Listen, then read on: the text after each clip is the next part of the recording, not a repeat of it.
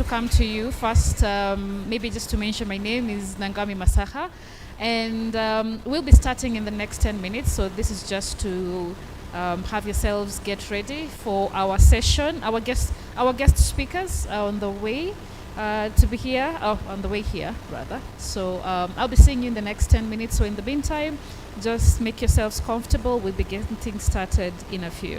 All right, thank you.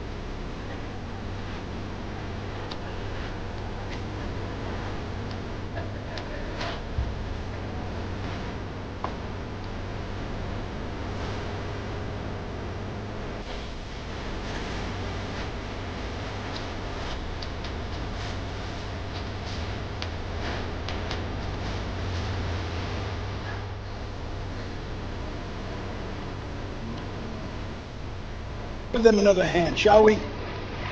So beautiful, so poised.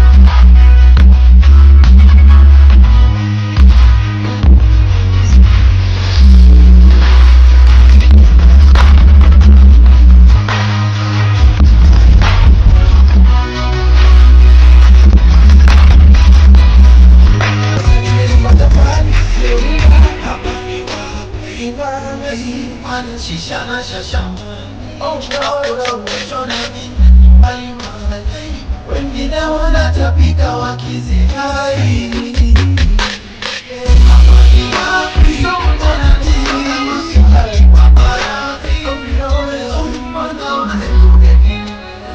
tunazitoka na staki za kizamani.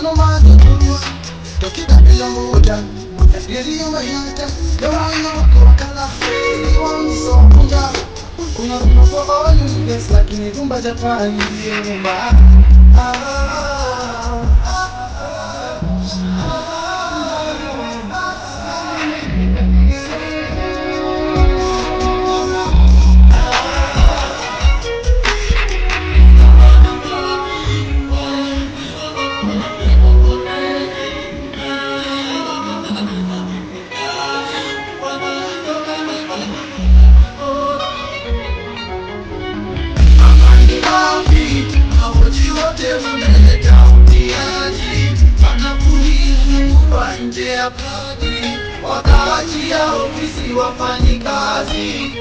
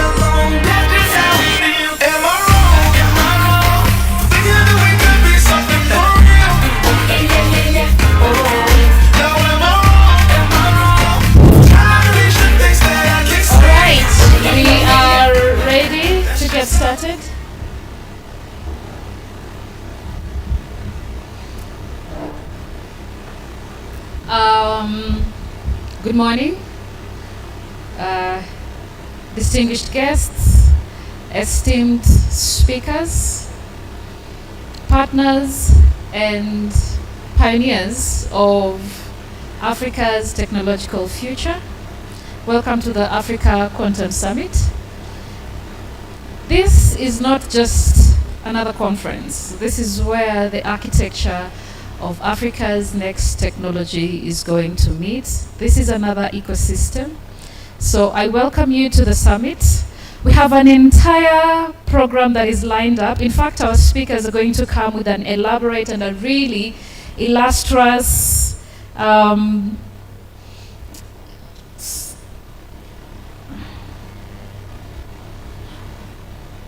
wow, okay, all right, okay.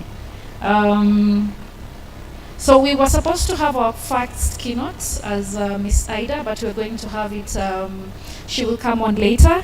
So, like I was saying, this is an ecosystem that has the power to transform Africa's industries, economies, and intellectual landscape. Obviously, we understand that quantum technology is no longer abstract theory. It's the next frontier of computing, cybersecurity, material science, health, climate modeling, and innovation. And Africa has both the ambition and the talent to shape this frontier. So over the next 2 days, we will explore quantum policy, governance and diplomacy, education and workforce readiness, research breakthroughs, African-led innovation in quantum applications. I'm really looking forward to that. And the strategic role of quantum in our continental development. So my role as your MC is to guide you through these conversations, keep our sessions flowing with clarity and energy, and ensure every voice and idea lands with the power it deserves. So once again, welcome. Welcome to Vision. Welcome to Innovation, and welcome to the Africa Quantum Summit. And like I mentioned, my beautiful name is Nangami Masaha. So I want us to get started with prayer. So obviously we'll have to stand for prayer.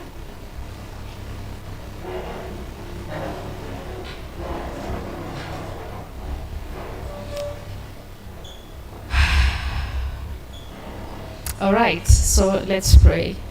We are gathered here this morning for an incredible meeting, conference, and a gathering of like minds to come up with ideas, to interrogate, to introspect, and therefore we ask the guidance of the divine intelligence.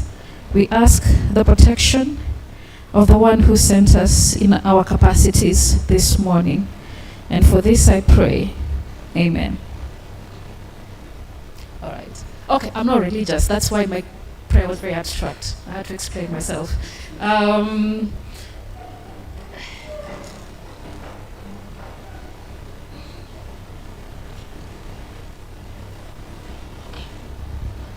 So, kindly help us with the national anthem. You said, oh wow, national anthem. Sorry.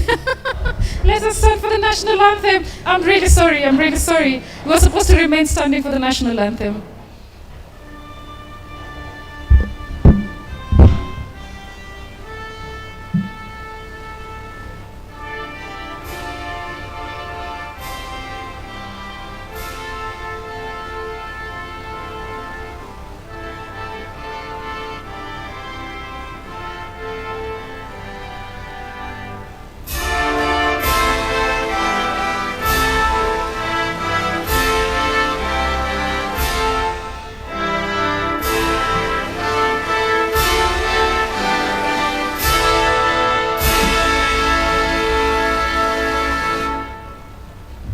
Thank you very much. You can have your seats. So just some housekeeping.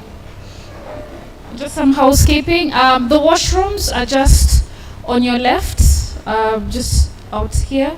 You have your the washrooms where you can go and obviously. Do I need to explain what washrooms are for? Anyway, you are intimidating, by the way. I am a public speaker by profession. I must introduce myself. And I'm a public speaking trainer. I am a corporate trainer. But I have a little bit of understanding matters to do with technology because my master's is in data science. I know you're looking at me like, that's kind of basic. So I had really key interests to be here. But I have had the privilege of interacting with quite a bit of, with a few of you. And the vibe that I was getting like, Nangami, do you even need to be in the room as someone who's going to be moderating the session? Because you people have done quite an amazing job, especially when it comes to the work to do with quantum. As I was doing my own research on what quantum is about in terms of just having deeper knowledge and understanding, I felt quite an amateur. I was just like, am I going to be standing before these people to have a conversation with them? Or are they going to look at me like, she's one of the usual people? There's a movie I watched recently. It's obviously sci-fi.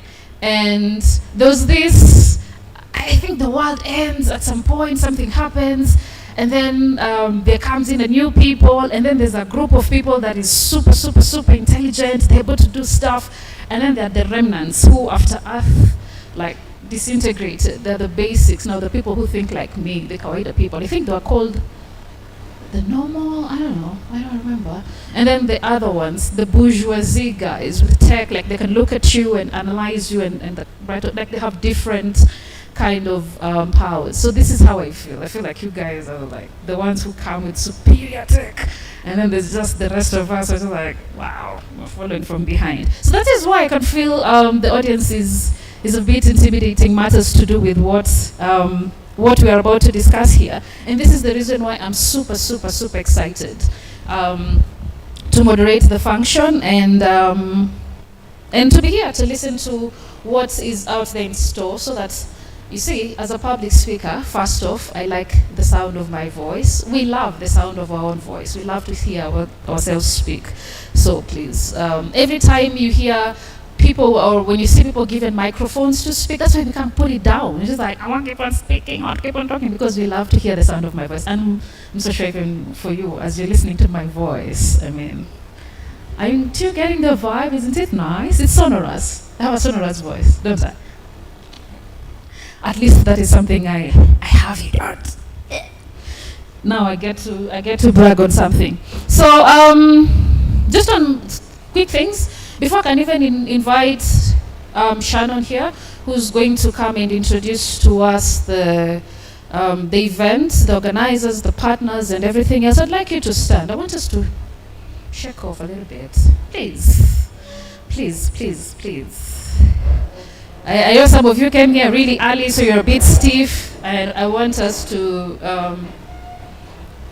okay, so I want us to do an exercise. You can just move away from your seats a little bit. Just a little bit, just closer to your seat. So let's do an exercise. I want to ask you to sit. So when I say sit, you sit. Okay, when I say stand, you stand. All right? Okay, sit. Thank you. Guys, gentlemen, please make it easy for me. Thank you. All right, stand. Sit. Stand. Okay, now we got it. So we're going to do something different. Obviously, you know how these things go. If I say sit, you stand. If I say stand, you sit. So you do the opposite of what I say. So let's give it a try. Sit. Sit. Stand. Stand. Sit. Got it. Okay. Let's do this now. I want to see if you're sharp. All right. So sit. Sit. Stand. Sit. You're not as agile. I want to see who's agile, who's not. Stand. Stand. Sit. Sit. Stand. Stand. Awesome. Awesome. Awesome. You see, most of you are not, you're not as agile as I thought you looked. Thank you so much. So Shannon, please, you are welcome to take the stage, please.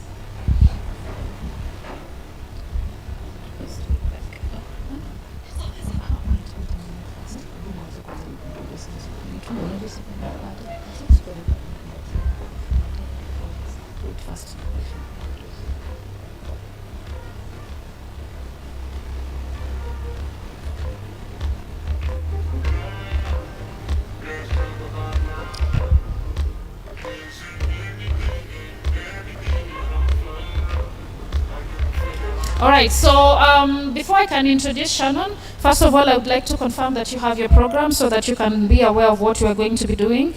Shannon here is going to come to introduce to us the summit and organizing community, and then we will have our keynote speakers, two of them, then we can go for break. So I just want to introduce to you Miss Shannon. Shannon is a technology leader. Shannon Mujera is a technology leader and solution engineer dedicated to positioning Africa as a creator in the quantum era.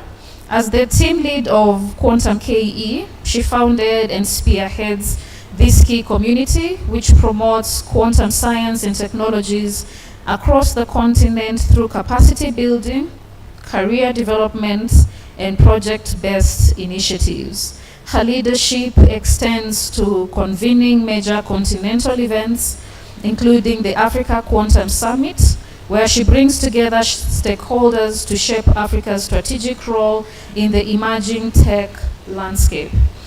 Her journey in quantum began at the 2019 Kiskit Summer School in South Africa, and she now channels that passion into engineering solutions for African challenges and building the local ecosystem needed for global leadership. So I'd like you to welcome Ms. Shannon, please, with a round of applause. Yes, Shannon.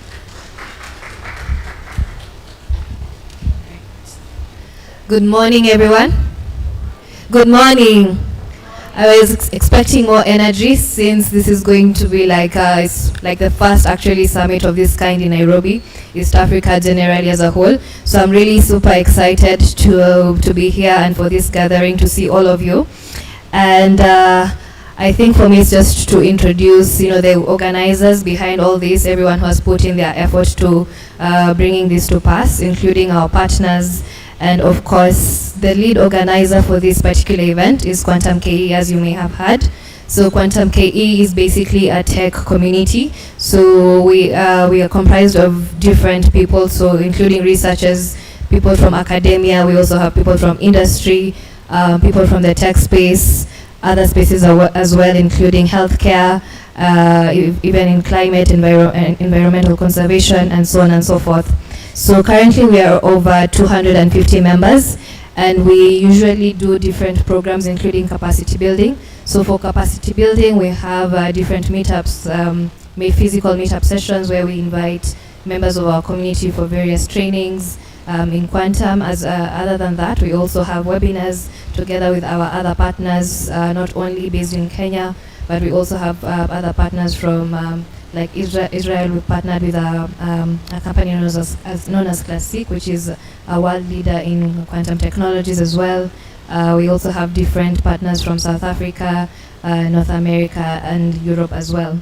So as Quantum KE, we are very excited to have gotten the chance to organize this particular gathering, to be at the forefront of bringing actually quantum to Africa. And we know that through our initiatives, through our efforts, we are the ones creating and charting the path for even other people who will come after us to be able to know that this is actually possible. Because I think from my personal journey, when we founded Quantum KE, it was previously known as One Quantum some 3-4 years back. So throughout the journey of actually growing, building the community, interacting with different partners, we've been able to learn a lot. And throughout the journey, we've actually noticed there's a lot of hunger and willpower and drive.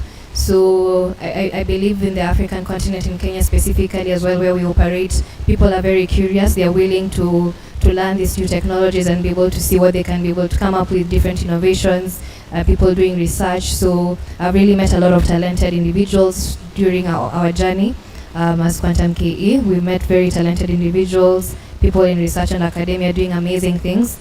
And hopefully tomorrow as well. Tomorrow during the presentations, you'll be able to see some of the amazing work that some of our African researchers are also doing. So that is about Quantum KE and what we do in terms of capacity building, career development, as well as project initiatives. So we do have a group of experts within our community who work on very specific problems or challenges in regards to the African context. So we do have projects with healthcare and as well as education. So for those, maybe we'll share much more in detail about our specific initiatives tomorrow, but that is much about Quantum KE. In addition to Quantum KE, so we have different partners who have made this possible. So I'd just like to recognize a few of them. So we have UNDP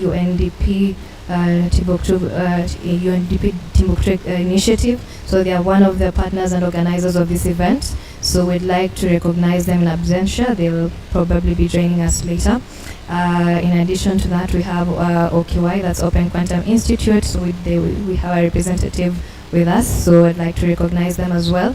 Then in absentia, we also have Flow Communications from South Africa and HK Marketing, among many others. So allow me to mention those partners for now who have been very instrumental in planning and organizing of this event as well. Then I believe for the next 2 days about the summit. So the summit, basically as you can tell, our main theme for the event is empowering Africa's quantum future. Yeah. So this is just the beginning of the long race, so to say. Yeah. As innovators, pioneers of this particular technology, and I think for most of you, if you are not so familiar with quantum, it looks like something so distant, like in a distant future. But I can tell you for sure, there's a lot of things happening within this space. Very many countries and other continents, specifically probably like in America, Europe, they put a lot of resources and investments in regards to quantum computing technologies and quantum science generally. So they believe they see the potential of what this technology can actually do. And that is why even us in our continent, Africa, we should not be left behind. We should also take the bull by the horns and also be part of the decision making process and be part of this move that's going to be the next shift to transform the world. Yeah. So you can imagine like 5, maybe 10, 15 years ago when blockchain was still relatively new before its big boom. Yeah. So I feel like that is the current space where quantum is right now, and us being pioneers, of course, will be able to have like the first movers advantage. Yeah. So I'm really excited about this summit because it's more of a starting point, and it will of course catapult us to the future. Yeah. So for the summit, as we've said, we are the main theme for this year is empowering Africa's quantum future through innovation, collaboration, and inclusion. So we want Africa to have a seat at the globe and be able to put our voice and also showcase our research and innovations at a global stage within the quantum ecosystem.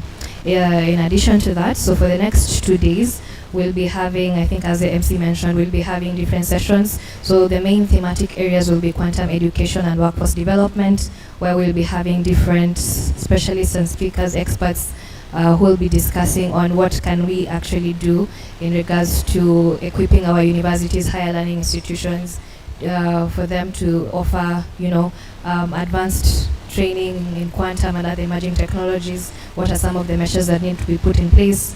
Then also from a policy level, we'll also be having policy, innovation, governance. So we'll also be having government experts who will be taking us through some of the things, even from the perspective of Kenya, where are we as a country, and what are some of the measures, Kenya being known as Silicon Savannah, how can we be able to pioneer this first movers advantage and be able to position ourselves as quantum leaders within the continent, and also be able to replicate or use some of the things that are already existing in other countries to enable a vibrant quantum ecosystem in the country and in the continent at large.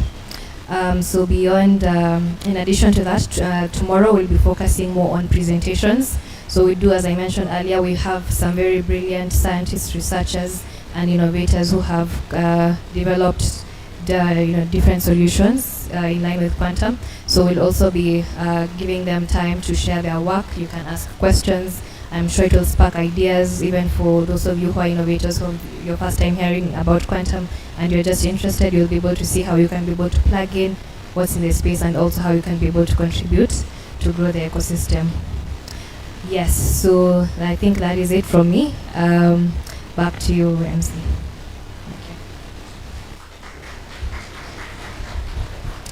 Thank you very much, Ms. Shannon. I know this looks a bit, it looks planned, but I can promise you it is not planned. With how we have things lined up, because it's, dope girls after dope girls after dope girls, starting with myself. I know you didn't tell me, but I know I'm kind of dope. So there's me and then there's Shannon. Then next up, I'm about to introduce to you our keynote speaker, our first keynote speaker for the day. But yes, like I mentioned, this is not just another conference. This is an ecosystem. This is an ecosystem where we're going to be investigating the architecture that will shape and transform Africa's industries. This is something that is definitely going to change our economies and even our intellectual landscape. So, like I mentioned, I'm really excited to be here because quantum it's a conversation that most people, you see, as someone who has been in the ecosystem of the world with people, we usually have conversations about quantum science and quantum physics.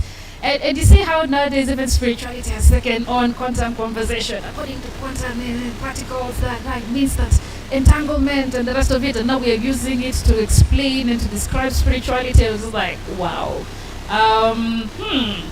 Okay, I like where this is going. Sometimes it comes from a place of ignorance, and it just comes from a place of woo and just wanting to sound really smart and that everything has been supported by science. I'm not here to discredit anything. I'm just here to say that this is an industry and it's a field where you're going to be exploring so many things. And so I was actually here to learn from government officials like what Shannon has mentioned, and also so many of you who have got different understanding on the field. Now, the lady that I'm about to introduce has quite an illustrious career.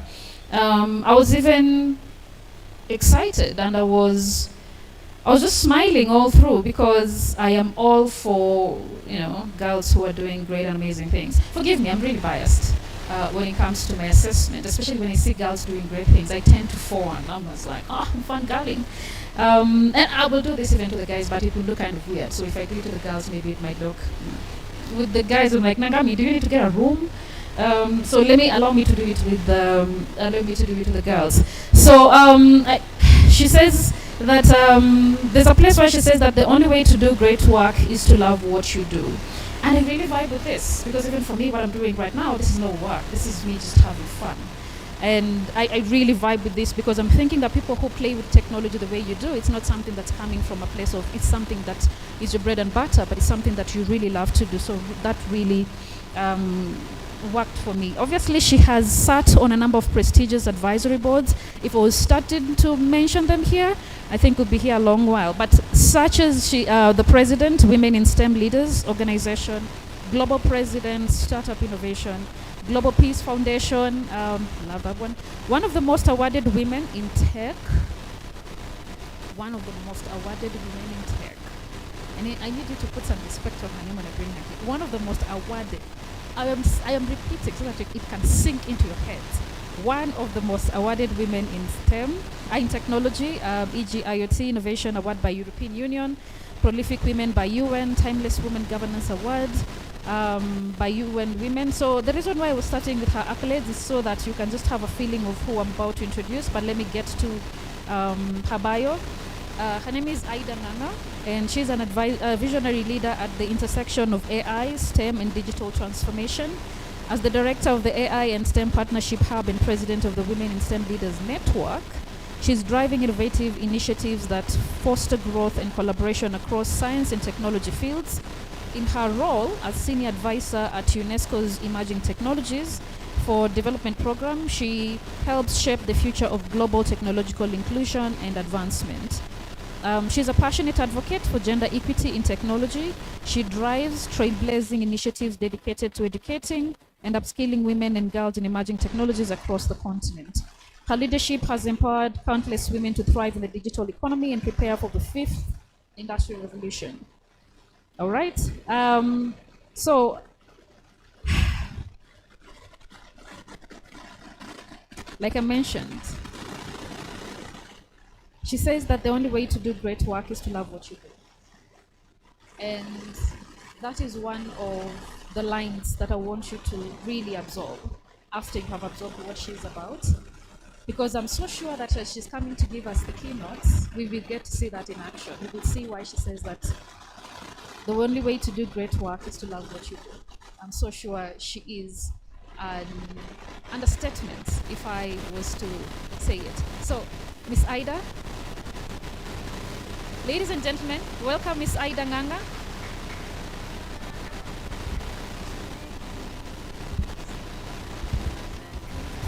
Okay, hi everyone. Thank you so much, Madam Moderator and MC for the day. Really good energy, great energy. Thank you so much because she's really described me in some very beautiful words, which I love.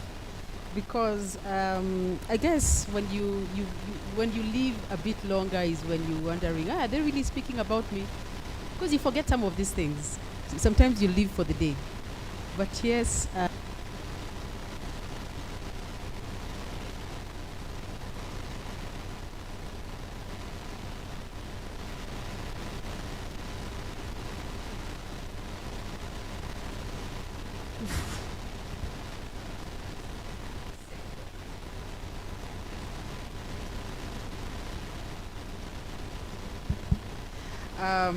That you should love what you do. It's the easiest way for me to do great work. So all these things that she has mentioned are possible within the span of your lifetime, and maybe even earlier. And that's why we want to encourage some of you. It doesn't have to take that long. It could have even taken less. It's just that at that time we did not have, you people are having meetups. I can see that you have so many places that you can learn. Even in universities, there are about 50 different clubs that are adding onto the knowledge that you're getting in the lecture halls. So that is very different. Let me just tell you the truth. And the clubs that you have are for actual learning for skills that can be applied in real time, in industry. That is the difference. Do you get it now? I'm just trying to tell you how well placed you are to leapfrog. To leapfrog is, you don't have to take, for example, you can see for us older people, you don't have to have taken that long. Some of you can do what we have done by the time you're in your early 30s. You can achieve that. The learning curve has been shortened. You can leap from one stage to the other just by having the knowledge, the resources at your fingertips. Okay? I just wanted to start with that those encouraging words. Has it encouraged you? Do you need some tea? You do, right? Okay, I think Shannon, you'll organize for some tea before we go into the panel sessions. I do understand brilliant minds, they need a lot of energy. And I would advise you to be snacking throughout the day, because you get drained and then you don't want burnout. Burnout is not only about the mind, it's about the body. And I have gone through burnout in my long career. You can be sure I had a burnout or two, and even a breakdown, because I'm not afraid to talk about mental issues. Okay, I had my breakdown was terrible, but when I came back, I was able to maybe align where my interest should be. You think too much, you don't take care of your body well, inevitably, whichever age, that is a burnout or a breakdown going to happen. Are we together? So we have to discuss these things, because now you see we are going into the era of quantum computing. This is even more of a challenge than when we were doing the AIs and the IoTs and the robotics, isn't it? Because now we'll have to challenge ourselves beyond what the known limits that have been experienced. And so on those good notes, we had prepared a few wonderful words which I'd like to share with you just to set the scene.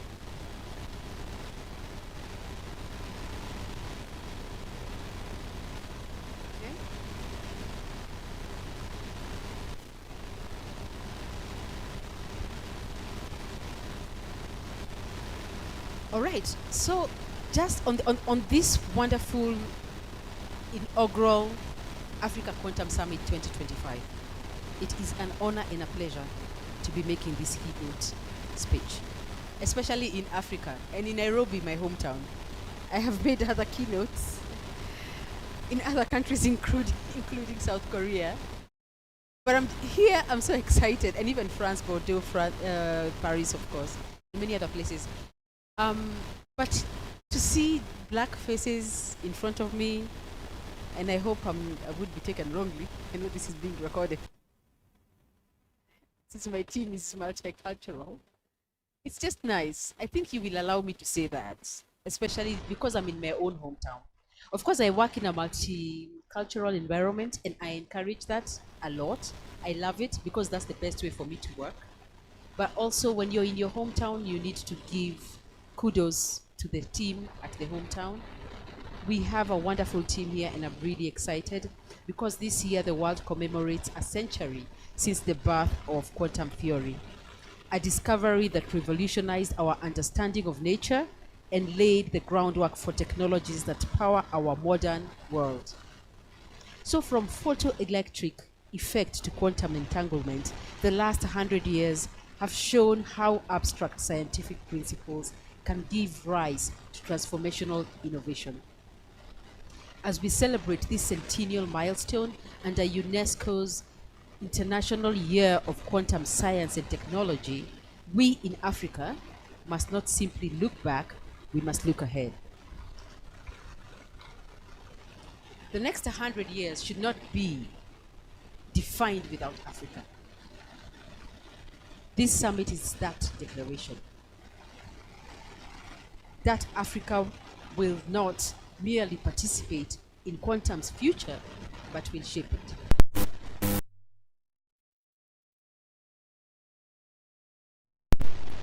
The people in this room are the ones who are going to push the next levels of what we thought was possible. The ones in this room. You don't need a million. You only need sometimes just more than two. Or two or more, as is popularly said. Quantum science is not just a curiosity for physicists. It is a force multiplier, as is popularly said. Quantum science is not just a curiosity for physicists. It is a force multiplier for national development and security. Quantum computing enables simulations, resource management.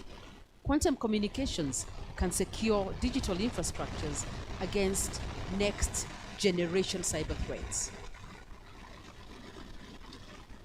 So for African nations, these are not abstract possibilities. These are not abstract possibilities. Let me just underline that. Because abstract is what makes you remain in your head or at home or in your bed or on your couch or in your lecture hall or in your comfort zone. You think it's abstract, isn't it? Okay, I'm here to tell you it's not.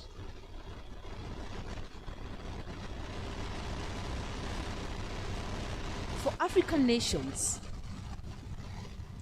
we need solutions to pressing challenges in agriculture, healthcare, finance, and governance, and quantum can supply this. Quantum must be embedded in our national strategies, borrowing from what Kenya has already done with AI and digital transformation, since it is essential for our sovereignty and sustainable development. So how do we bridge this gap from global disparities to African opportunity? For me, when you see a gap, this automatically just says, or a challenge, it means an opportunity. Position yourself. Position yourself as an individual, position yourself as a community, position yourself as a nation, and position yourself as Africa. Despite the global quantum economy surpassing $35 billion in investments, Africa accounts for less than 0.2% of that share. 0.2%. If you're not seeing that opportunity for growth, I am. Only South Africa has a national quantum policy. Yet in Nairobi, Kigali, Accra, and beyond, African researchers are already deploying quantum algorithms for real-world problems. This is the paradox we face: world-class talent, but underfunded infrastructure. To resolve this, we must transition from scattered pilots to scaled ecosystems. The urgency is real. If we do not build our own capacity, we will import tools that neither reflect our realities nor protect our interests. Am I right? Okay. I'm glad you're aware. Africa as an innovator should not just be a user. Africa must not be a passive consumer of quantum technology. Should not just be a user. Africa must not be a passive consumer of our own innovations. Africa must craft a continental quantum agenda that supports the creation of Africa-led research labs and standards bodies, the transformation of quantum research into patents and startups, and the development of sovereign capabilities that reflect our needs and values.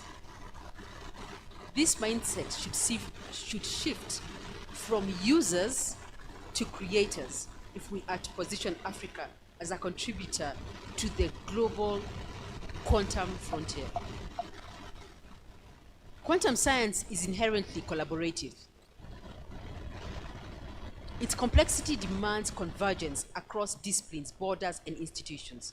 For instance, Kenya's digital master plan emphasizes shared infrastructure, education, and innovation labs.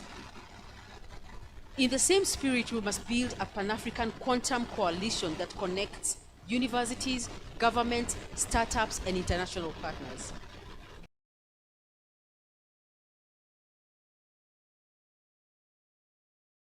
Quantum simulators, we must pool resources and share risks.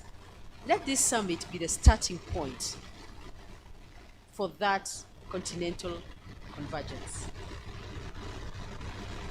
All right. So for those who are not seeing the future in us gathering together today, I hope your inner eye is being opened right now. Okay? You might think you're just a participant, you're not. So, in conclusion, this summit is not just ceremonial, it is strategic, if I may emphasize that word. It is Africa's collective commitment to enter the next quantum century with purpose and power. That begins today. Because what begins with Strathmore University and the community that has gathered today, the community of innovators, brilliant innovators, should ripple across the continent. Not only should, can, and will. Because I think you understand the laws of physics when I say should, not only should only ripple, but it can and it will. Am I right? Yeah. So the curricula should not be written without us. It should be written to include quantum literacy. The regional hubs need to embrace and innovate and rise in quantum hubs in Nairobi, Lagos, Cairo, and Cape Town. Policies need to be harmonized to promote ethical and inclusive quantum development. That is just in a nutshell, but there's just so much deeper discussion that needs to happen. And we are here to set the ball rolling. We'll be having amazing panel discussions. I would encourage you to engage with the wonderful speakers who are going to be here on the panel. Do not expect lights and disco balls in order for you to feel that this is one of the most important summits happening on the continent right now. Because I can tell you that for a fact. And from my bio, you know I have been all over. I have been at the forefront. I am at the forefront. of emerging technologies. So when I tell you quantum, it's not the next big thing, it is the big thing. Position yourselves.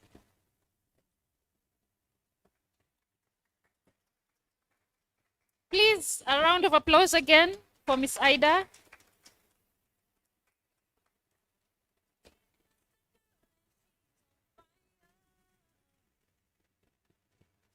Thank you so much for that. Wow. From a speaker's perspective, Ms. Ida, thank you so much. Because you see, we usually say that speakers are supposed to keep it short and sweet. And yours was short and sweet. The audience, don't you agree? Don't you agree? Yeah, the audience usually loves a speaker who will, keep it short and sweet. So you help me, the MC, and then you help the audience to consume as much as they should. So a round of applause for her, please. Yes, thank you so much for that. In fact, for me, the key, the tech home was Africa must. I had to write it in bold.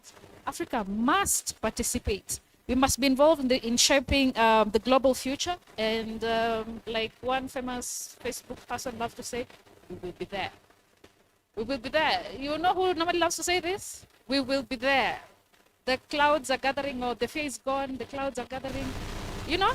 Anyone who knows who loves to say that? You don't? I'm the only millennial in the room. Oh my God. There's a guy called Gabriel Oguda loves to say that. The fear is gone, the clouds are gathering, and the revolution will be televised. So yeah, this Kenyan revolution will be televised. As someone who supports Africa, really, if you see me, viva, viva, viva, viva.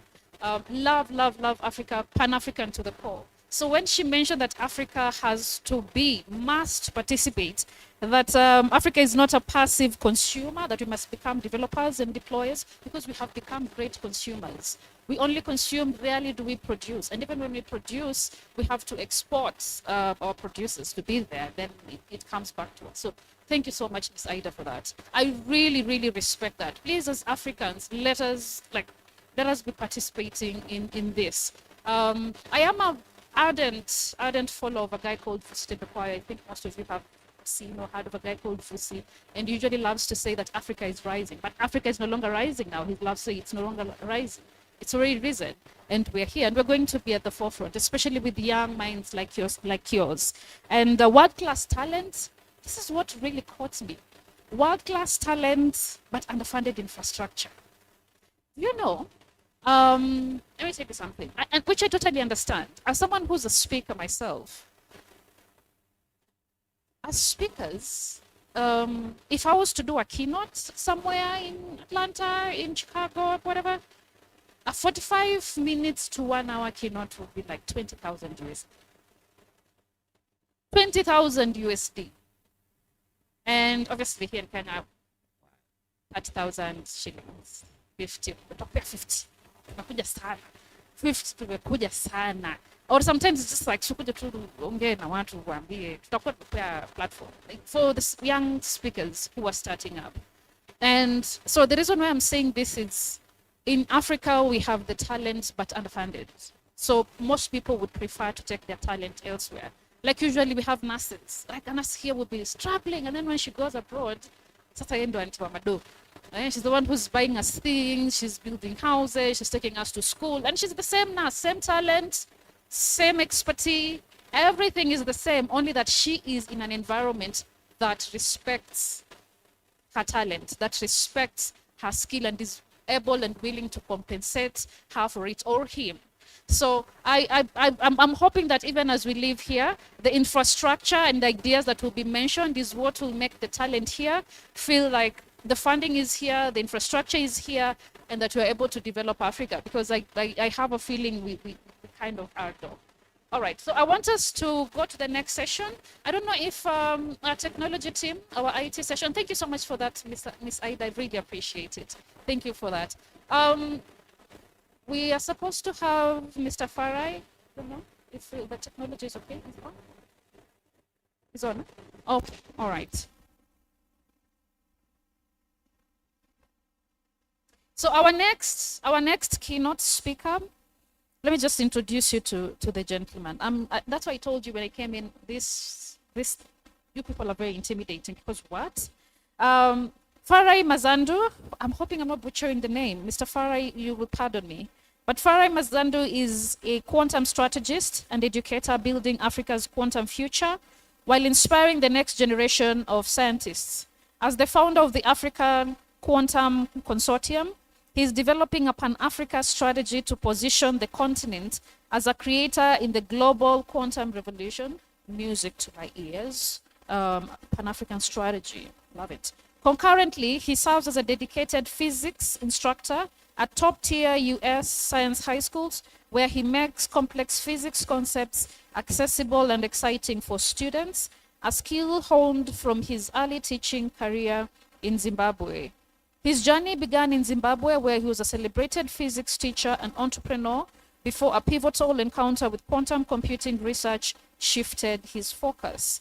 This led him to leadership roles in quantum community building and advanced studies in quantum technologies.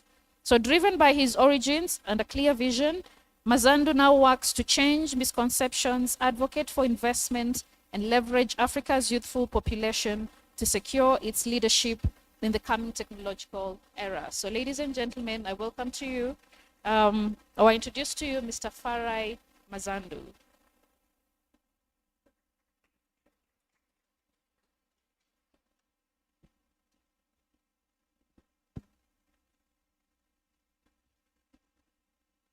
I hope I am coming through clearly to Nairobi. I cannot hear you if you are giving me feedback.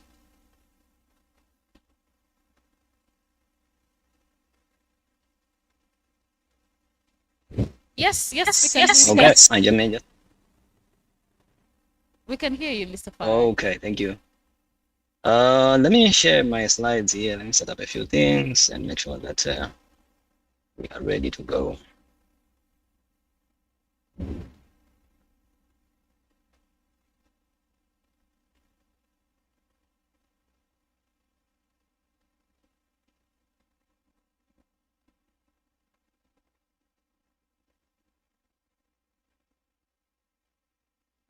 Yeah. Oh, I don't have permissions to share my slides yet.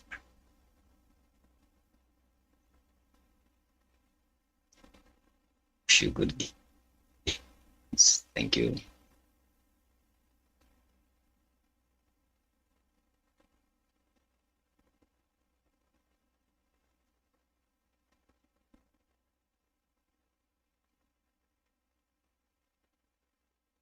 Okay, I hope somebody is assisting me.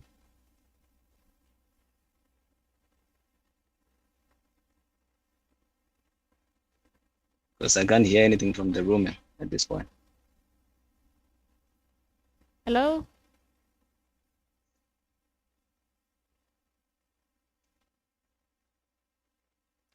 Am I clear now?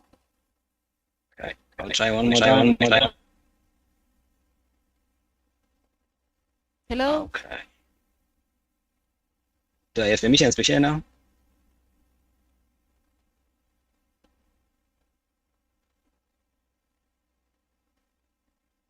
All right, I don't mind speaking without the slides. It was going to be more beneficial.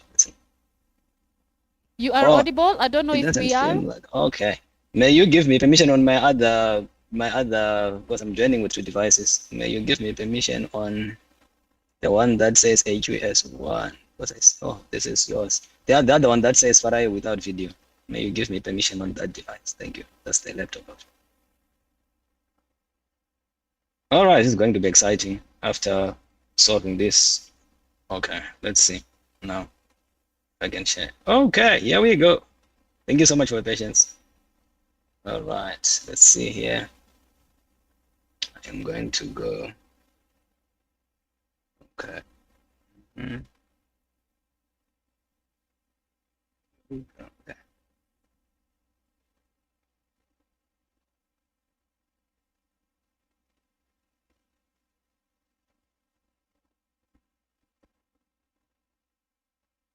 Okay, thank you so much. I think everything is working out now.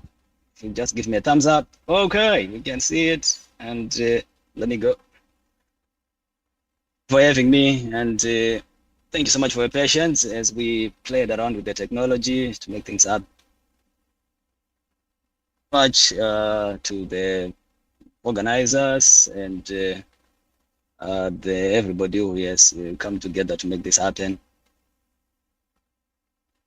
So it's introduced. Thank you so much to the MC as well for the kind introduction. And yes, we did very well. My name is Farah Imash, and I'm from Zimbabwe. And I have worked with Senon over a long period of time. We met in South Africa at the QSTID camp and summer school that happened at the University of Wits in South Africa. That is where I did my studies for masters. I am from Zimbabwe. And now I'm based in the United States. I'm joining you from the state of Louisiana right now at 1:27 a.m. So I'm here to just give us context in terms of, what's happening in Africa. Why should we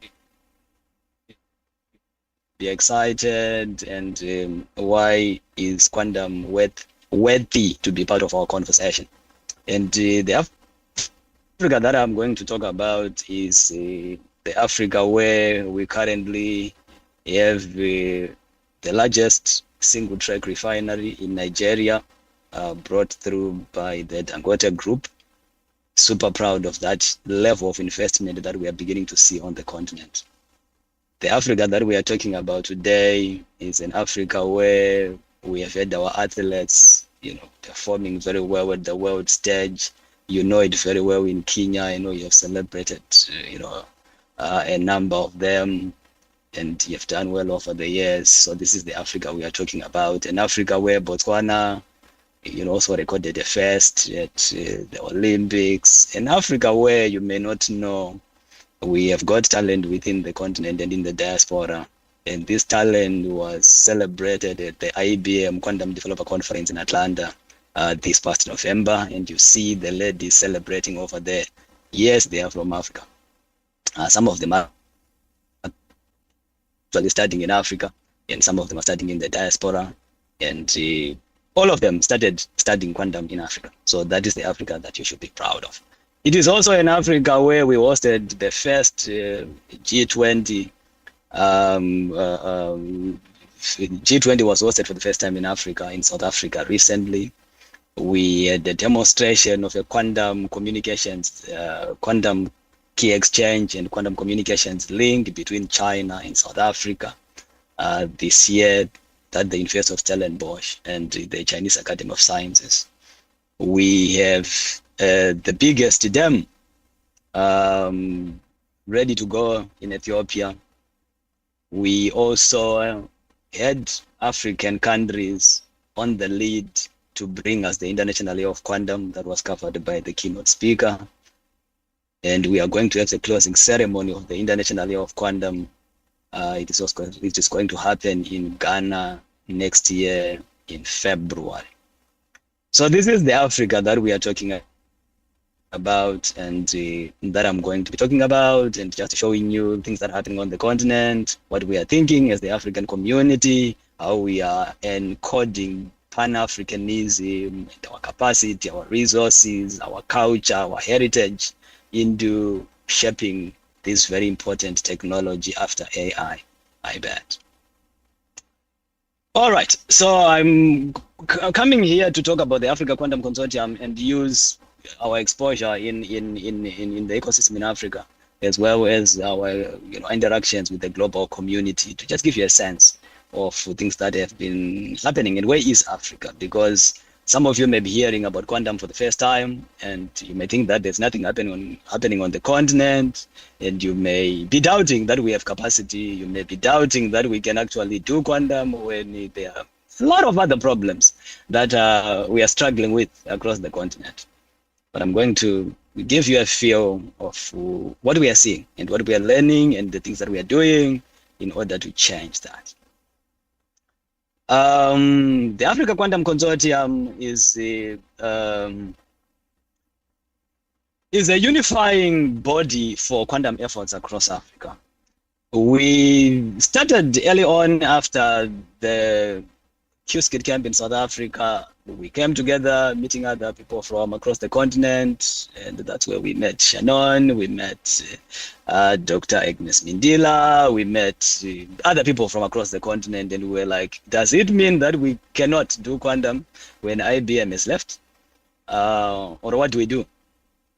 So after that, COVID happened, and it gave us an opportunity to collaborate without ever having to leave our countries and our home, our homes and our local spaces, and that gave us impetus to collaborate. The world just went into a new phase in which collaboration online became the new normal, and that helped us a lot. So we came together as a community then, and we interacted, we grew the community, we popularized quantum, we built a strong network that we are now leaning on to build this ambitious project of bringing quantum efforts across the continent together.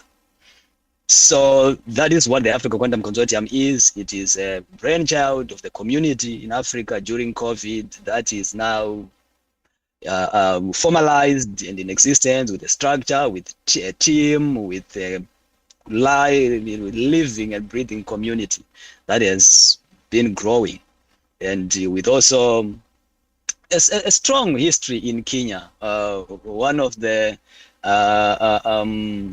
early leaders that I was in contact with to shape the foundation of the Africa Quantum Consortium is the first advocate for quantum across the world within IBM early on, and her name is Fiona Matu. She's based in Nairobi. Now she works for Microsoft Research over there. So I'm just showing you that there's a rich history to this conversation that we are having today. And this is the organizational structure at the consortium. We bring different partners, stakeholders, let's call them, across the board.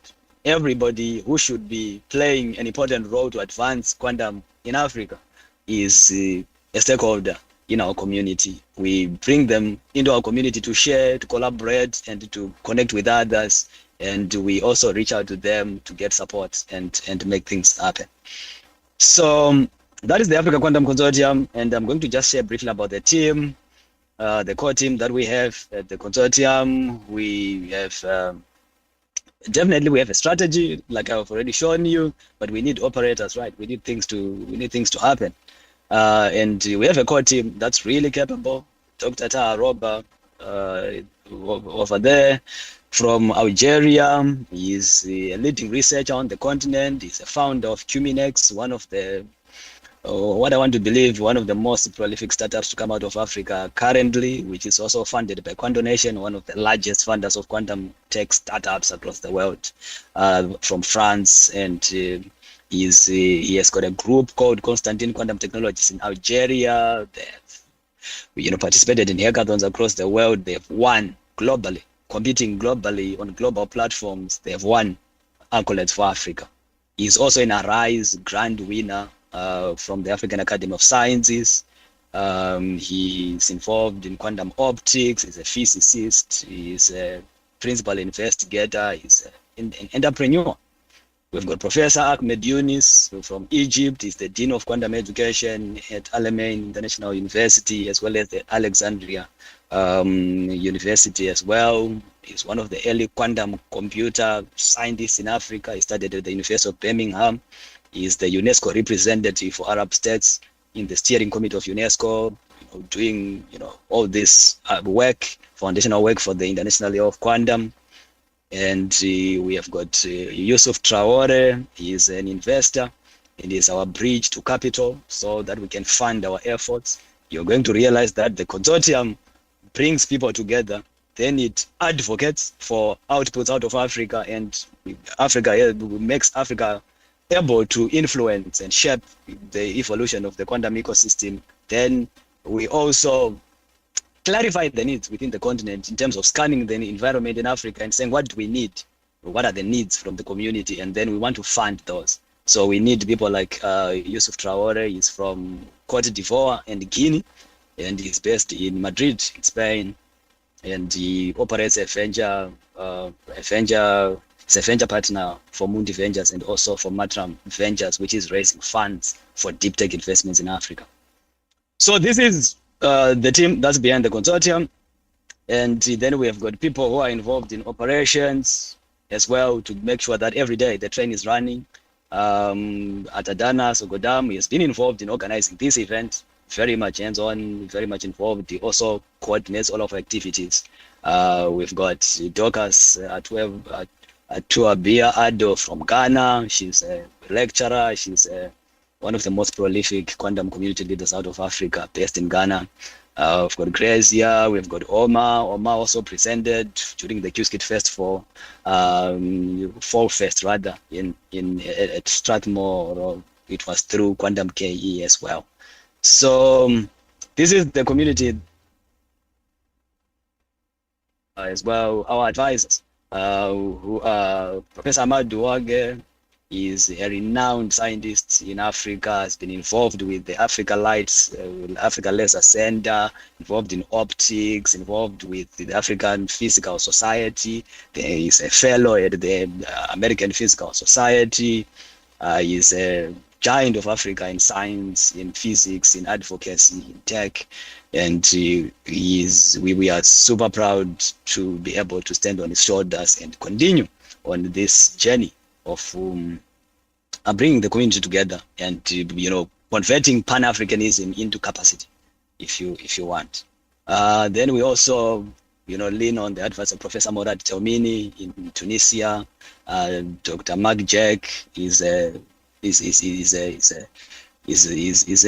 Black American out of Germany as well, with German heritage, and he's a friend of Africa. He has actually been in Africa, he's been in Ghana to do quantum workshops there. He's going to be back again for the closing ceremony. He's going to come to Morocco to do deep tech, AI, and quantum. And he's our connector between the global ecosystem and Africa. And we have worked with him ever since the early days that I mentioned. So this is the foundation of the consortium. And now let me just reflect on how we have been turning the International Day of Quantum 2025 spotlight into momentum. So this community that I've introduced to you has been out there in the trenches, doing the work, taking advantage of the International Day of Quantum, taking advantage of our expertise, taking advantage of all the stages that are available within Africa and outside Africa to make sure that Africa is well represented. We are known to exist and to be doing things.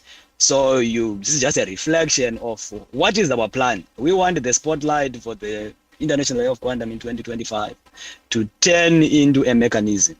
We have done a movement this year in terms of driving awareness and education, making sure that Africa is represented.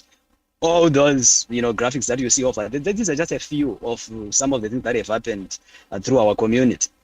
We have represented in Europe because Yusuf, who I introduced, is also part of the European Investment Bank. He's part of the Horizon Quantum Project in Europe.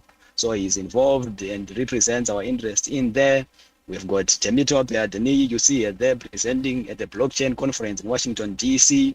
We have got Atadana there back in Ghana representing at the Tech Expo conference that was hosted in Ghana, and that also featured the Ministry of ICT. You see us speaking in South America and LATAM, during the Fall Fest to also carry our voice and our capacity over there and help, share about our experience and our strategies and in the global south and forge this connection that we need in order to scale. You see us also in places where there are young people, high schoolers, and those that are just graduated out of high school.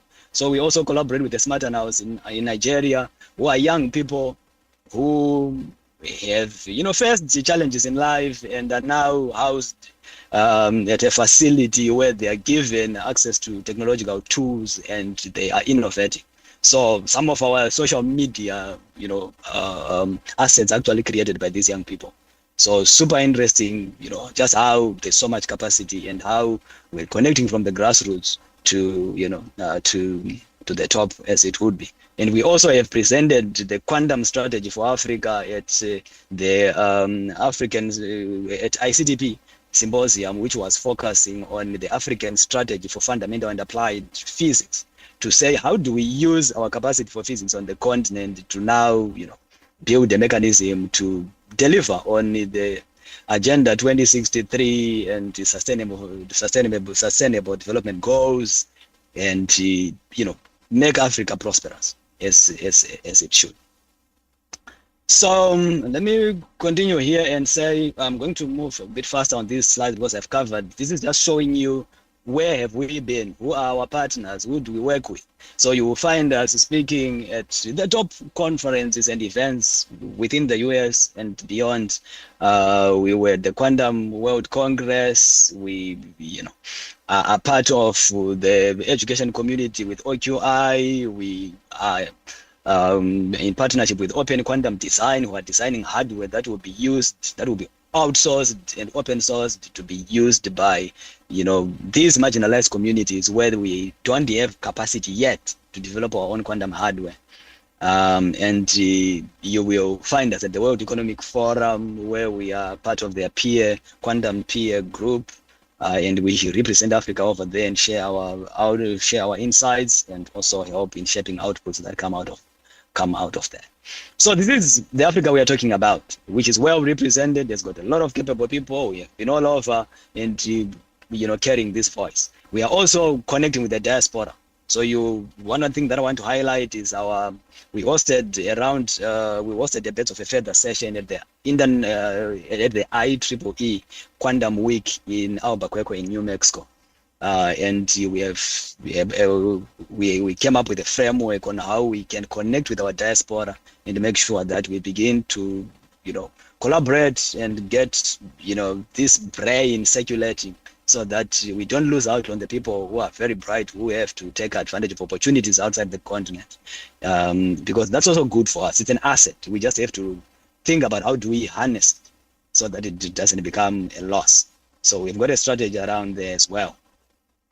So let me take you to what's happening currently. Let me move a bit faster here and just take you to what's happening currently. So currently, what are we doing? We've got a Pan-African Quantum Challenge that's happening right now, which is a hackathon, which we call Hack the Horizon. It has attracted more than 250 registrants, mainly from Africa. We have partnered with the HKA and Flow Marketing, Flow Communications rather, who have been mentioned here by Shannon as well. So we have worked with them. They have driven the message deep into the ecosystem in Africa through their channels, and we've got more than 250 participants. And I'm sure that by the time that we close the registrations, we'll be able to breach the 300 participants mark. And these are people who are coming in to learn first, because we've got a bootcamp that's going on. So they learn quantum, and when they learn, then they will move on to hack and to work on problems that are relevant for the continent. So you will find the problems in natural language processing. You'll find problems in finance, in biochemistry, in drug discovery, and there are also open tracks for people who are creative and want to come up with their own challenges that are relevant for their own context. We also do have upcoming the Quantum Circle, which is a group of women in quantum in Africa. We have organized a roundtable that's happening on December 12th. It's going to bring women who are in the diaspora and those that are in Africa, and it will be super powerful. It's a strategy session. We kind of changed the narrative at the AQC because we don't do conventional things. We really go all out. Our team goes all out to really make our events super cool, and they're well attended. Last time we did a roundtable was in September. We had 190 participants. We kept them on their edges throughout the event, and we had huge outputs and insights, and we published a report which is available for everyone here as well. We'll share, I think we're also going to hear from other speakers from the AQC, so they will share much more richer information about what are we learning from the ecosystem. I'm just giving you an overview. Then we also have got a happy hour where we bring people together to just talk. That is an environment where there's no quantum, really. There's no quantum barrier, because people have to start by talking. Everything else good comes from a conversation. So we want people to converse. We want them to find that moment to just say, hi, this is what I'm doing, this is who I am, these are my interests, without judgment, without a barrier. And the moment people start talking, then a lot of collaboration can happen. And we have seen from this happy hour, which we host every Friday, it happens every Friday, and we find this on our networks. It happens every Friday, and it brings people from across the world together. It's the only happy hour that we know of across the world, and for that reason, it is more of a global happy hour. People come on our platforms. We've done this before, even during COVID. When we started running community in Africa, it attracted a lot of global attention because we were just so energetic. We were just so cool, to borrow from the lingo of today. And we had the vibes. We do just vibes, and I think that is the power of our community. It's got a lot of young people, a lot of energy, a lot of creativity, a lot of vibes, for lack of a better word. So those are some of the key initiatives that are happening on the continent. We recently produced a white paper that gives you insights on the state of quantum in Africa, and within there's a framework on what is the quantum economy in Africa. And we do have an idea here, and these details will be shared with you when Temitope, who is our project's lead, comes to speak, I think later on in the day. And the general idea here is we have connected all the pieces that should work together in order to drive and develop, a quantum economy in Africa. Making sure that when we have researchers, they have got their next steps are clear. Their outputs can be harnessed. Their talent can be harnessed. They can get into industry, and in this industry, it could be a startup that is coming out of commercializing research. It could be a startup that is using quantum to solve a problem that's important, that has got clients, and then we get talent in there. So within the ecosystem, like I talked about, the challenge, which is the Pan-African quantum challenge happening right now. When we surface very interesting solutions, they are going to be part of our venture hub, and that venture hub is where the funding that I talked about earlier is going to come into. And then we also are going to have startups and industry councils that can begin to learn about this talent, that can hire this talent to come and try out solutions within their organizations. And then whatever we learn comes back into the ecosystem and it circulates. So there's this circulation that you are seeing over here. And then we have got hubs where we have working groups like that industry and, policymakers and students and researchers and PIs have got somewhere where they can come together. So they're going to strategic hubs that we are putting together, which are focused on the important parts of quantum that the continent needs to have. It is worrisome that our continent has no situation room where they should be talking about deep tech. AI has already been showing us that we are far much behind, and it is going to take us a long time to catch up. So we are just responding. We don't lead, we just respond. And the moment we respond, it means that it's in history, right? The moment you are responding, something has already happened.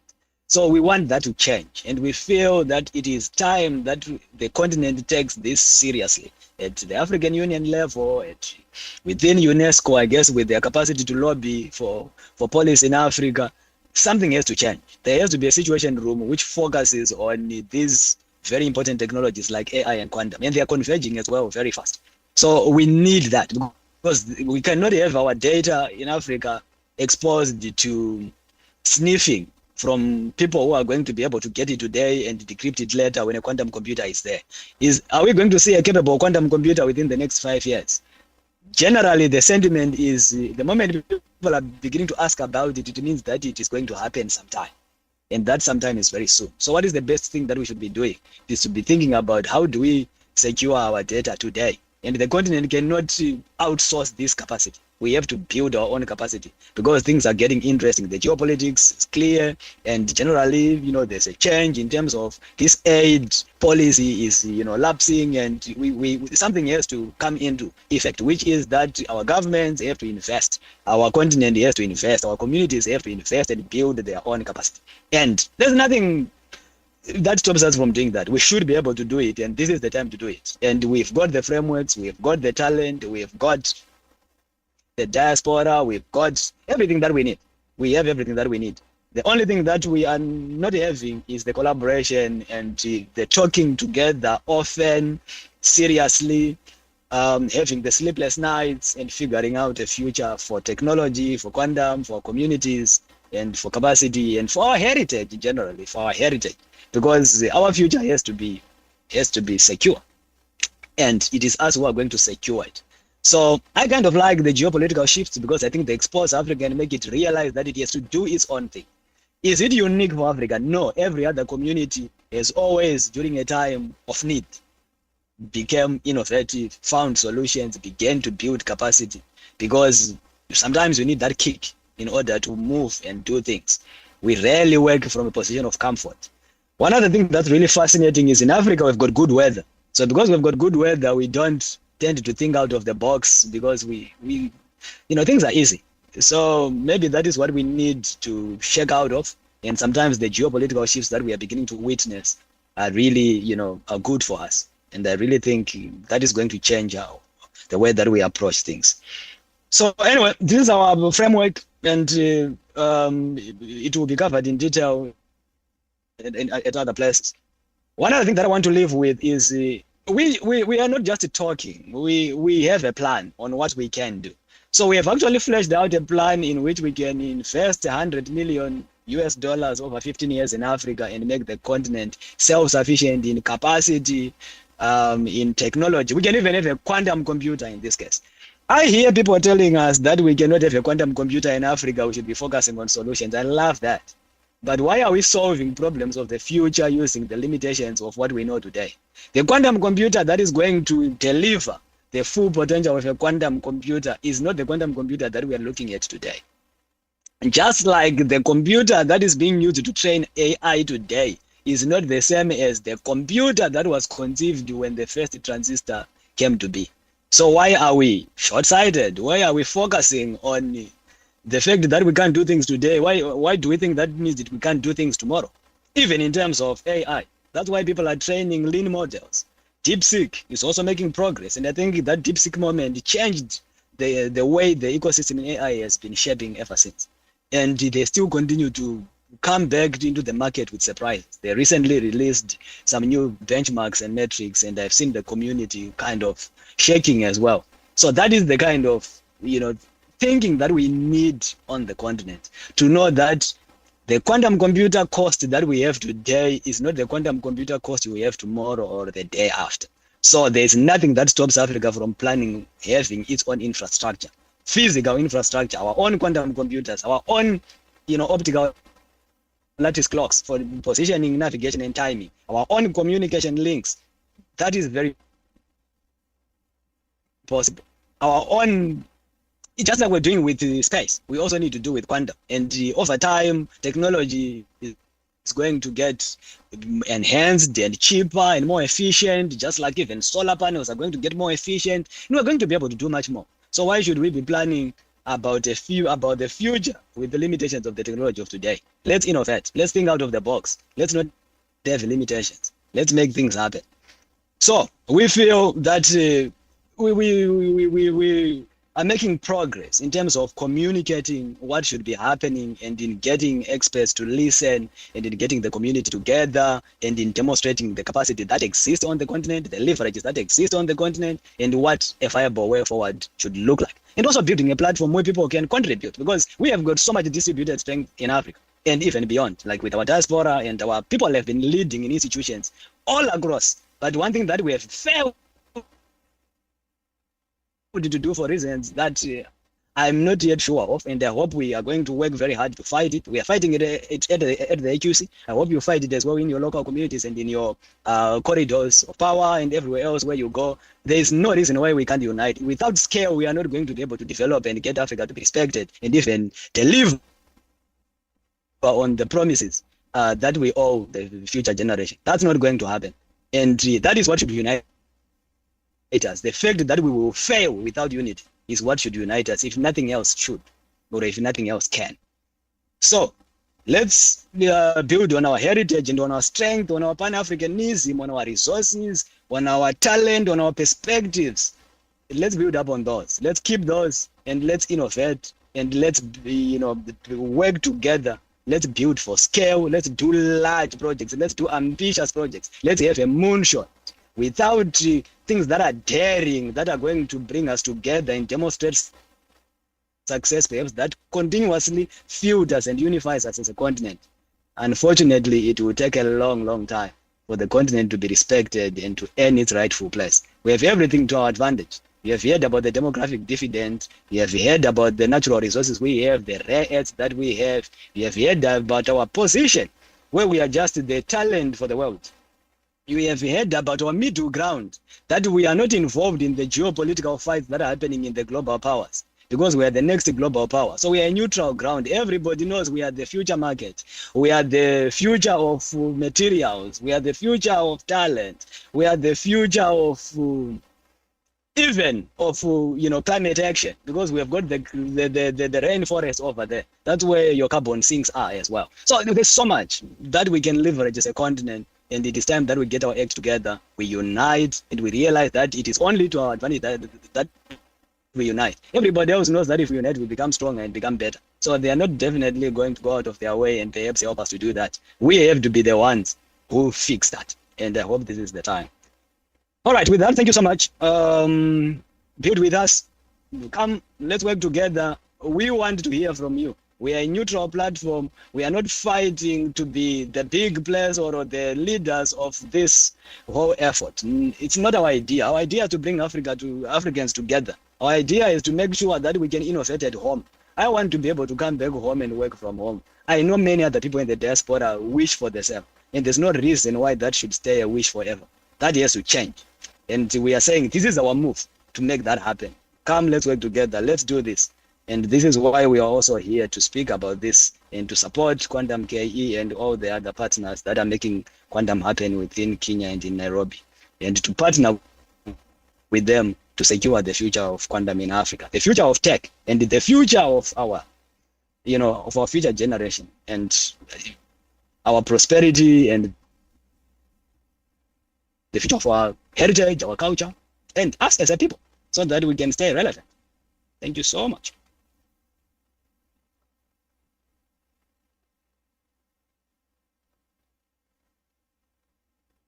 Okay, thank you so much, Farai. I think that was a very good presentation, and at least we now have an outlook on how Africa is leveraging quantum and what's happening within the space. And as he has encouraged, for all of us who are interested in knowing what's happening within the African ecosystem, you can feel free to follow and also check out their website at Africa Quantum Consortium. So there's currently a hackathon which is running, the Pan-African Hack Horizon Hackathon. For those of you who are builders or innovators, please feel free to register and participate in the hackathon as well. Then for anyone in any other stakeholders who would like to get to also speak in other different forums that they hold, please feel free as well to look into their website and also just join in the discussion as well. So for now, we'll be having a small break. We'll be having a tea break. So on my right, which is I believe also your right, there's a section for tea. So we'll have a 15 minutes break, 15 to 20 minutes. So please make sure, because we are running behind on time, please make sure we keep time so we can have a tea break as you mingle and interact with each other before we go to our next session, which will be the panel discussions. So thank you. We may have our tea.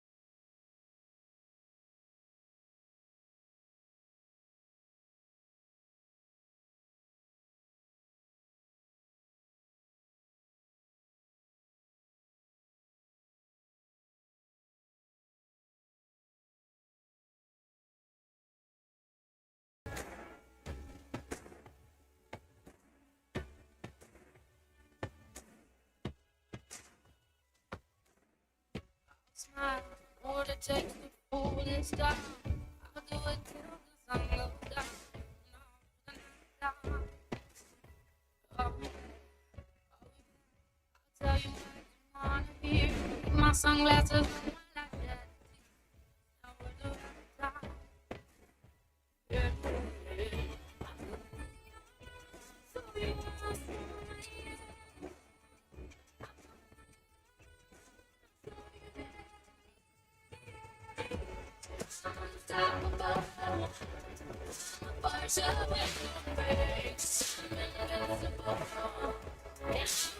every single day.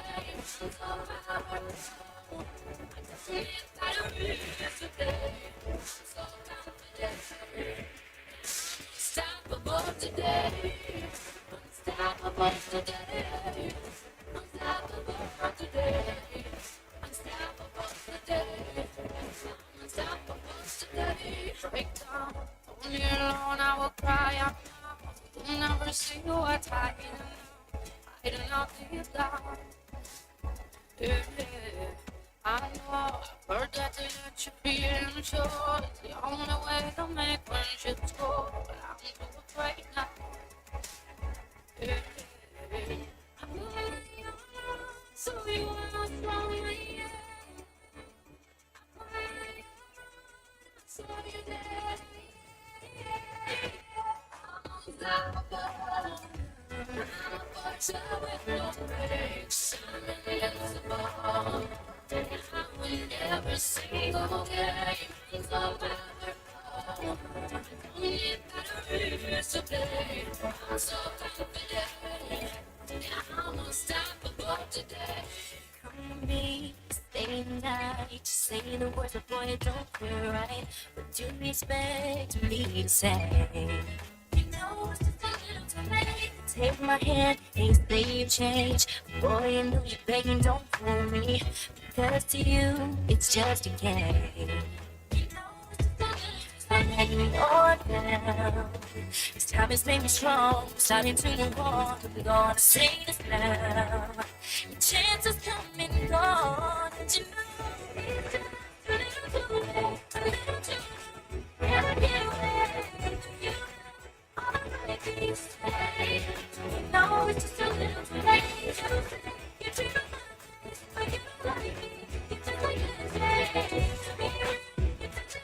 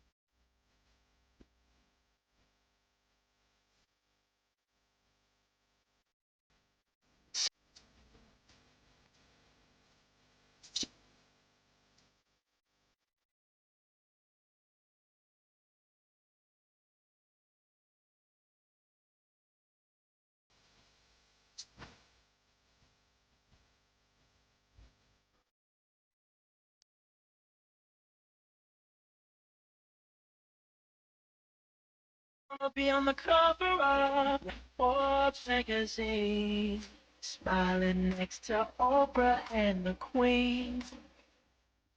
Oh, every time I close my eyes, I see my name in shining lights. Yeah, a different city every night. Oh, I swear the world better prepare for when I'm a billionaire. Yeah, I would have a show like Oprah. I would be the host of Everyday Christmas. Give track of your wish list. I'd probably pull a Angelina and Brad Pitt and adopt a bunch of babies that ain't never had shit. Give away a few Mercedes like, here, let me have this. And last but not least, grant somebody their last wish. It's been a couple months that I've been single, so you can call me Travis Claus, minus the ho-ho. Get it? I probably visit where Katrina hit. And damn sure do a lot more than FEMA did. Yeah, can't forget about me, snooping everywhere I go. I'ma have my own theme music. Every time I close my eyes, what you see, bro? I see my name in shining lights. Oh, yeah. A different city every night.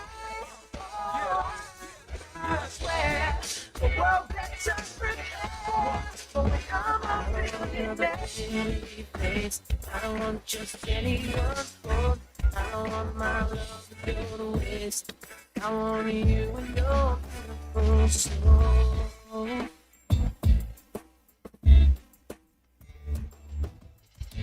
I know that you something special to you. I'd be always faithful. I want to be what you always needed. Then I hope you see the heart in me. I don't want another pretty face. I don't want just anyone to hold. I don't want my love to go to waste. I want you and your beautiful soul. You're the one I want to taste. You're the one I want to hold. I won't let another minute go to waste. I want you and your beautiful soul.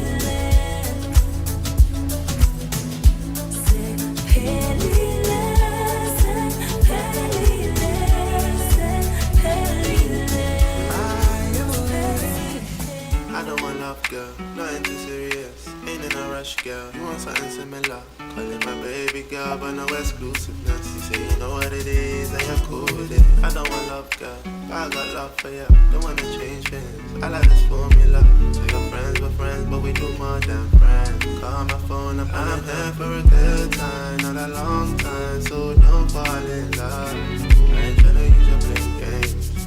I'm hoping that we're on the same page. I'm here for a good time, not a long time, so don't fall in love. I ain't really looking for nothing, I just wanna have some fun. Cause girl, I wanna five-star spot trips as friends. Make you wind up your hips as friends. Then you say that you're looking thick as friends. Make I hate the sick as friends. I give it a real special feeling as friends. I give it a real get to loving as friends. Falling asleep on the phone as friends. Keeping it in on the low as friends.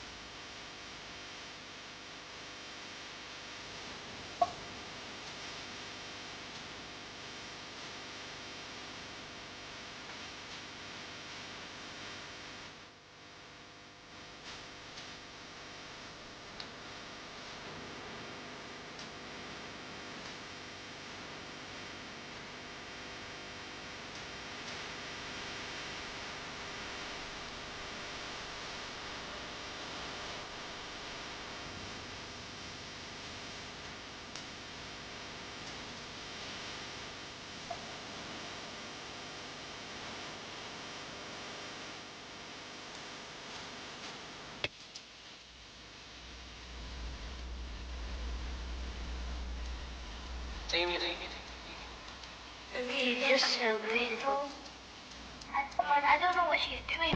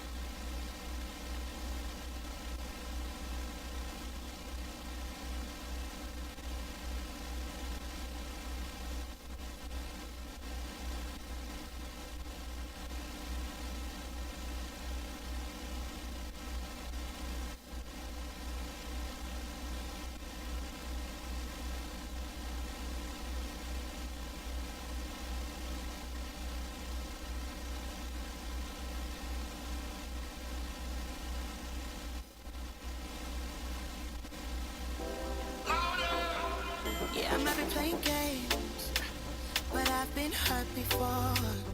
I don't wanna get my heart broken, no, I don't wanna love no more. I'm always on defense, cause I know you're a striker. It's in the challenge, so you want more.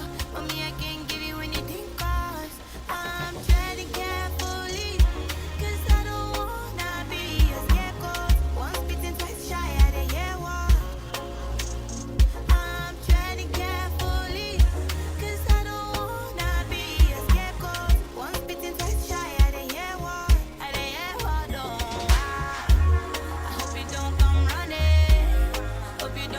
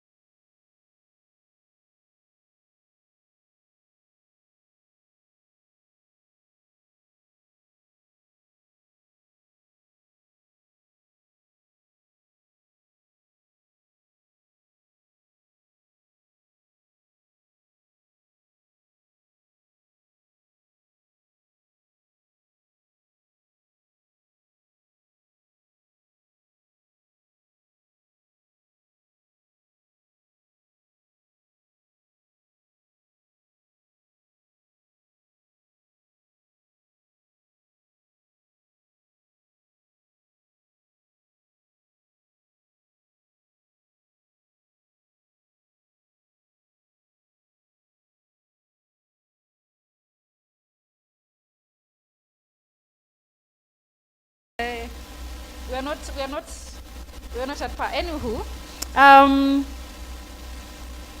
so before we continue, I would like to let you know that obviously we are getting into the second bit. We are going to be having a panel discussion, and just allow me to introduce to you, at least they'll introduce themselves, but just call the speakers, because I can see that in the interest of time, I want us to keep it light and short and sweet, like we learned previously. So I would like to call Audrey Hima. She is the Building Program Manager, OQI. Please, round of applause for her as she comes to the stage. Then we can have Maslin Jepleting. Maslin. She's the Photonic Society Kenya chapter lead. Ooh, sounds bougie. It does. Marcy Jepleting. Okay. And then we have Peter Quest, Head of Youth Programs and Innovation, KSG. That's Kenya School of Government. Round of applause for Mr. Quest. Then we have Jared Ojwok, Senior Superintendent of Police. Thank you very much, Mr. Jared. Round of applause for Jared too. And then we have Aida Nganga, Director, AI and STEM. Partnerships Hub, Senior Advisor at UNESCO, Emerging Technologies Unit. So because we do not have, I don't think, is Mercy here? No, she's not. Okay, all right. So before we get into the questions, I would like to start from my, I think I'm hidden. Gentlemen, can I get some help? Yes? I can have this, there's an extra seat? Okay, all right.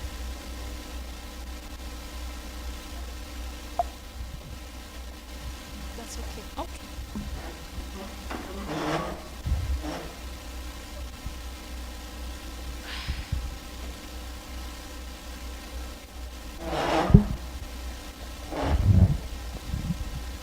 Okay, all right. Let me see if you have an extra.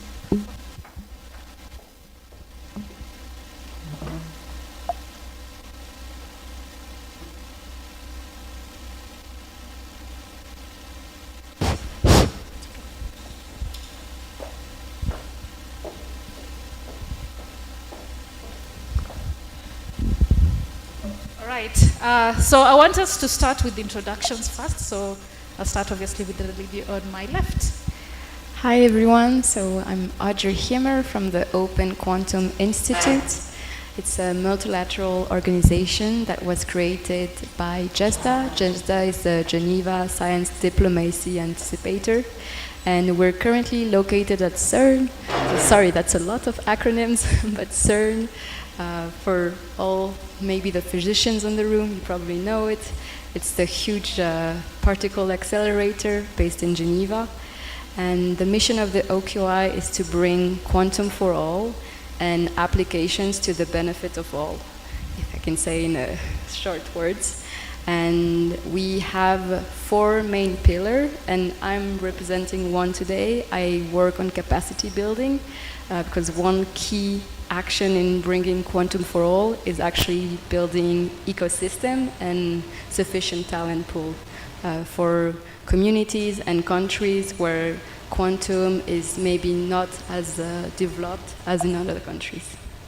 Thank you. I'm really excited to be here, and thank you to the host for the invitation.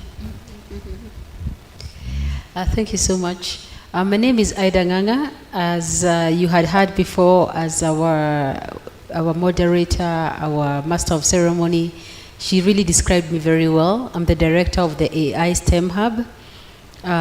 We work on partnerships to do with AI and emerging technologies, and we really make sure that we are looking into the integration into science, because that is what we feel is the next frontier.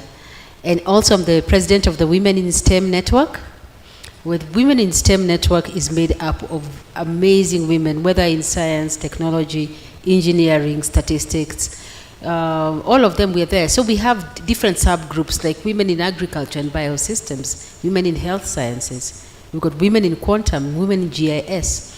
But the point is to bring us all together in order to speak as one voice. Because we know you cannot fight alone. Even if you make a small group of your own, it's not enough.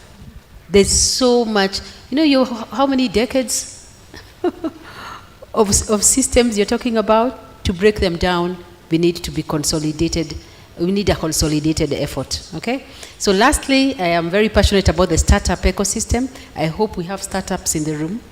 So we really need to make sure you're building as well as, not only building for others, working for others, but building for your country, building ecosystems or startups that are able to solve solutions, because you're the best person who might understand the pain better as someone who comes from outside. So thank you. Of course, I'm excited about quantum.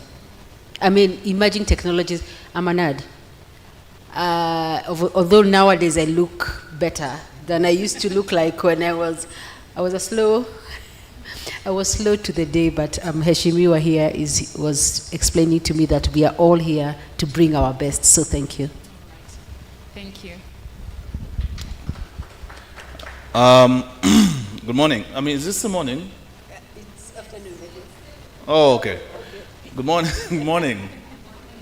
My name is Peter Quest. I work for Kenya School of Government. At some point, I think my CEO was the one to be here, but he left on official duty. So what we do as Kenya School of Government is we do 4 critical areas for government. One, we are the capacity arm of the government. Basically, we train policymakers, leaders, civil servants from lowest level to the highest level of the government. Number 2, we do research on behalf of government. We generate research-related matters and advise, and the third thing is advisory to the government. Whenever there's emerging issues, whether could be it in technology, could it be on governance, we're able to really develop advisories that really, advise the government on how best to handle some emerging issues that really comes. The fourth thing is actually the advisory part of it. So basically, Kenya School of Government is established to generate information, knowledge, and share it with the public, both at the private and public level.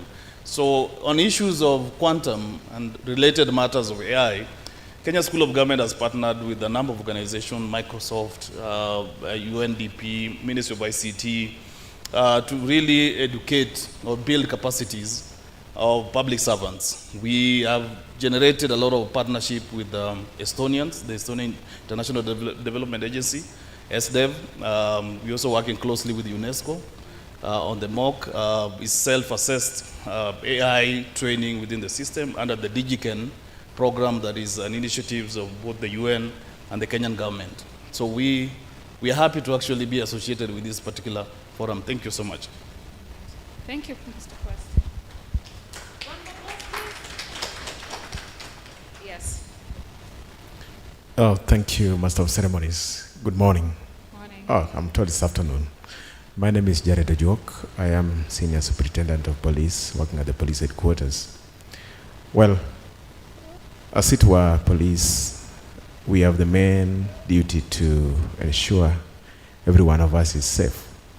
Traditionally, security and threats has been conceptualized as external aggression and also internal, which very much operated on the physical space. So we would take care of our borders, we would intensify patrols to ensure everybody is safe.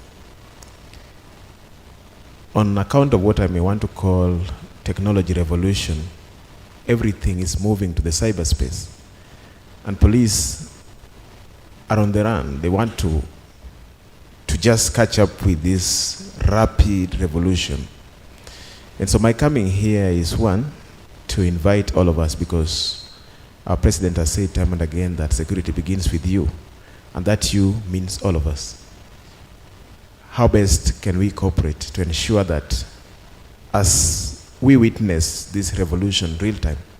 Because what was traditionally, say, called theft, whereas people would move physical materials and police would follow them get the physical thing, theft has moved online.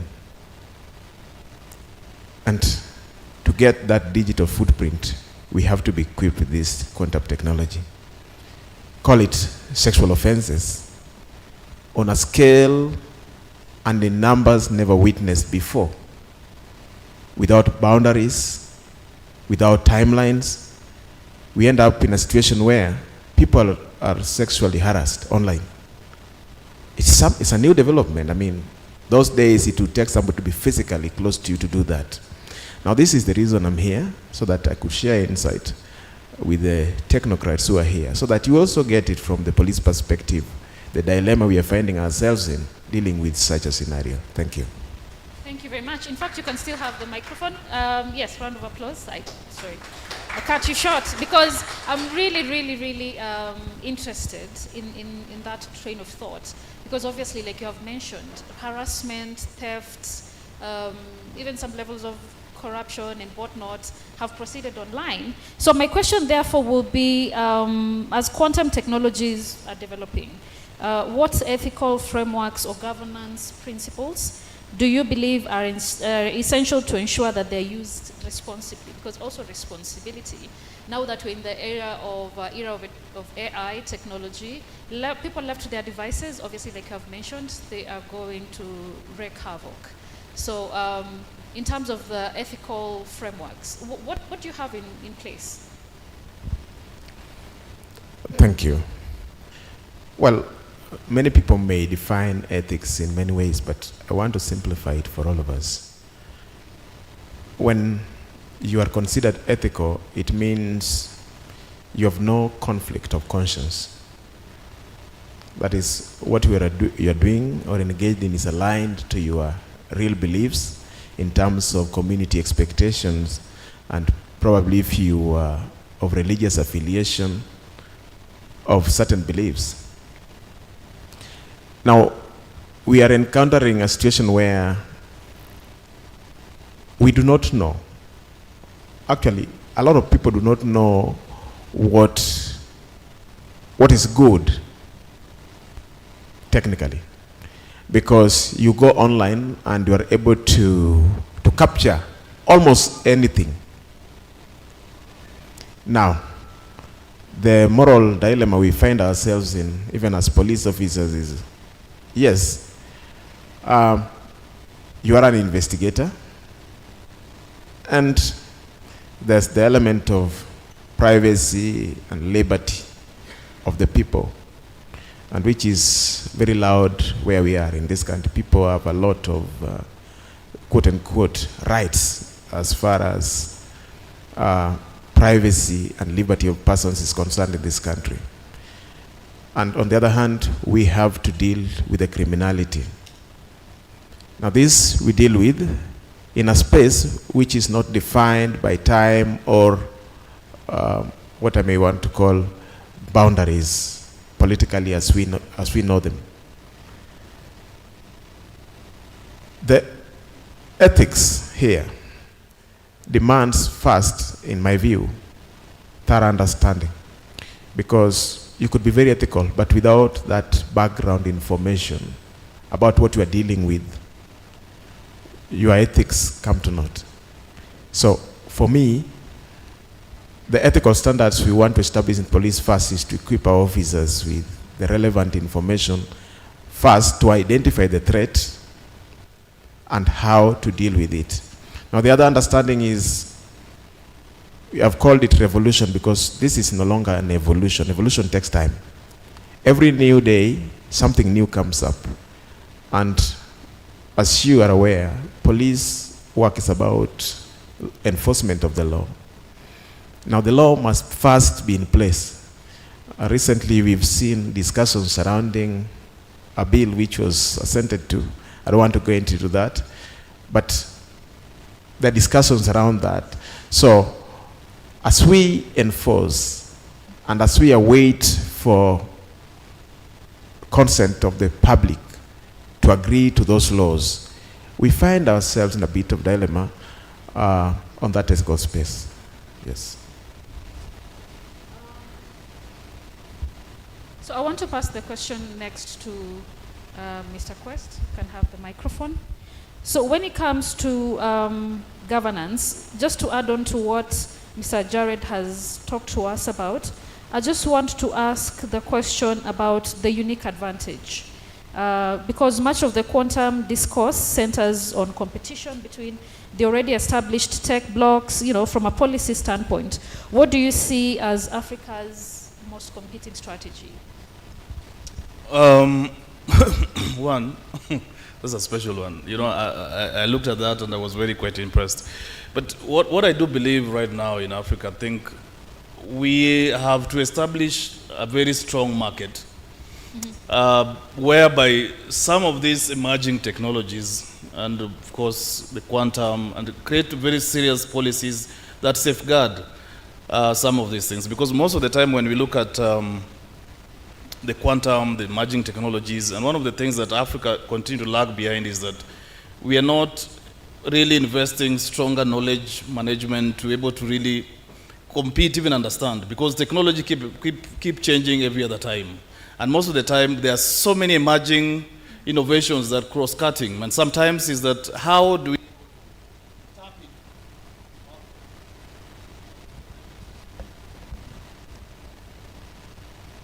because you realize that most of the time is that we are looking at sectoral things like, for example, minerals.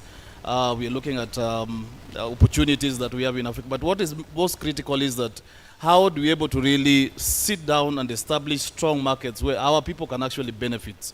And of course, establish a niche for them to even do business within the already established innovative strategies and platforms that already been created.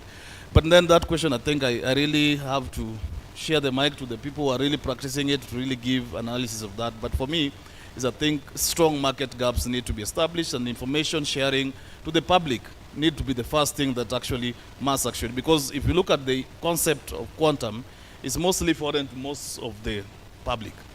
But then how do we really invest stronger resources to really establish and really disseminate this information so that it actually can be understood very well, so that then it can actually be utilized at some point.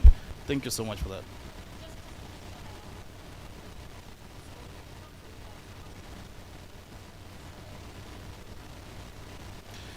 Right now, Kenya School of Government, in the partnership with the Ministry of ICT, and I mentioned that earlier with Microsoft and related organizations, are doing much as possible, and even the courses are actually free. If you, and so I will share the link maybe before the close of this, and you realize that it is self-assessed. The systems have been, because the system was developed by, I think, Oxford at some point with international universities across, and these skills are actually supposed to be developed and shared with all the public sector. One, we started with the civil servants, and then later on go to the private sector to actually learn it. But I also discovered that within the private sector, the penetration of AI is even more than actually in government, because you realize most of the guys seated here actually private sectors, and actually they're using AI than more government. So we realize that the most important thing is that how can Kenya School of Government leverage on our capacity engagement within that public sector to really make sure that we are building that capacity. That is an ongoing conversation. So many partners are coming on board. I told you recently we had the Estonians are also on board. We have a number of organizations that are really going to shape up and how government does business in terms of availability of this emerging technology. Thank you so much for that.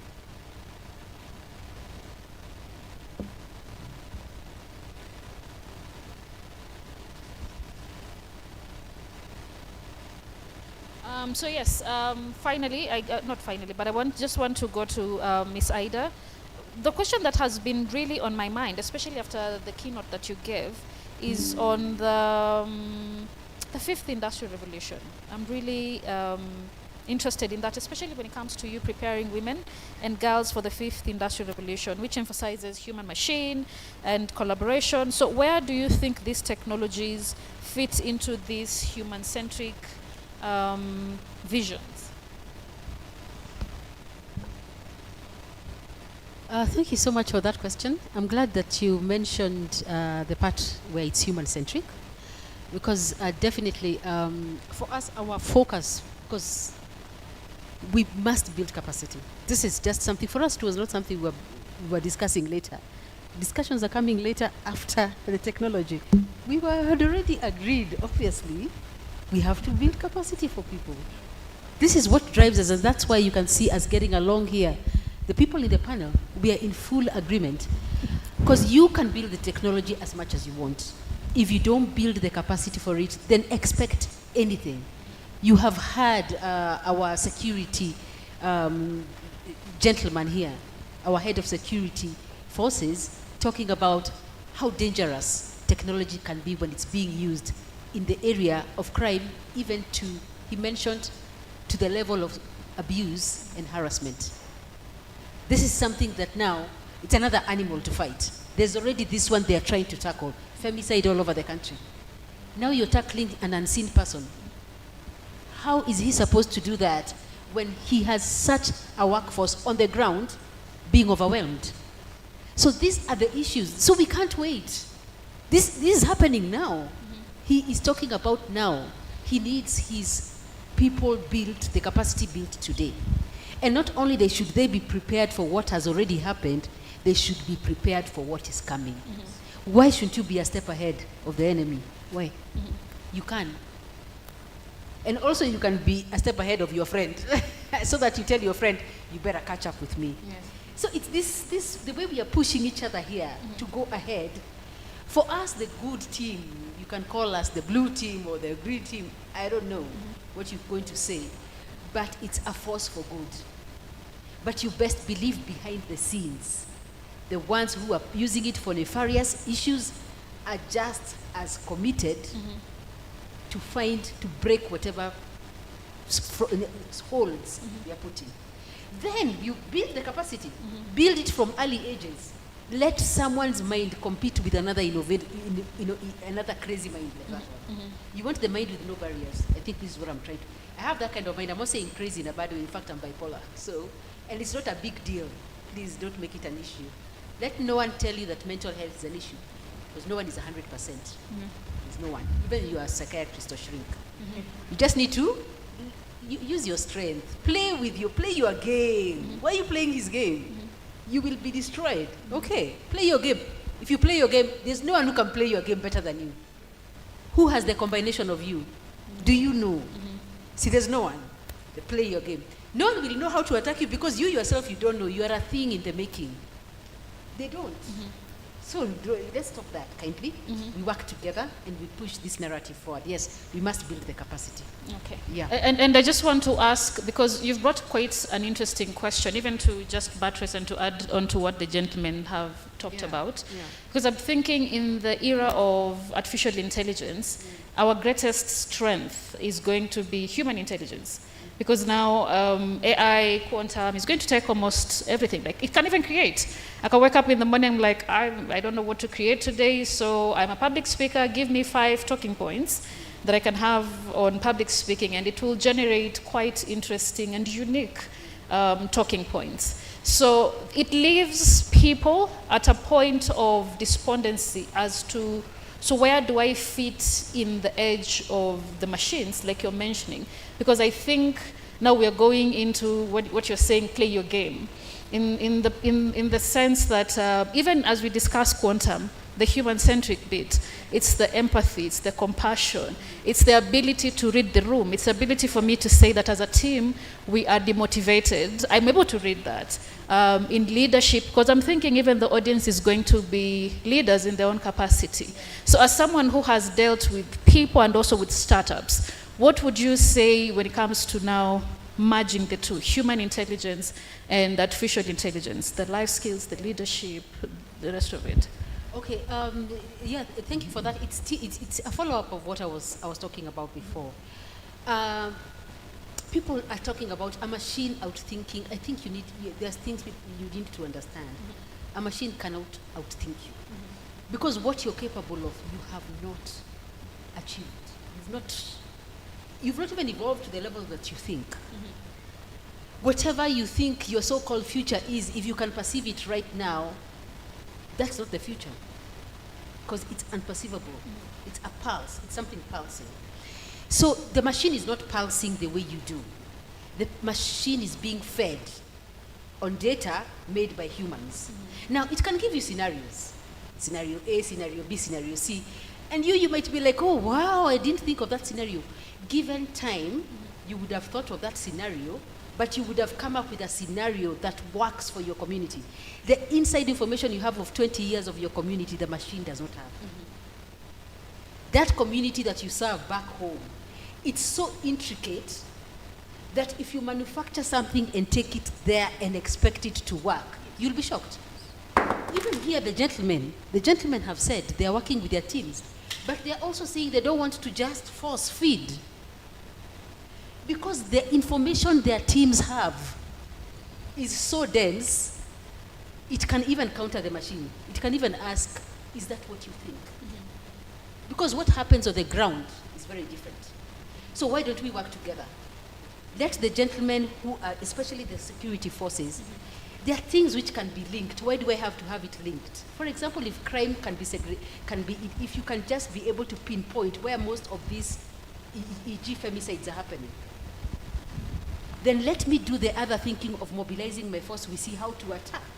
I do not have to do the actual mapping. A machine can do that. In other words, most of the things you're doing nowadays are very simple. Most of us are stuck in the era of doing simple things. You wake up, I think you write down notes. A machine can do that for you. Even your AI can do that for you. I think you do your to-do list. Do you know how much time you waste? Even shopping lists. We are moving towards something called focus. Your mind will start thinking like a machine. It can narrow down what's the most important thing I need to do today. And that is the one thing you must do. Do we understand each other? Yes. So we work together. Yeah. Okay. And I think that that's a really beautiful roundup. So, Miss Audrey, when it comes to the power of setting the rules, inclusion from the start, then there's the talent, there's the ecosystem, there's navigating international partnerships. It's a whole ecosystem. So I'd just like you to run us through that. The power of setting rules and ecosystem, the entire shebang, so that you don't leave us behind. Start us from the beginning. Well, I can go a bit further back. What led me to quantum was my work in national standardization, and especially in standardization in quantum. So when we talk about setting the rules, ultimately the word standards really come quite quickly and easily.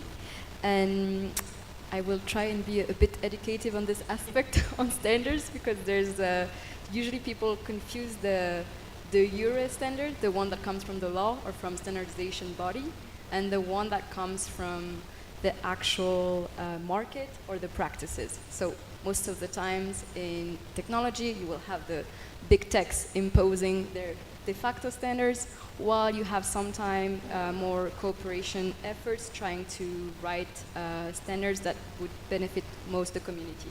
You had that with the development of the internet and so on. So these ecosystems are quite hard to navigate and are very really resource intensive. And so usually, well, I was part of a standardization body, so usually we would always say to country, it's never too early to actually get in the meeting, get in the committee, get your voice heard. It's never too early. At the same time, now that I'm out of these bodies, I can also tell you this is very resource intensive. You cannot send someone to go to every meeting from, if you have a look, for instance, at the International Standardization Organization website, there's so many technical committees, so many on IT, so many, like there's a new one that actually has been created on quantum a year ago.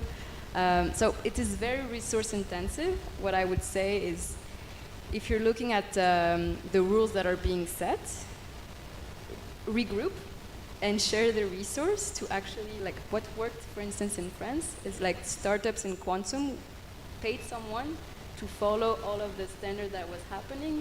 So then you can have some good like mapping efforts that are being shared. A lot of things can be shared, so it doesn't always have to be one organization, one company doing the work of actually like gathering all the knowledge.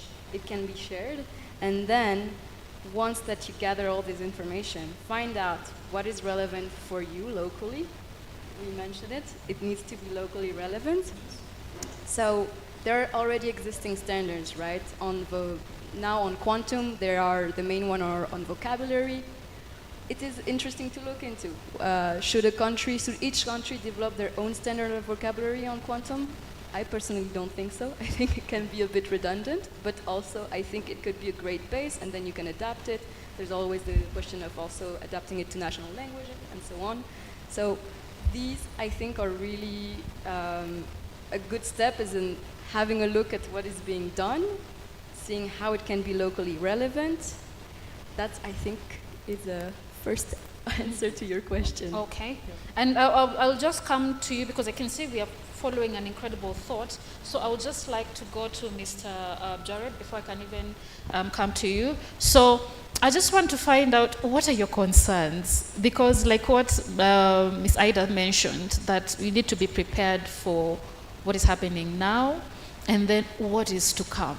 So with these emerging technologies, what is your concern as a body in terms of even just what you stand to tackle in terms of just arresting the future before it's even here, in terms of doing the work of policing? Thank you. As I said earlier, police is about security, the security of our nation. Two things are important in my view, where I see serious and immediate threat. One is in the social space, and two is in the economic space. In the social space, you know, society is structured. We have maintained certain standards because the source of information was one, unknown. It was the school, and the schools operated with a certain level of, you know, there would be inspection to even know what teachers were teaching. In the current space, you do not know what school people are going to, because you can go to school and graduate online. The question is, who is monitoring that content? The reason I'm saying this is because you've seen cyber terrorism. People are indoctrinated and they even turn against their own society. Where did they get the information? They got it online. That's a serious social challenge.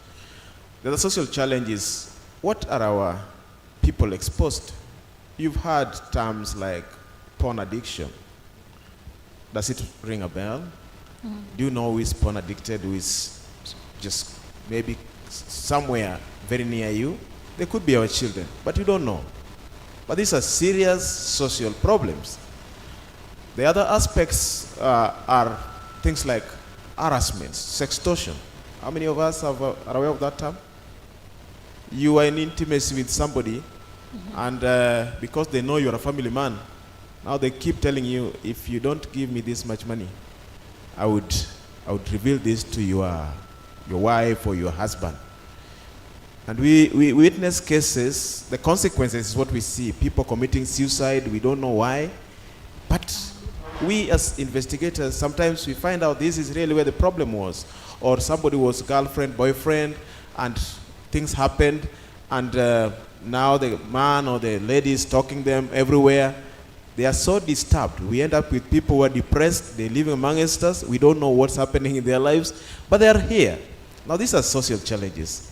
Economically speaking, well, I'm aware that technology has eased trade. You can basically buy things from everywhere. But in this meeting, if I were to ask, you know somebody who has been scammed, or it could be you. You know somebody whose account was just, you know, drained. Bank account, somebody calls you and then they drain your bank account. You wanted to import a car. These are cases we witness every day in police stations. You wanted to import a car, you went to some site which you believed was authentic, and the transaction began. Then there was no car. The problem with the things I've mentioned is the stigma involved. Because of your position in society, you don't want to admit that you have been scammed. And so there's serious underreporting, but the social consequences are real. People are depressed, people commit suicide, people lose their minds, And we see these cases in society. Sometimes we don't really associate them with the quantum technology or the cyber technology as it were. But these are the challenges that we face as society. Our children are getting indoctrinated. People are addicted to things that never before could have been imagined. Things like porn addiction. When I was growing up, it was not even part of the vocabulary. Now it's commonplace. People are being scammed. Business has become so easy. You get a call from someone claiming they are from Kenya Power, and they are really threatening you. They are going to stop your account or something, and you send money. But because later on you must realize you are scammed, and you are a serious university professor like some guys I talked to earlier, they can't even come to report it to the police station. But now, what I'm here to appeal to all of us, because I was talking to a lady earlier who told me that she's able to follow up on some of these cases. Why don't we openly talk about them? Because our targets should be, we want a healthy society. Security is not just about whether you are safe from crime. Are you safe in your mind? Because we lose a lot more people to depression than any form of crimes could ever account for. Do you agree with me? We have children who are stressed in our household. You find a 14-year-old with stress and you don't understand why. They have been going somewhere online and they received some enticement, and now they are hooked. The person, whoever they are, is constantly stalking them. You will not even know who they were, because most of the time the faces that are there are not real faces. So how do we deal with this? Now this is my call to all of us. When society is not safe in the manner I have spoken, we need a common strategy. In the physical space, we have really succeeded, because today we have facial recognition cameras, very useful for us in police. We have almost dealt completely with theft of cars and daylight robberies, which were very common in this city before, because of CCTV technology. My thinking is, because now you are the people who must innovate, can we have the equivalent of CCTV in this cyberspace? That's food for thought. Because we need it. Something that can forewarn. And when I was growing up in this city, because I came to this city in 1996 as a student, everywhere you would go, there would be a sign of Umbwakali. Today, you are under CCTV watch is more effective.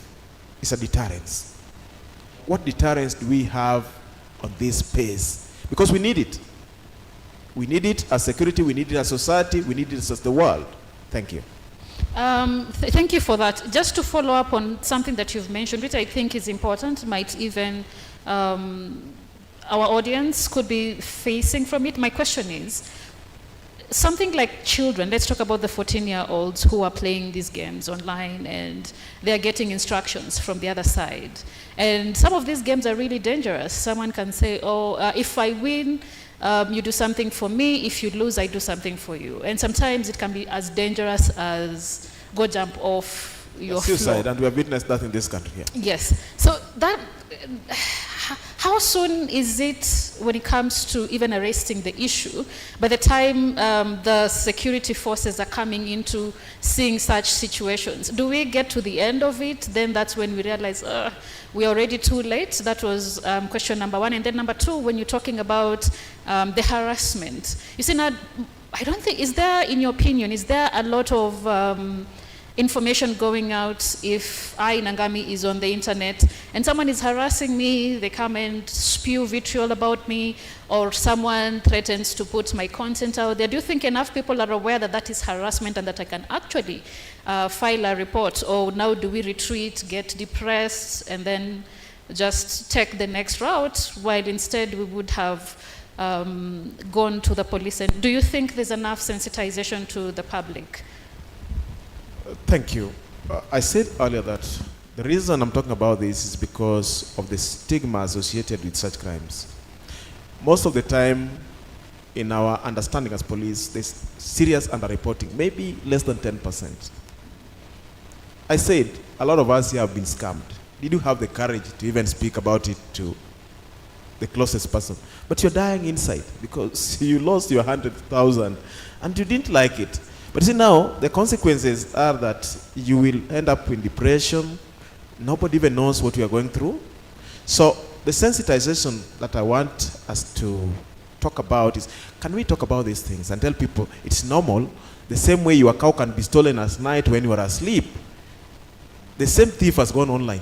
Now they are stalking your bank account. Talk to the police about it so that we have the right statistics. Because you know, government is about statistics. Even if you were to allocate resources. Yesterday I saw the president talk about anti-narcotics unit, which has been previously a very small unit at the DC headquarters. He said this is going to be a full-fledged unit now. Why? Because of the statistics we have about addiction in this country. We don't have enough statistics about online crime. People are scammed, they go quiet. The children, by the time we notice, even as parents, we don't know what to do because the child has gone so deep into it. Probably they have even committed that suicide, or they have met this bad guy online and they have been, say for example, raped. A lot of Kenyans today don't want to talk about rape because they think it is a bad thing for the family, but it is crime. So, I think, first things first, let us talk about these crimes. Let us sensitize the community to know the same way, as I mentioned, that your cow can be stolen at night when you are sleeping. It's not, you are not responsible. The thief is responsible. So the person who scammed you out of your money is responsible. The person who gave you that fake call and tricked you into giving them your credentials and they emptied your account is responsible. It's not you. Thank you. All right. Thank you so much for that comprehensive answer. So, Mr. Quest, I would like to know, Africans, we have, I think even Ms. Ida mentioned it in her keynote, about grossly being underfunded, and as Africans we have incredible talent, but grossly underfunded. So when it comes to government and policy, is there a time where we'll get to a place where we move from the donor-recipient dynamics and as Africans just have our own policies that are really supporting every part of the ecosystem, all stakeholders? Is it true that we are donor dependent? Because that's the first question we need to ask ourselves. Is it possible that we can actually generate our own resources? See, that's the next question that we need to ask ourselves. Now the question is, why are we not able to generate our own resources? Because I think I've been privileged to travel a number of European countries, and one of the things is that there are very strict governance regulations within the systems. And they will tell you as a security personnel. I think there are a lot of loopholes in our governance structures that perhaps there's a lot of spillages, leakages of our resources to few people in the sectors. And that has actually derailed development in Africa. And the other thing, apart from those spillages that of course most of the time I'll call corruption, you realize that we are not preparing a generation that demand to build this nation. African youth are serious dividends. If you look at our populations, it's purely young people. In European context, the two ladies who have been there, and of course the gentleman right next to me, you realize that European is aging. Their huge population is actually of aged senior citizens.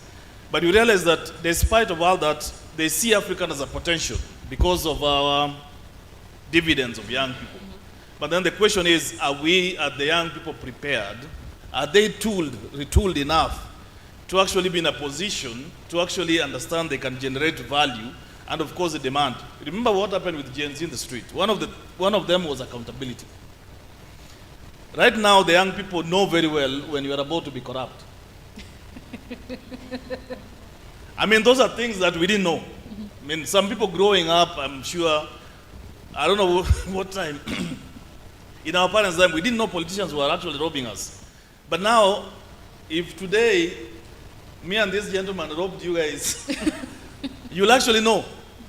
Is that not the case? So I think what is critical is that how do we put these young people to a position or education that will give them the right tools to generate value for themselves. Now, one of the things I must tell you is that I was in this interesting country, and this European lady came to me, and I think she discovered that I was a bit liberal, and this is what she said.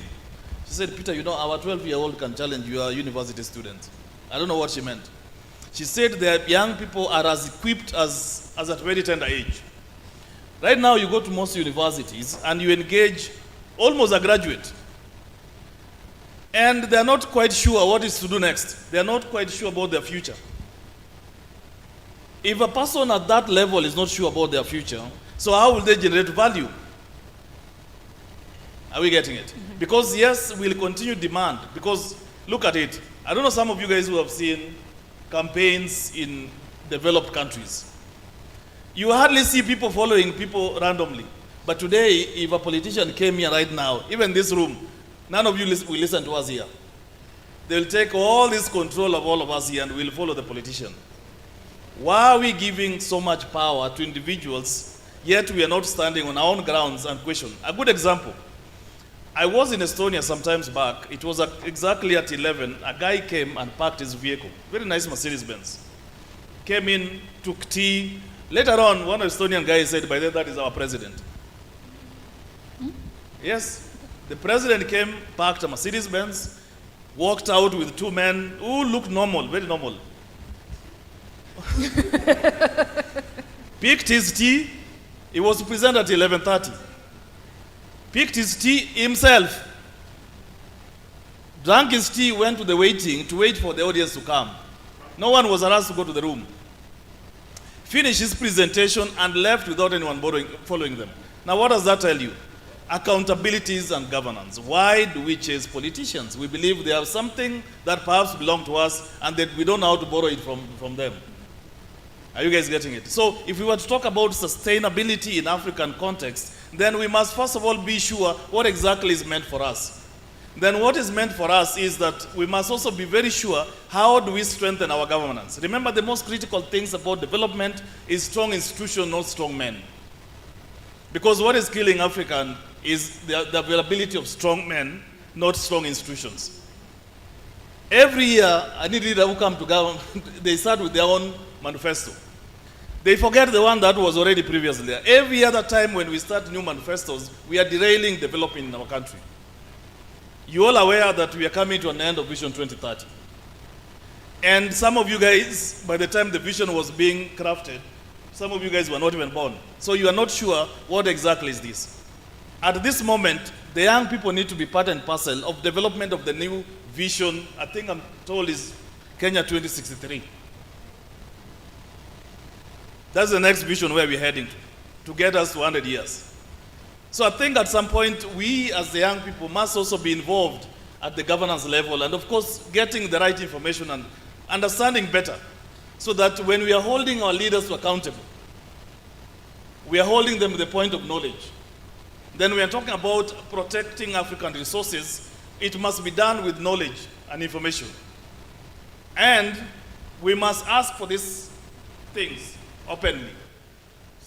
Thanks for that. Okay. Thank you. Asking for things openly. I like that.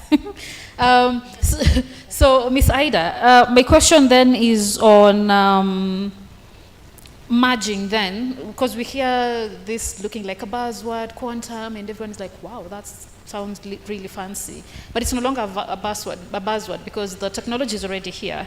So how when it comes to the practical tool, now how do we use this in our lives when we go to agriculture and healthcare and moving through now the integration bit of these technologies into our lives? What are your thoughts on that?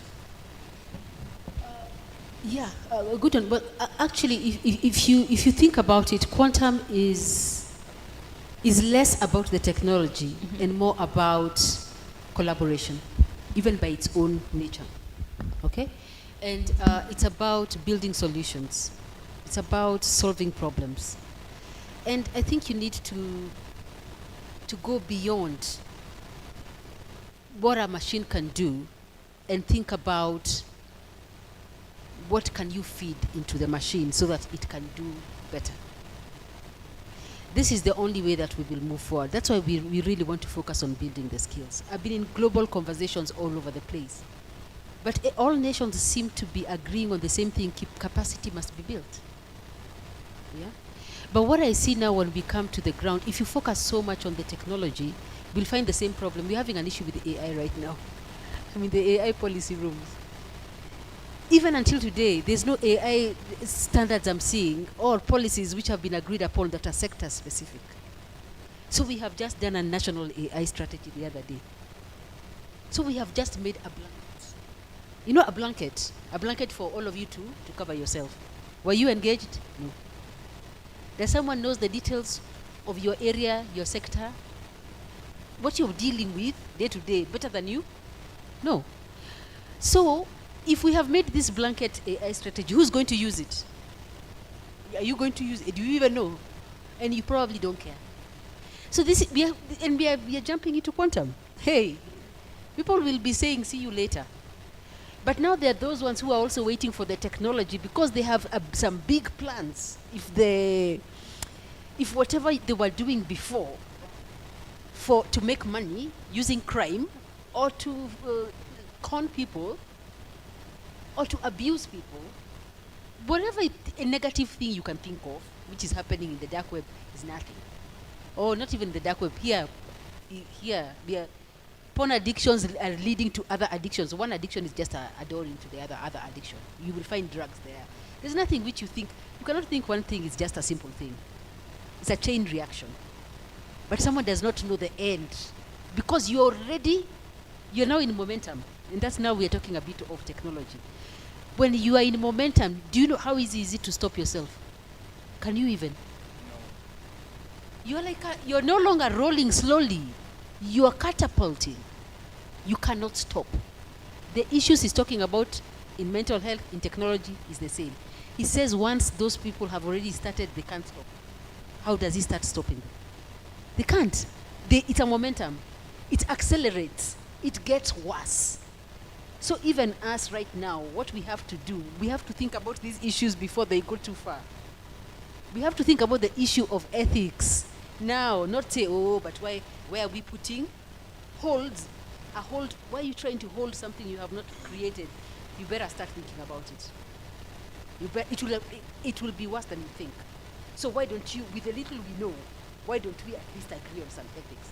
Now these AI people are going crazy. They're saying, this is not sector specific. Do you even know why are you talking? Health is all up in arms. The data is already shared. So you're closing the gate after the horse has already bolted. Iko kwa nyumba yako inimo, huyo ni kuku wako shaibiwa. I mean, I don't know. The goat has already been stolen. If I'm not a goat, it's Africa, we can't talk about horses. It's already been stolen. Okay, it's no longer there. Yeah, that's the problem. So now we want to create ethics. You see, in the very beginning when the conversation started is when we should have said, when we share our data with you, what are you going to use it for? Are we also allowed to use the same, the results you have found? Uturudishie, give us back the results. We build on it ourselves. We see what else we can come up with. How does someone go with all your data? They build wonderful things. You have never used the thing that has been built. It's being sold to you now. Come on, you see, this is the same thing that happened with minerals in Congo, in DRC, all over Africa. This neocolonialism is just the same thing. We are just being colonized, but in a nice soft way, with a smile, and even with a check. You can even get some good money. This small money that is being given here, I saw another one, $300,000. I won't mention the foundation because I might ask them for money next year for this conference. To Ipeleke, maybe regional, to take it regional, you know, or Mashinani to take it to our people here where you come from. We want to scale. But, yeah, I might ask them for money, but still, the money they've been giving, some $300,000 you give someone. This is a hub that is a computing hub. Do you know how little that money is to the West? When someone gives you something like that, you should know. Ask yourself, what are you selling? Because whatever you think is being bought by $300 is nothing. Then what is the real thing you're selling? Autonomy, yourself, your self-will. When you think like that, you might think twice about the $300,000 and know this is something which is $1 trillion or maybe not even, cannot be quantified. Okay, so yeah, that's the kind of thinking we should integrate. Yeah, and I am very glad that we have Audrey here, because for her, building get the knowledge sharing is not two-way. It's not a conversation for let's discuss. It's let's do it, and that's why we are here. I'm going to react directly to what was shared. Thank you so much for everything shared. I completely agree. And I wanted to state with quantum, currently there is no definitive quantum advantage for any application. We're at this stage where we're looking in the future and we're thinking, okay, let's say in the industry there's an understanding that perhaps in 10 years there will be actually a quantum advantage in quantum materials, in pharmaceutical, in these types of industry. So we're currently at the stage where we can anticipate, and everything that we've been struggling with cybercrime, with AI, and the ethics discussion arriving once the technology is on the market can happen in quantum, and it's quite early, still early to do so.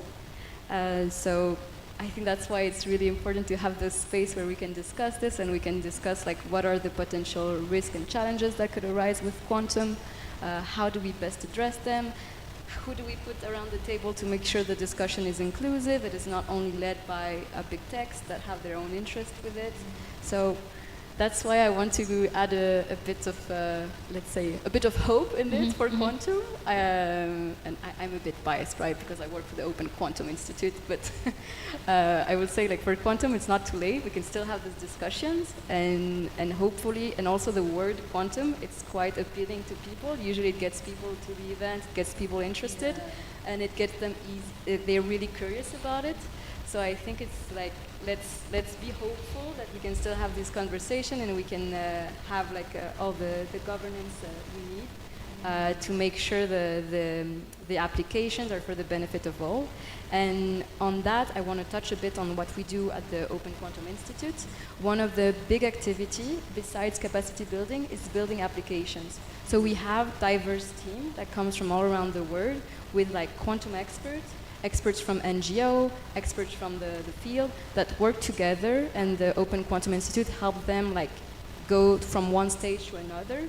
And ultimately, at the end, they want to implement their solution on an actual quantum computer, and then write papers with it and actually demonstrate that there's applications that are being useful and that are actually happening in every part of the world and not only in the West.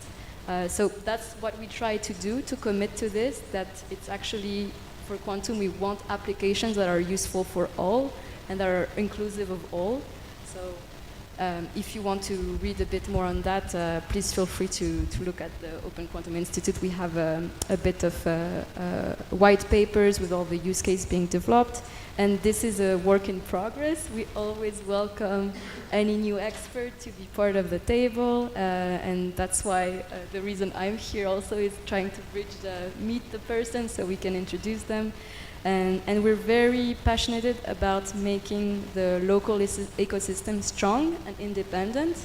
And on that regard, I want to touch a bit on the question that was mentioned on partnership and on how we can make equitable partnership when there's, we can all admit there's a tendency. I mean, I'm coming from Geneva. We sometimes fund this type of events, and then we are being asked, how do we make sure like these partnerships are fair and sustainable for everyone, and how do we actually say this is building a local ecosystem? So we try to do so, and for that, I would say it's an ongoing discussion. In my organization, we discuss this. We're like, okay, how do we make sure we work with, and we don't make them work for us?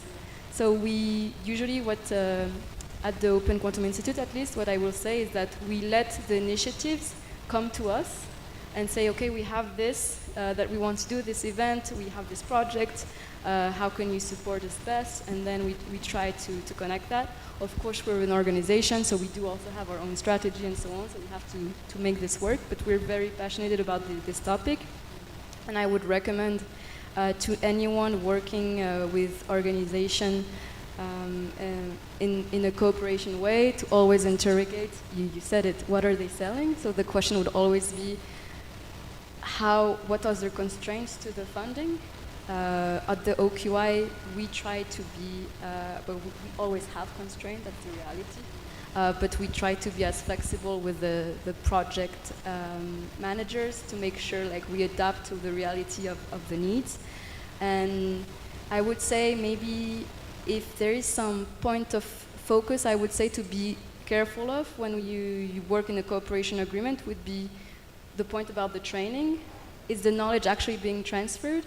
Or is there potentially knowledge actually in the country that could be used? It's not always about bringing in knowledge from other countries in the country. Sometimes you have the knowledge. So in my previous job in cooperation, we were very passionate also about contracting with local businesses to actually doing the partnership in the country, which should be the rule, right? But that's a good point, the training, I think. And then maybe the question of the ownership of the outputs. And that's more for tech-oriented projects. If you have a project, for instance, at the OQI, we're developing these use cases. Question is, who has the IP of these use cases and so on? So because we're at CERN is very open science and has all of those protocols and rules in place to make sure like the science will stay open. Yes. And so on that, we're quite settled. But I think it's always something to have in mind once you work with someone. How is the output? Who is going to be responsible and owner of the outputs and or of your data, so on. So yes, No, wow, that is quite elaborate because you answered a very pertinent question that I had about the knowledge transfer. Thank you so much for answering that. And so I would just like to maybe get your final thoughts as we will be heading to until the final panelist. What are your final thoughts, especially when it comes to now? I love the fact that it's Africa Quantum Summit.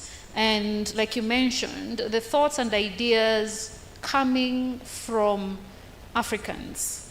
And we become the builders of the ecosystem. Because I think when it comes to the ecosystem, we don't have an ecosystem really.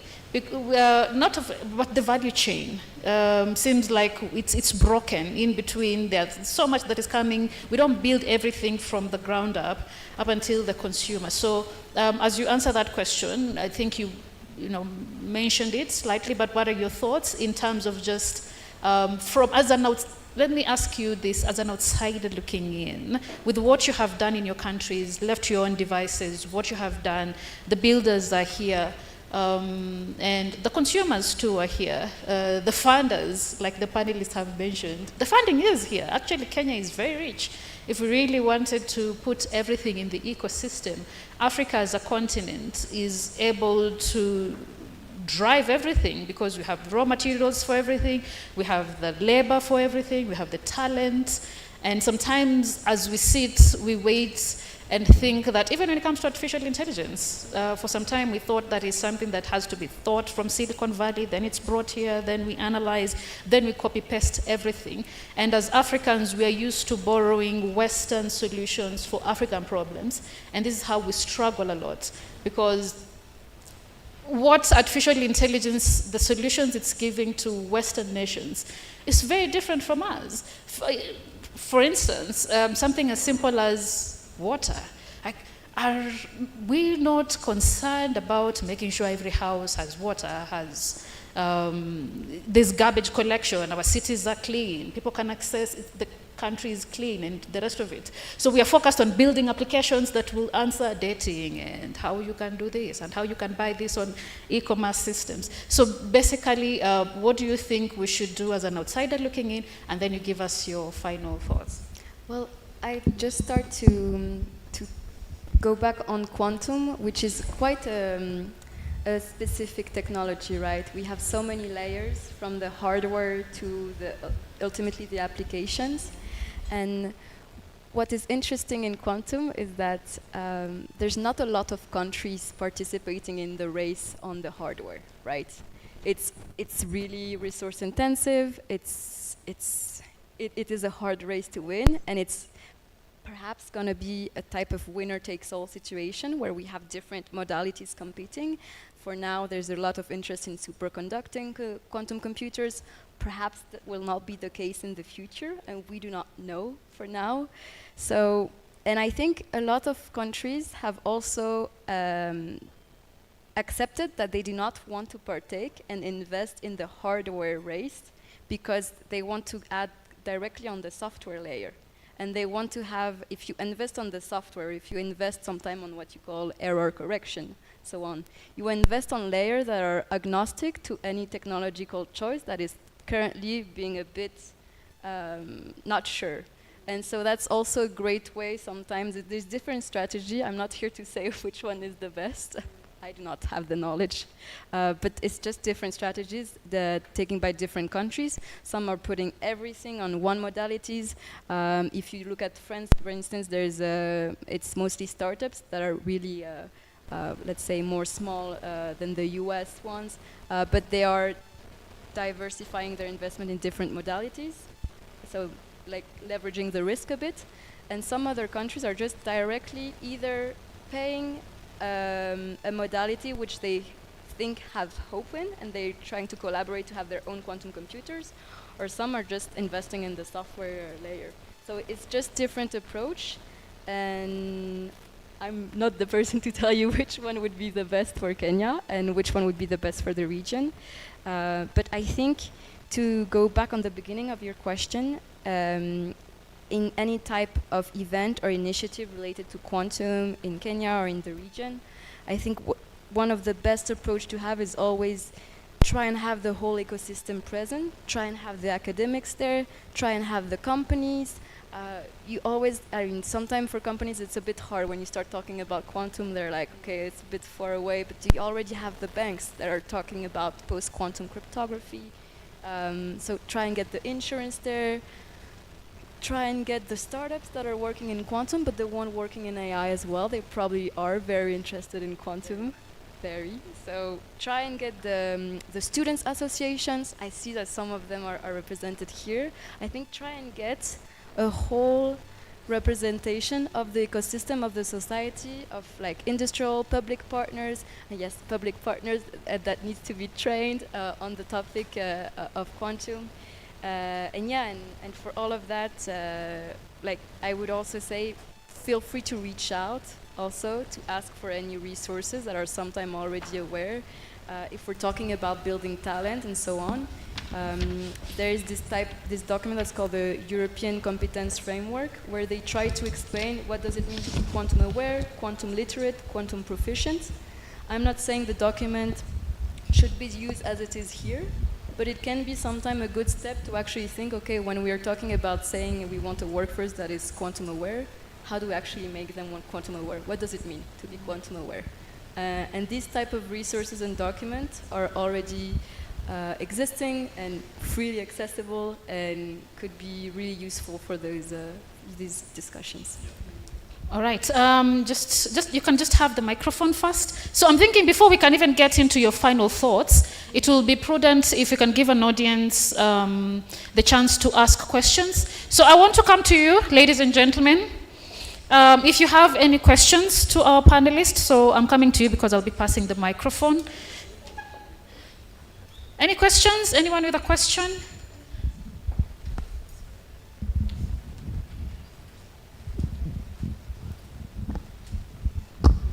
Thank you. So I'm Philip Njoka, the Technical University of Kenya, pursuing aeronautical engineering. So mine is to the people in the government. Recently there is an AI hackathon sponsored by the Army. And what really inspired me about that hackathon, it's more of the government coming to the people for solutions that maybe it is limited by resources and time to get. And so my question is, let's say for quantum stuff, is there a possibility of the government coming to the researchers like in this room, engineering students like me, because we have solutions here and there, to come up with solutions such as, you know, for sextortion, porn addiction, scamming and the likes? Can the government come up with a public-private partnership with its people, the people it serves, to advance these technologies. Thank you.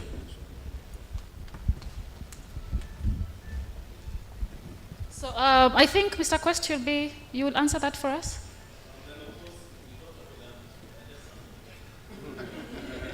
Oh, okay, yeah, both of you. I want to start with you then, Mr. Judge. I mean, mine is just to say sometimes is ask not what your government will do for you, but what can you do for your government? Because you see, I mean, there used to be all government approach, but now it's all society approach. Because right now there's a lot of open door partnership between private sector and government. For instance, if you come to Kenya School of Government today and you have a very good innovation, we have incubation programs that we will give you a space to build your incubation. Fully done, you'll facilitate it to really be there and be protected, because the government is opening doors for innovation and partnerships. It's a very critical environment, and maybe after this we exchange our contacts and see how best we can able to work together. But on the army part, I think we have the honors here. Well, I'll not speak for the army because I am police. But sometimes when I hear people talk about government, it looks like an entity whose definition nobody knows. Because as much as I work for government, I don't feel I'm government. So who is government? Now, government is an individual with initiative to reach out to quote-unquote government. When you have the right ideas, I'm sure in the current setting, especially with what we know from the top leadership of this country, all doors will be opened. So please knock. Thank you. All right. Good morning, everyone. So my name is Nelly, and I'm a blockchain software engineer. If you don't know what blockchain is, it's the third iteration of the web. And I'm new to quantum, but I also work with cryptography. Who knows what cryptography is or is familiar with it? Nice. So I'm particularly interested with post-quantum cryptography. As you know, most of the web systems we have right now, our websites, your WhatsApp messages, your medical records, the technology, the cryptography that is right now will be broken by quantum computers in like 10 to 15 years. So our data and our medical records are not safe. So what do you guys think about that? And also, you know, attackers right now, they are collecting this data. It's called harvest now, decrypt later. So the encrypted data that they come upon, they harvest it and they think, oh yeah, quantum computers will help decrypt your data and you guys will be exposed. And it's Web 2, so the websites that we run on, actually most of them, because maybe ECDSA, for those who know RSA, all those will be broken by quantum computers. So what do you guys think that about safety of our data, and how is maybe Africa, or what's being done about that? Yeah.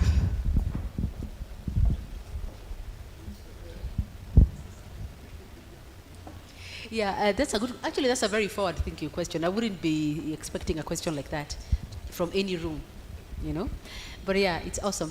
One, I think, number one, you know, there are courses on encryption that you can do yourselves.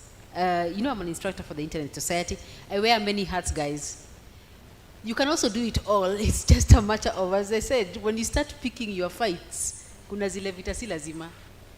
Those small ones, the one you choose, you'll be very good at it. So take these courses. For example, we have one we are offering by the Internet Society. It's free. It's 6 weeks course. It's an introduction. But if you have to do introductions in order to understand where technology is going. When I started, before I did, I got an award for IoT, an African award by the European Union. As an African woman, as an African and as a woman at the time, it was very hard. But the issue, I just used the previous technology. It's a building block. You understand? It works the same. You want to tweak it to work for you. That is the simplest way. If you teach kids that, they'll make you wonderful things because it's limitless. Now, encryption is a problem that is happening right now for the young lady. Yes, you're saying the technology that's coming or that's being built will be able to break any protocol that is being created now. It's true. But the thing is, you have to create something. That's why we are here. We are saying we have to, why don't we Let's teach you. You come up with a solution, because you'll be asking me that question even tomorrow. Hata kesho utaniuliza. We have the same questions being asked, even amongst our own groups, as in what is the next safeguard for this. Right now we are teaching, but we are being asked questions, and we don't know. We don't know. So the next safeguard is you build it. Start with the introduction for encryption. Maybe there's a direction your mind is going that we cannot tell. You guys use your strengths. That one is called a tunnel. You don't exploit. Where do you want the innovator to come from? From Korea. To come and solve for us here. He will solve for his people there. Afterwards, they will sell it to the world. They will make lots of money. Why don't you solve from here? That the way your mind is going, that is excellent. That is called opportunity. And I've already told you no one is giving us answers over here. So build it. What we are saying, when you see challenges, when you build them, don't wait for the discussions now. I know that discussion, actually, that's why I said you are ahead. That discussion is going to go into bigger forums. We've got technology which is going to break any protocol that you have right now for security of the data. So what do you have to show people, to give them confiance? C'est quoi confiance en anglais? Sometimes I switch to French, please. I am that anti-US. Trust. Nimekuwa anti-US. Anti-US akikaa huko, anakuja hapa anaanza kuongea. You start speaking another language because of the push. My mind is being pushed. You understand? That's why we need to discuss mental health, good guys. So, because that's what happens. So for me, I feel like that encryption is a very important discussion. Because no one can guarantee that whatever they are guaranteeing that your data is safe, they don't know. So what we are saying, before you put your faith or your future into anyone's hands, even your boss, your husband, your fiancé, your president, why can't you think of what could happen? They're telling you nothing will happen. But what we are saying is right now, anything can happen with technology. Anything. Anything. Hata kuna kitu inaweza deploy. It can be deployed here. We can all be dead in seconds. So that encryption is a missile. It's a bomb waiting to explode. Either you exploit yourself, or we start urging the startup ecosystem all over to come up with solutions. But also let my brothers, my sister here. Okay, my sister. Wanaume wame refuse my sister to add. So if I may, from more of the standards background, this is indeed a topic that's been discussed. That's one of actually the first one. Let's say that's more advanced in terms of standard, because there's two paths for this encryption challenge. There's the using quantum and quantum communication to create safer way of encryption.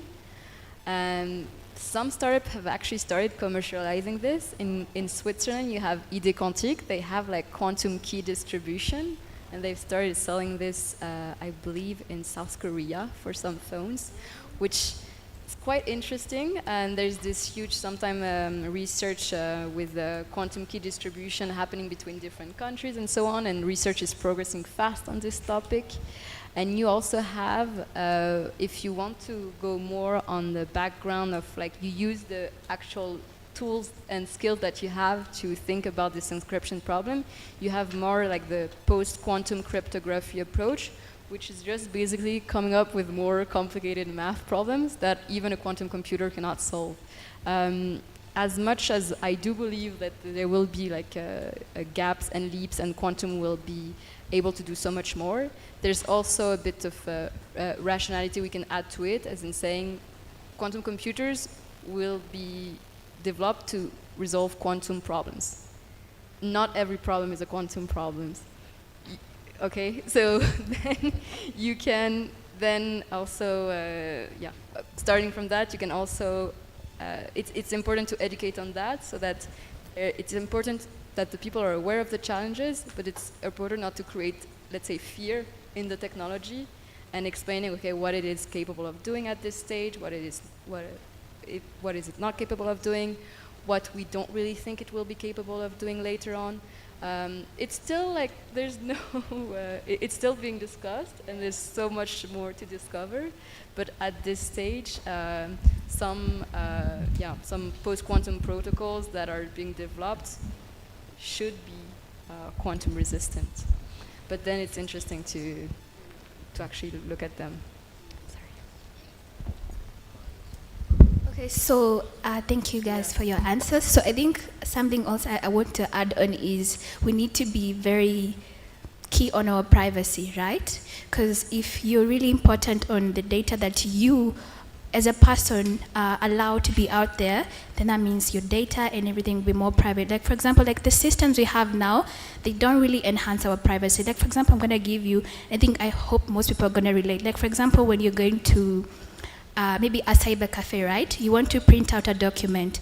Maybe mostly it's when you want a government service and they tell you need a photocopy of this and that.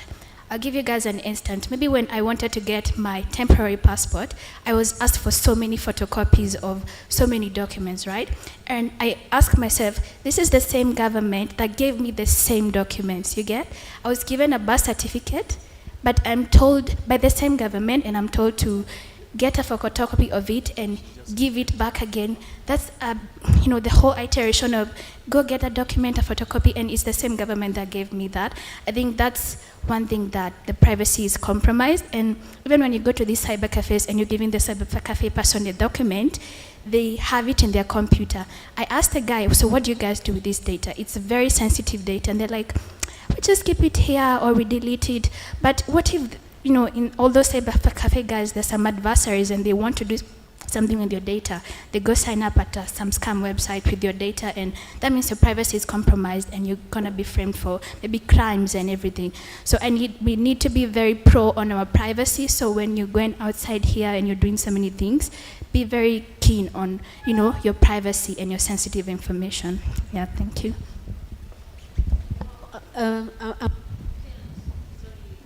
Where's the body? Oh yes, sorry for I'm just compelled to say something. It's fine. She has raised a very important point. Do you know these sabers and whatever, they have so much of our data, including your fingerprints, because that passport you've taken, it's been scanned there. Your identity can be easily stolen. There's nothing. Everything is given away, plus fingerprint.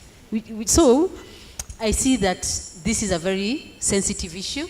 And I'm glad that we do have the security personnel and the policy arm of the government building, capacity building, and skills development. And then let's see also from Audrey and me, with our passion for upskilling, let's see what we can do to start. And some of you have to join us, eh? Mm-hmm. We cannot do this alone, especially if we're taking a program to scale. You cannot scale with just a few people. You need people who's going to say, I'm even taking the program to Maseno. Is it Kilifi? Or is it a village? I don't know. But someone has to say, send me. So thank you so much for that. That lady is very, very on point today. Ama alikunywa nini leo asubuhi? No, she's very intelligent. She's very awesome. Thank you. Yes, she really is awesome. I'm going to take 3 more questions. So there was that, and I think I'll take this. And question?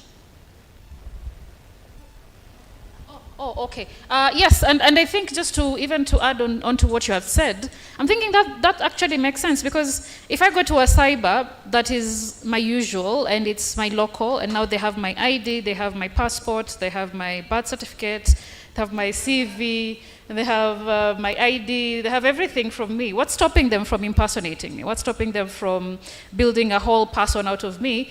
And it becomes really difficult for me to distinguish myself from the scam, because now everything will be out there. Like, we have all your details. And because I'm not tech savvy, I will have to try and convince Mr. Jare that it's not me. Yeah. I'll be there at their offices trying to say that is not me. So yeah, I'm thinking even as you're here, perhaps as an institution, you will help us understand how we can maneuver that, especially for the layman. Like ourselves, who just give our details randomly everywhere. and then we're caught in messes, and it's difficult for us to separate ourselves. So I'll take the 3 questions, and then we'll close the session.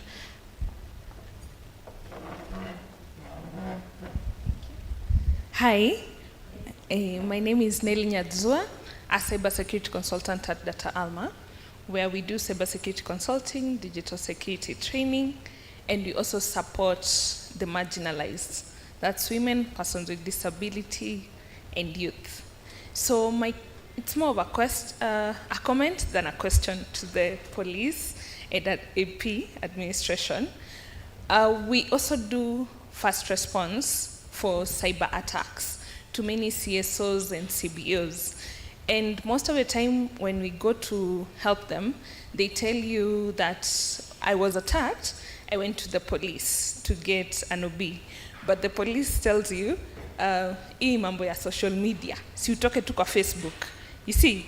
And then we have these communities like the LGBTQI, where there is violence in between, but now when you go to the police and they're asking you, why are you with another woman, or why are you with another man? So it makes the cases more internalized, and people are just dying within the communities, within the women communities, within the youth, because they don't know who to talk to. As we will stop, we will help them report, but even when we go to report, even as a professional who has the evidence and the logs, we get turned back. So mine is like a comment, like how much are we sensitizing the police kwa ground sasa, where we are dealing with these people one-on-one, and they're not asking for chai, and how are you sensitizing them not to ask for chai and support such cases? Yeah, thank you. Okay. That's to you, Mr. Jared. I think that's your question.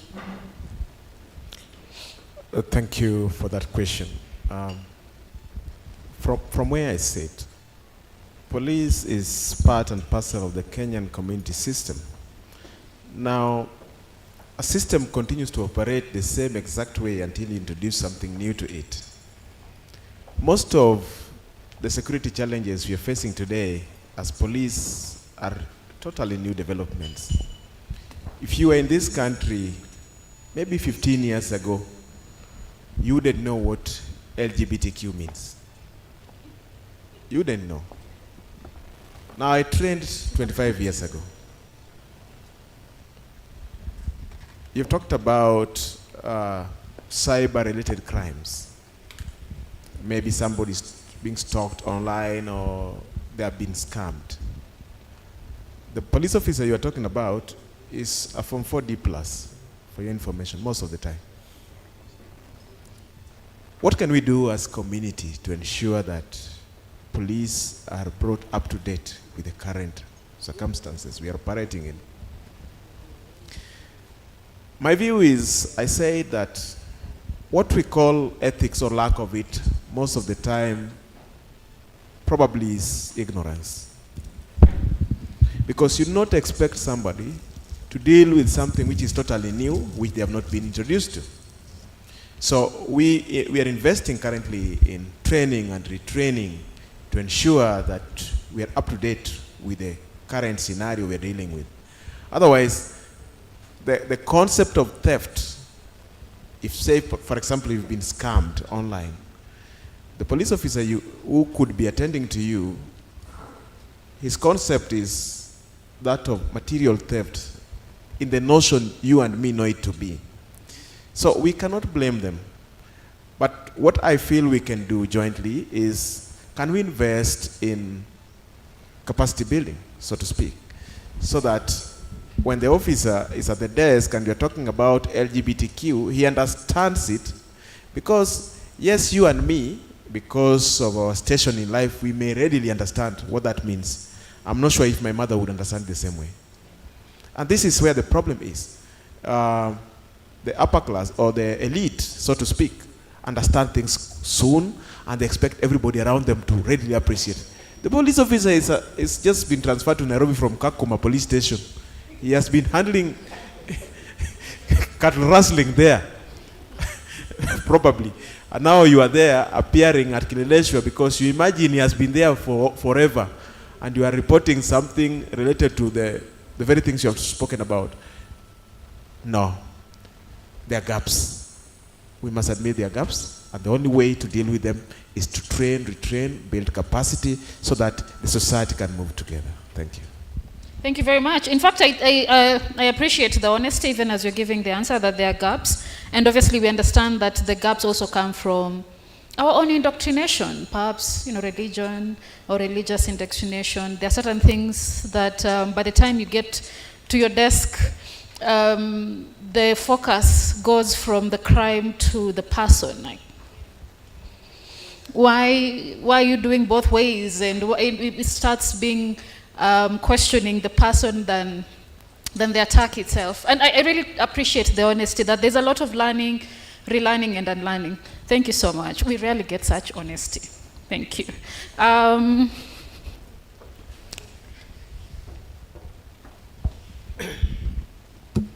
Thank you. Good afternoon. I am Mongari Okiro from Next Gen Policy Institute. It's basically a group of young lawyers who want to change society through policy. So, borrowing a leaf from the panel, mine is not really a question per se, but to give us a legal perspective of some things that I've heard. So, as we are looking forward to developing all these technologies, there's some things we usually forget. That whenever you're developing, we rely on the fundamentals of any development. Do we have the energy to do these things? Do we have the infrastructure to do these things? And looking at our debt to GDP ratios as a country, is it possible for the government to allocate 10 billion to technology like quantum technologies, etc., while they have education to think about, they have health to think about? So even as we are looking into these things, let's put them into perspective. Secondly, I've heard people talk about data. We have the Data Protection Act, so it's also important as we do the capacity building, we also inform ourselves on the actually laws that protect data. Like the Data Protection Act, we have the Office of the Data Protection Commissioner, who's in charge of enforcement of the Data Protection Act. Of course, borrowing heavily from the European General Data Protection Regulations. Secondly, thirdly, as we are looking forward to ensuring Africa develops, there are three things. How do we leverage on, for example, the AfCFTA, African Free Continental Trade Area? It is hard to move within Africa, labor and capital. If we've not yet gotten it right in commerce, are we really honest with ourselves we'll get it right with technology? It is hard for us today to move from Kenya. You have to connect flights if you want to go to another country in West Africa. And we are doing, that's basically trade. What about technology? How hard is it? So how can we as a people gathered in this room leverage on things like the African Free Continental Trade Area and advocate for opening up of borders between African countries so that we have a uniformed approach to development in technology? Secondly, at times I believe as citizens, we speak from both sides of our mouth. We want to have, I do not want to be asked for my birth certificate, but when you had Huduma number the other day, that has all the details, we went to court to stop government from having all this data in one card. Secondly, when we speak of these things like rights, remember not all rights are absolute. The Constitution in Article 25 only has absolute rights. Right to privacy is not an absolute right. It can be limited, of course, by the parameters in Article 24 of the Constitution of Kenya. So even as we think about, these good terms, upscaling, technology, right to privacy, access to information, let us also remember that they are not absolute rights and they can also be limited. Lastly, is on police officers. I'm happy to the organizers. I think this is the first event I've ever gone to and you've brought in a police officer, so thank you for that, so that we have an interesting discussion. I think on the part of training, I agree with you. You cannot be going to Kiganjo for 6 months to 1 year dealing with guns, and we are having new threats, data, cybersecurity. Lastly, also as I conclude, sorry for the lastly, as all of us have agreed here, technology keeps shifting. So we might regulate it today, but what comes tomorrow is different. So the regulation stands absolute and useless. How can we have principles that, regardless of the technology that will ever come, these principles guide us in regulation of all these technologies that come? Thank you.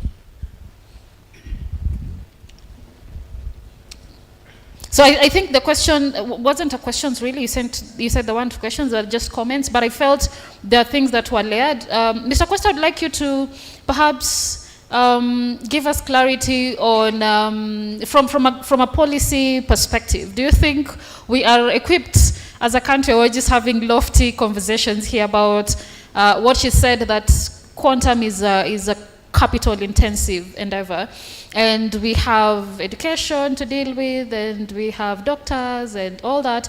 Do you think our institutions, the government itself, is qualified to now say, as a government, we want to put our resources onto quantum? If anything, we're even struggling with just getting funding, long-term funding like VC. That's why most of our startups have the issues that they do have, because we don't have that support. The way China is supporting its citizenry when it comes to innovation. What are your thoughts? I was also proposing if there's a way they can just ask all the questions, maybe 3 or 2, then we finish. But on that particular one is that, just listening to my colleague here, is that this current government is very looking at ways of trying to balance the budget, and of course ensuring that some of these, especially emerging issues, are well factored in. And if you look at, for example, if you look at through the Ministry of ICT, some of these things are actually been clearly highlighted. I think most of the time is that how do we engage with the government to see how possible these things are. For example, in terms of allocating resources, I think I have seen a number of new emerging issues, and a number of resources have actually been committed. My proposal is that let's create this kind of partnership. Because remember, the government is not us versus them, but it's all of us. If some of these things are affecting us as a nation, is a conversation we need to hold. And one of the things I love about this, again, current government, is that there's that open door policy, that you can really engage from interministerials or line ministries, and some of these things can actually be listened to. It's upon us to, I think even attitude-wise, to actually look at it that it is an open policy. For example, right now, I don't think there's any government you can go and you find a closed door, or a very rigid individuals who are not open up. Since the Gen Z accountability movement, I think the government is very concerned about what is happening at any individual level. So let's have this kind of collaborative partnerships discussions, and let's carry them specifically to individual institutions and ministries, and be addressed at that level. If it is issues of funding and the initiatives or programs are supposed to be commercialized or developed at some point, let's talk about budgeting. And I think that is still an open door for all of us. Thank you. All right. Thank you very much. So our final question.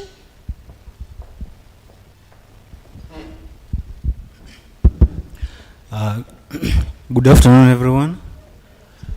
My name is Elvis Mohenyi, and I'm a student at the University of Nairobi, majoring in electronics and microprocessor systems. My question was on quantum communication and security. I did hear someone mention about the quantum key distribution, which we know is a method of sharing cryptographic keys, which theoretically they are unhackable. So my question was, why can't this quantum key distribution be made available for everyone? And the second part was, what now are the main objectives to building a widespread quantum key distribution? Audrey, you want to take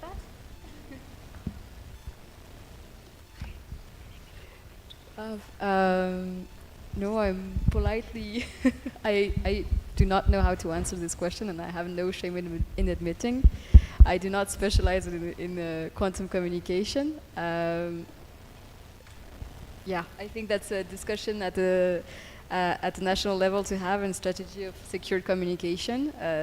These are conversations happening, I know, at a European level. There's initiatives on that. I'm not aware on the one in the region, but I can pass on to my colleague if this is something being discussed. Yeah. Okay. Maybe just to close on that, because I have some background in engineering and I've done a bit of cybersecurity, specifically quantum-resistant algorithms. So I think in your question, you asked about the quantum key distribution network? Yes. Okay. So currently, we have different players in the ecosystem developing new technologies. So as you know, like quantum has both sides. It can be able to break encryptions like pretty fast, as well as it can also be used like the other way around. Yeah, it can also be used to strengthen different encryption systems. So for quantum key distributions, see, you basically know how the current encryption methods work, right? You have the secret key. So this is a bit more technical, but for quantum, it enables you to even strengthen your encryption because of the quantum properties that it uses. Yes, if you're aware of superposition entanglement, so the key distribution is actually more secure than the current, let's say, the classical encryption methods used. So I'll just give that as a blank answer. I hope that helps. Okay. Sorry? The answer you've given was for the first part I'd asked. For the second one was about the main obstacles that you have in building the widespread quantum key distribution networks. Okay, so I think that's just more of a general, in terms of building quantum technologies, as well, the panelists said it's also quite resource intensive, yeah, in terms of building the technology and also the expertise, yeah, so it's quite complex and you need very specialized people to be able to work on some of those concepts like the encryption and also the capital. Okay. So in the spirit of providing solutions to problems, mine is to the Kenya Police. I don't think you're being intentional when you say, or like when you handle that question that she was having in such a casual way.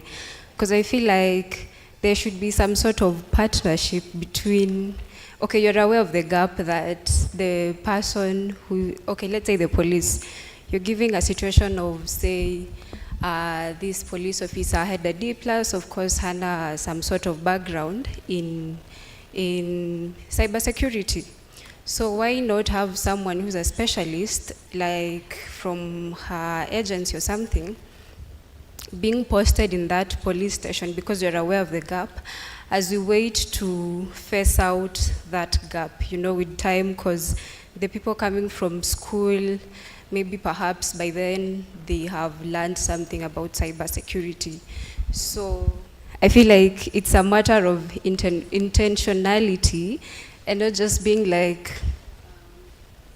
oh, this person, ametoka Garissa, of course they don't know about cybersecurity. So, yeah. Okay.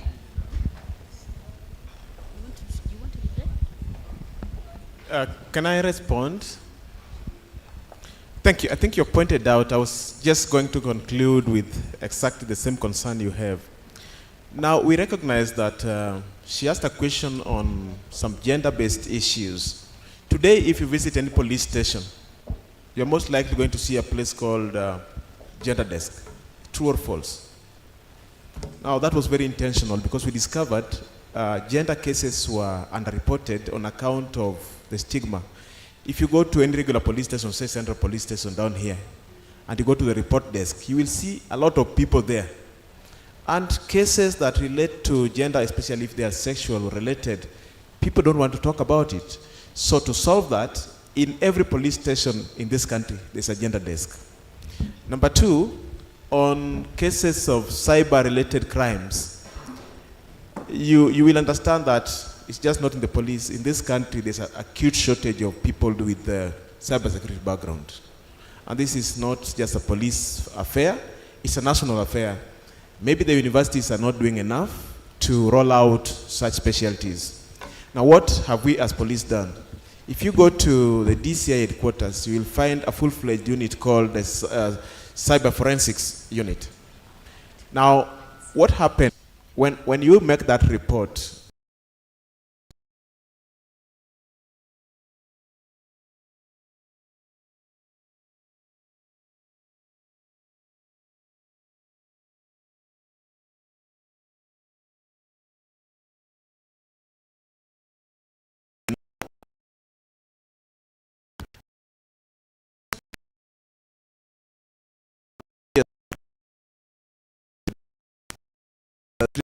High specializations in those areas, and so far so good. They're doing a good job. The gaps that I think we may need in terms of resource persons, because we have limited resources, even if we are to, because say for the 8 regions in Kenya, if you are to deploy cybercrime, we may not, I don't know whether we may have them, but we have that unit at the DCI. For 10 million to say thank you.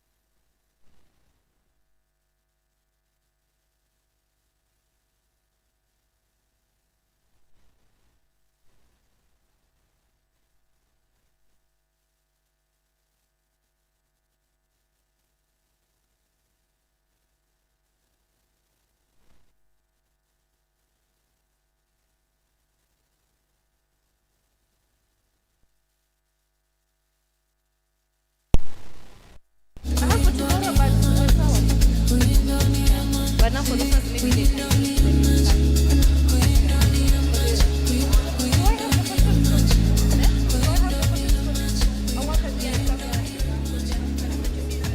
The education bit is so I can read that and then you read the other one? Yes, you read the other one. That's why I did the one here. Yeah, you did the one here. So it will be more around. Yeah, it's okay. Okay, so just check over, let us separate and then okay. Excuse me, everyone. Can I have your attention? Just a minute, please. So we want to kick off to our next session. So our next session will be having 2 breakout rooms. So one will be here in the main session, and then the other one will be in the staff training room, which is the room next, just outside on my right, on your right, when you're leaving through the exit. So for this particular, I think for some of you, you've already been reached out to. So we've split the attendance, the attendees to the different sessions. So for some of you who have already been reached out to directly about the quantum diplomacy game, so the 2 sessions will be one on quantum diplomacy, then we'll be having a roundtable discussion as well on quantum education and workforce development, which will be in this room. So it will be it's more of a hands-on engaging session for both of them. So for those of you who have been chosen for the quantum diplomacy game, which will be led by Audrey Hima, so the game basically it's very engaging and hands-on. So for those of you who will be playing the game, please note that you'll have to speak at some point because it's an active role-playing. It's an active role-playing game, so you'll have to speak depending on the role that you've been given. Yeah. So it's more of like for those of you who have played different role-playing games. So you'll be like in a city. You'll have to make some decisions about quantum investments, governance, and so on and so forth, resources. So that's what the game is about, and that will be the last session of the day as well. So for those of you who will be here within the room, so for the roundtable discussion, it will be more on different strategies that we can employ as in regards to quantum education and workforce development, what we can be able to do. So at the end of it all, we want to make it fun and engaging because I think, as you previously had, the biggest concern is capacity building. Yeah, and capacity building would take for us as a community, what we're trying to do is capacity building through community initiatives. Higher learning institutions can have their own programs, as well as other institutions as well. So we want to get people's perspectives, especially those who are students. The session will be very ideal for them, people in academia, and anyone interested in capacity building. The session in the main hall would be ideal for you. So for those of you who have already been selected, please make your way to the, I think you've already been informed. Yeah, so for those of you who have already been informed, please make your way to the breakout room. It's a staff training room. Just outside on your left. Outside on your left, you'll see Audrey, one of the panelists who spoke in the morning. She'll be there waiting for you. So you can exit. Then for the remaining participants, we'll set up more like a circle. Maybe we can get some assistance. We want to make like a circle arrangement for the chairs, and we can have the discussion, and Nangami will be leading that particular section. Yes. So the tables will be pushed aside to the back, and then we'll have like a round table discussion. So please prepare to contribute, engage, and learn as much as you can. Okay. So for those of you who have been selected for the game, please make your way to the staff training room. It's the room on your left. Once you exit on your left, you'll see the room. For those of us remaining, please let's come to the front as we arrange the chairs for the discussion.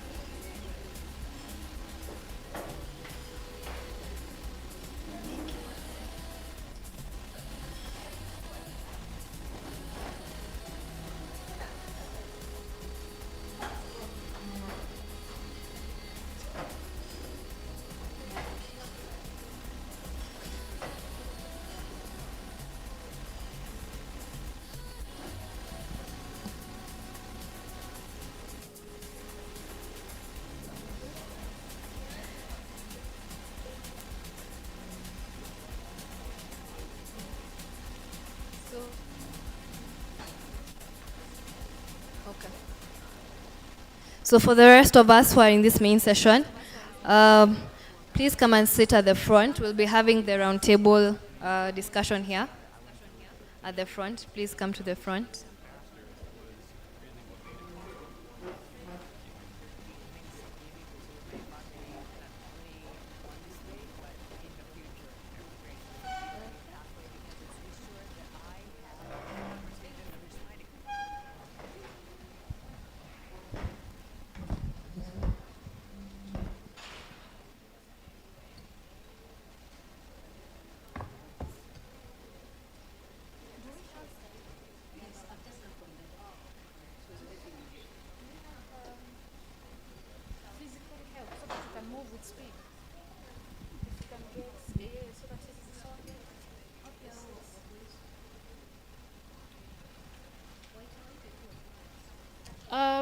Gentlemen who are physically capable to come and help us. We want you to come to actually here to the front so we can just have a round thing, like a discussion group. So the tables will move behind, then we can have the seats just here. So I'm having trouble with, and I'm asking for, yes. Mulisema tusikue hyper independent. Wacha sasa tuache mtusaidie. Hakuna independent woman, wacha watusaidie.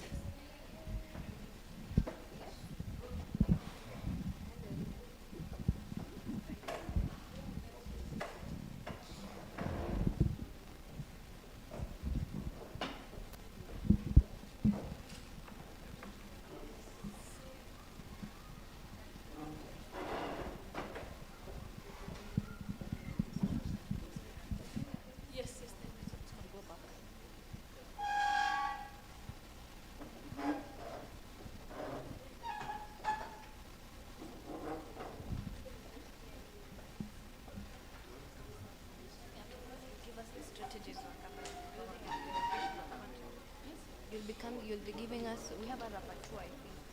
We'll be taking those strategies. So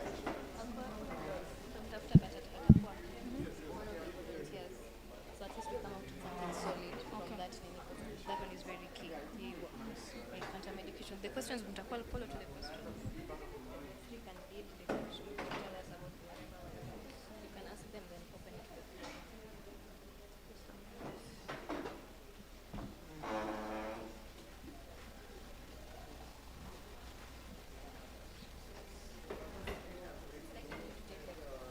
What do you want us to do?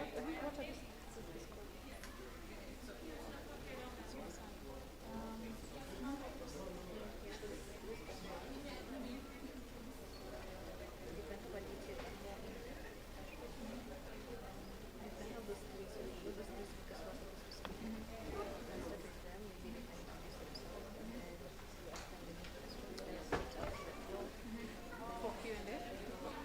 Contribution, not only just contribution. Then our repertoire and such.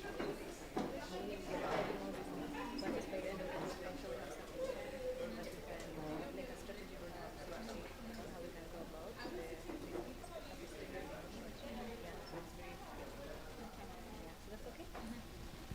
So that was the key thing that we.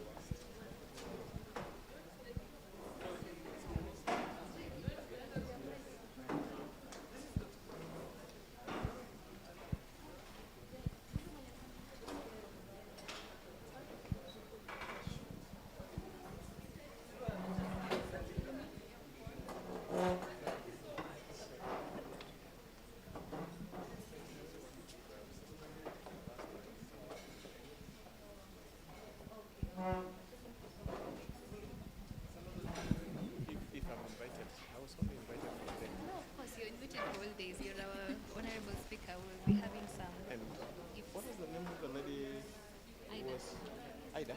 Yeah. Ida. Oh, what do we know? Ida who? Nganga. Nganga. I want to gift her book. I owe you a book, I know. Yes. She should be. She's in the other session.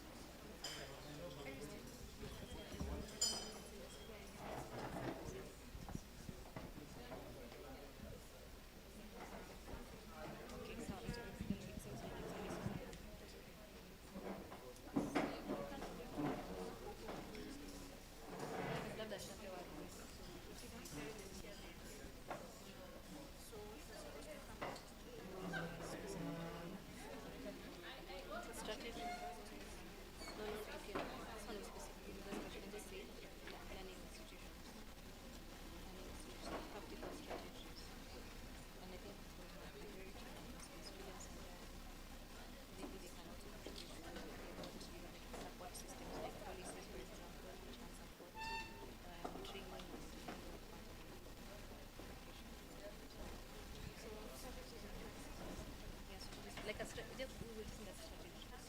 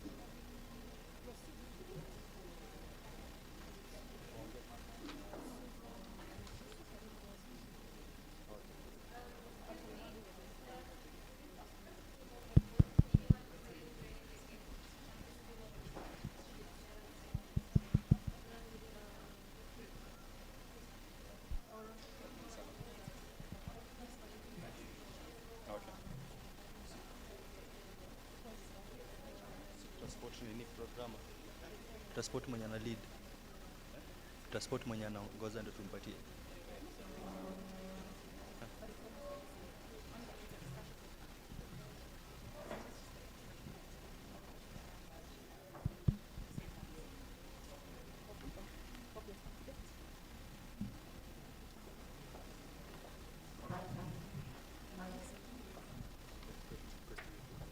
If I... Hello. Is it okay?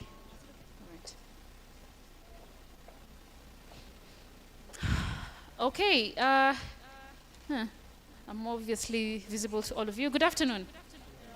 How are you? I want to hear your voices. Like, give me psych, give me vibes. Good afternoon. Hi. I like it. You were very cooperative. Thank you so much for, being here. We are going to have a discussion. It's more of a discussion. So we will open the floor, obviously, to questions from your end. Now that it's afternoon, we didn't feel the need to have a whole panel here and you people all the way there.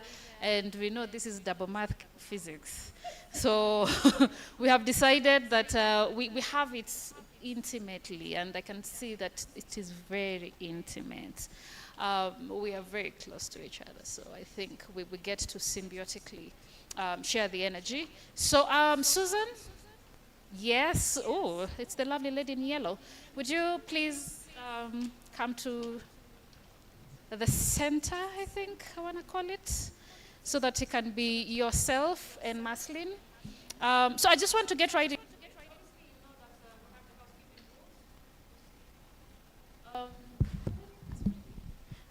I don't think I need this, but now that I have it. I want us to have fun.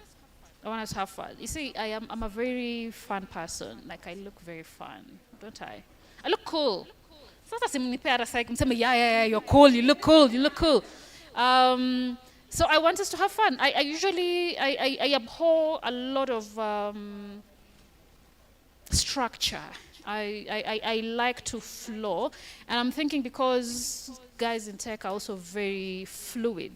I don't want us to look like really corporate-y. That's why I don't like to do this thing in a very corporate-y manner. We are very strict and very, nah. I just want us to have fun, so please be easy. Ask questions. So rule number 1 is that there's no right or wrong question. Rule number 2 is have fun, enjoy yourselves, ask as many questions as you can, and we're also open to comments, open to suggestions. So don't take this as one of those places where you have to come and you're limited in terms of how you speak because of the nature of the conversation that we're having here. So I want you to put some guardrails off and put down your walls. I know that most of you have got really high walls, so put down the walls and let's have a good time, let's have fun. So I'm going to start with the ladies. We were supposed to have Miss Susan, Mercy, and Yusuf, but I think Yusuf is on the other side. I'm not so sure if he's going to be joining us. So apparently we're just going to be led by the ladies. They're the ones who are going to engaging us. I'm going to be asking several questions. And then obviously we are welcome to having your answers. So are we ready? Okay. So I'm going to start with Mercy. I don't want to butcher your qualifications, so I will just allow you to introduce yourself, and then we will pass the microphone to Susan. So please tell us everything that you are about. Do not leave anything out. Tell us even the fun parts. Oh, by the way, I'm a public speaker by profession, obviously I mentioned that, and one of the things that usually I encourage is that as you're speaking to us, make it fun. Sometimes you just hear people like, oh, my name is Nangama Saha, I'm a public speaker, I'm a corporate trainer, I do this and policy, and we make this, and we went to France, and we did this corridor. No, do you see how most of the time you don't pay attention, like, that's you, I mean, we don't care. Why are you telling us about all your flashy credentials? Like, in the structured cooperative space, I guess it matters. It doesn't matter really, but it's just the formality. But when you tell us things about yourself, like you're fun, you like to climb mountains, like, you like to hike, like, that is how sometimes when you introduce yourself, give us a fun, did you know, kind of thing about you. It makes you human. It makes you relatable. And in the nature of the meeting that we have here, we want to be able to relate to you. So that even when we, thank you. So that even when we're interacting with you, we are seeing a human being, and not the kind of work that we do or you do. We want to know you. And when people ask you to introduce yourself, sometimes that's how you introduce yourself. Let us know you, the human you, together with what you do. Like most of the time, no, this is me just giving you a tip, right? When you ask to introduce yourself, you say, my name is Nangama Masaha, I am a public speaker by profession. That's not who I am. Because 10 years from today, I'm going to be a dope DJ. Yeah, I'm not going to be a public speaker. So you'll be like, oh, but she says she's a public speaker. That's what I do. That's not who I am. So, yes, we would like to, to know you. We are fun here. We don't care a lot about the very many policies.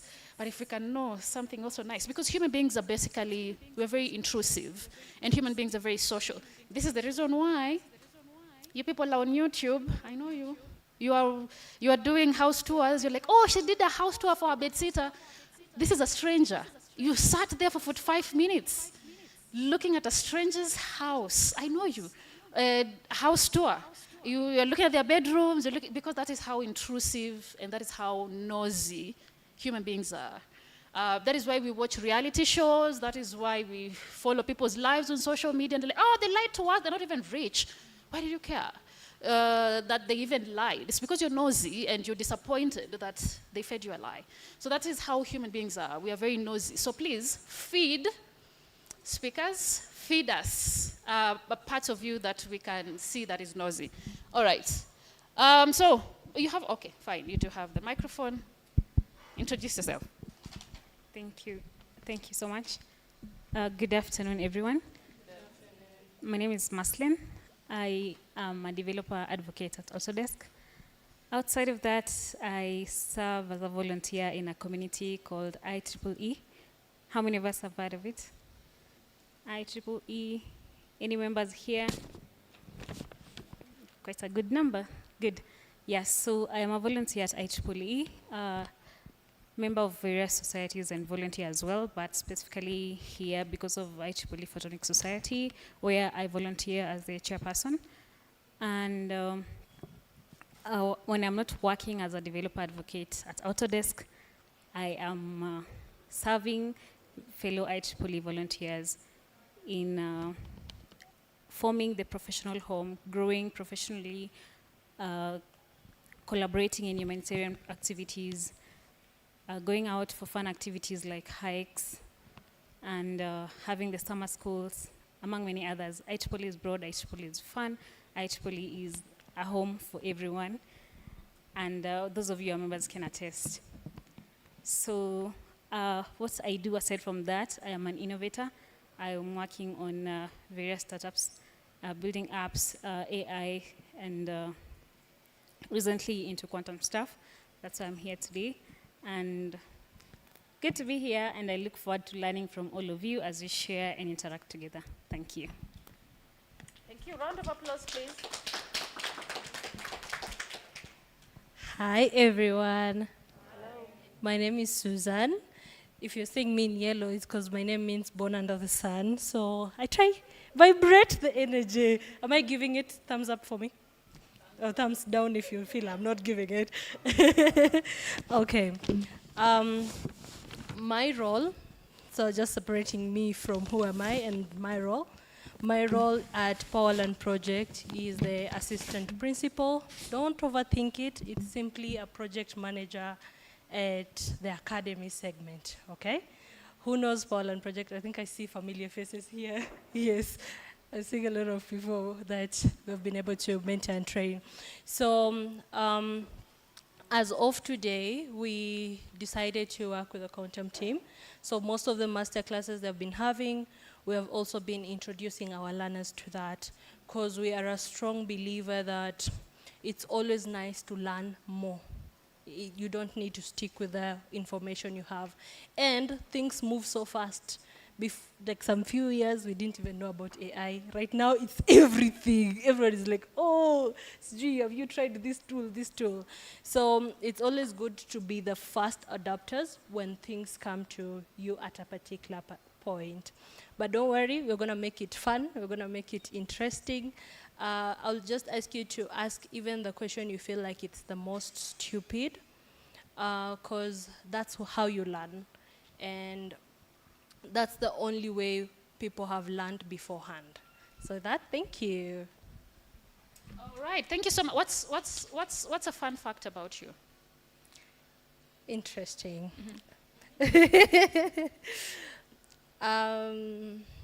You've said fun.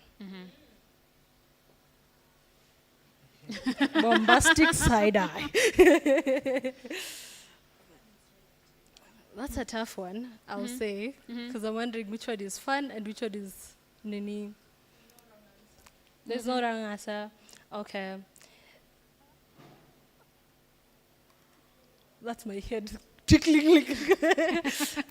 But I'll say, can I give a highlight instead? That's okay. The highlight about me is that I actually ran the marathon. Yes, so it was so hard that I cried in the middle. How many and it was kilometers? just 10K. And you can imagine that someone was doing 21 and 42. But it was a big highlight for me this year because it's something I've never done before. Okay, walking 10K is a difference from running. So my idea was I should not walk in the middle, even when it hurts. I think it was the big highlight. Yeah. Okay, thank you so much for that. That's interesting. You can also pass the microphone. I don't think we had a fun fact about you, Marceline, did we? No, we didn't. Okay. So a fun fact about me is I don't eat avocado. You don't what? Eat avocado. Get out. First of all, let's just make it a bit simpler. Imagine a normal computer only uses ones and zeros to learn, okay? So what if it got more intelligent and it uses other forms of information to learn, just not ones and zero directly? So that's why the ability of us connecting the normal way of the computer works and also connecting it with physics makes it unbelievable of what it can do, actually. Just talking about an experience I've had here with a friend, I don't know if Pricey, the company, they have this interesting gadget on the hand, okay? If I hold your hand normally and kind of open it, if you do this, then I open it, okay? As much as you resist, I will still be able to open, okay? But when I wear the gadget, you will pull, and you will not be able to open. And that's just in seconds. So what can it do for us in healthcare? What can it do for us if we put it in agri-tech, if we just continue connecting these things together? Yeah. That's a brilliant answer. Mercy, you can just answer also asking the same. Why is quantum research education, why do you think it's important, especially in Africa? Why is this important? So I'll just echo what Susanna said. In this era where technology is really advancing, and in as much as the classical way is already being used to solve the current problems that you're having in our continent, or even in our country, or even in your home, I believe that quantum is an eye-opener. It is paving pathways for other possible solutions. Things that cannot be solved by a classical computer is what quantum is gonna solve, and is still being used other places and is still being researched. So it's high time that we leverage this time and opportunity to teach people, to spread awareness, and to create that rapport with people in terms of what quantum can do, and be able to solve the unsolvable problems at the moment. So just a follow-up question, what do you think are the risks involved if we don't? What do we stand to lose? What is the disadvantage of not engaging in it? The disadvantage would be not being able to tap into the possibility of being able to store information in just more than zeros and ones. Because a quantum computer can store information in many ways that a classical computer cannot. And we risk not being able to tap into that potential. Okay. So Susan. Yes. How can then quantum science be introduced? Because we're getting into, no, I think I'm even getting ahead of myself here. Because one thing that I want us to get is the link between quantum and different priorities. We have agriculture, we have cybersecurity, we have finance, we have energy, we have education. So what is the link between quantum and all these industries? What would you say is the priorities that we have in terms of different sectors of the industry? Thank you. So I want to make it a bit visual for us, okay? So we all know that countries like Egypt are like biggest deserts, okay?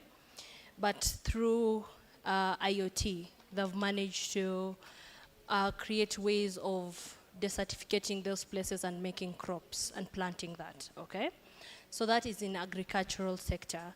But now, if you introduce quantum technology, we're able to think beyond just IoT. We're able to think now, okay, drought is going to happen in the next few months. So instead of us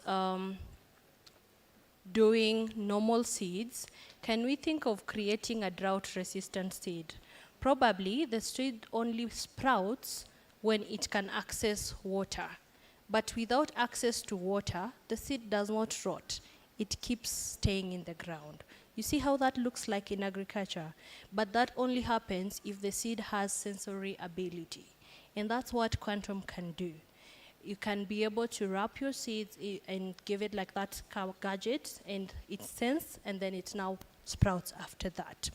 Now in other forms of system, like financial system, we already know that, for example, in Kenya, we use M-Pesa, okay? if M-Pesa can be hacked right now by a student in JKUAT, so what about if we start getting the real hackers from outside? What will that look like? But now, with the ability for us to integrate this financial system for us with ideas from physics and how to protect this, we'll be able to even notice months beforehand that this part is faulty, and we can solve that beforehand. Yeah. Oh, wow, that is interesting because I think, was it yesterday or just recently, I was listening to some tech guys talk about it. I think they were mentioning something of the sort in terms of drones. Yes. And even in desert areas now, where you can have, if there's flooding, instead of us waiting and the government waiting to know how many people died in the flood or how many people died in the volcano, like there are drones that are able to sense. To sense and count and actually give you the visibility from afar. So right now, when you've already moved from the AI space, AI allows us to gather as much data as possible, train the tools, okay? But now with the ability of quantum, it's about to like now validate one by one and give us like real-time information at that particular point. Yeah. Okay. Those are really, really interesting developments. So that brings me then to the question that how can this science, obviously quantum, be introduced into institutions? Because right now, we're even struggling with artificial intelligence. I'm thinking like the technology is changing really fast. And so people are just scared with AI. They're like, oh, this thing is here to steal our jobs and whatnot. And then right now we have quantum. And obviously, people are taking courses on artificial intelligence right now, I think up until the PhD level. So for the entry of quantum also into our environments and curriculum. But I would like us to, I would like you to answer a question, especially as it regards to school. Because you see right now, as someone who myself, obviously, I always have to insert myself in the conversation. So please, excuse me, I'm going to make this about me and not about you. So what I'm asking is, especially when it comes to schools, you see, back in the day, nilisoma kitambo, nikiwaambia masiku zenye nilisoma mtani wa wewe mzee, wacha tu maintain frame, unione, to maintain. But back then, when we were going to school, it was really fashionable to pick engineering and doctor and medicine, you know, and the law, and those are the three lucrative career paths that you would take. But obviously right now with the advent of artificial intelligence, it may not even make sense for someone to go to the university for like 4 years. Nowadays you can just take a course and you have built a skill, and like we have 17-year-olds who are like YouTubers and they're making like millions. Like, this is a 17-year-old YouTuber, so they have Lamborghinis. I say this with my son. I have a teenage son, by the way. And so he's watching like someone has cars on his driveway and they're making money off, you know, technology and trading and the rest of it. So this question is coming from a distance. But right now, there are certain, you know, in universities, people are going to school, and I'm thinking after you're done, the certificate is redundant. Because if technology is going really fast and the future is tech, there's that scare. So my first question is, do you think there's enough sensitization? Because I think the script is still the same. That people are leaving high school and going to universities to doing things, like someone is going to school to do accounting. And right now, a phone can do the whole, you don't even need, if I want to do my taxes, I just tell an artificial intelligence, these are my data, whatever, help me with KRA, and it will do everything for me. I don't even need now to pay. The way we used to pay people to file our taxes. It can even show me how to file my taxes step by step until I'm able to do it. So do you think, number one, there's enough sensitization for people going to school to understand that there are different routes that people can take right now? And the next question is the quantum bit now, when it comes to introduction of it to universities or schools, how that can be done. Okay, those are interesting questions. Love to hear about your son. Hope he owns a Lamborghini after this quantum training, early adoption, yeah? So, first I will say no. There is not enough sensitization. That is not a lie. It is open and we all know that. but we don't have to rely again on the government or whoever to do it. I'll actually commend anyone who is here today, because you have actually taken the first step of wanting to know and joining a club to actually be curious around something new and try it out. So clap for yourself. Amazing. So that's the first step. You taking initiative of your life and trying as much as possible to carry your next friend. For us in our Powerland project, we have a fun thing. It's called Deski. Do you remember your desk mate in primary school or high school? Or yeah. So we try bring that in our learning process. Even when you're called for an event, we tell you to try call your desk mate to go with them. So it's about working together one by one, because the information you will get, it's a different information. And together we can grow each other in a lot of these spaces. So self-ownership, that's simply it. Next, how can we introduce this to now institutions like university? What is the first step they need to take? I think I'll go back to mathematics. Busy mwalimu wa maths, just saying it out loud, but mathematics carries a lot of weight. Doesn't matter where you are from or what happened, but also in this quantum world, starting from those basics, understanding line equations really bring out a lot. The next thing is fully getting versed with Python. Python is a language that has been used like in machine learning for a long time, and also the whole idea of quantum computing is almost similar to machine learning format. It's training, retraining, identifying, visualizing, and getting it out there, okay? So Python can be learned for free. One of the institutions is us, Powerland Project. We have 3 cohorts per year. Everything is completely free. So you can take yourself to that learning process. Finally, communication skills. We are not running away from that. Everything needs someone who can be able to communicate with you. Even right now when I'm looking at you, I have to be able to communicate with you so that you understand me. If I start using the jargons of either AI or jargons in quantum computing, will you understand what I'm saying? No, and will not be able to be on the same page. So that's the same way when you're communicating to any machine or you're trying to figure out a solution. Because you can't tell me you've lived in Kajiado long enough to understand how the seasons are. You have to actually be able to communicate with that person on the ground, hear them out, understand them, and now translate that to be able to come and train a device to actually implement a solution for that. So yeah. Okay. Maslin, yes. What are your thoughts in terms of absorption of quantum science in institutions of learning? So I would say that I'm sure in most of the private institutions, they do have these professional certificates they offer.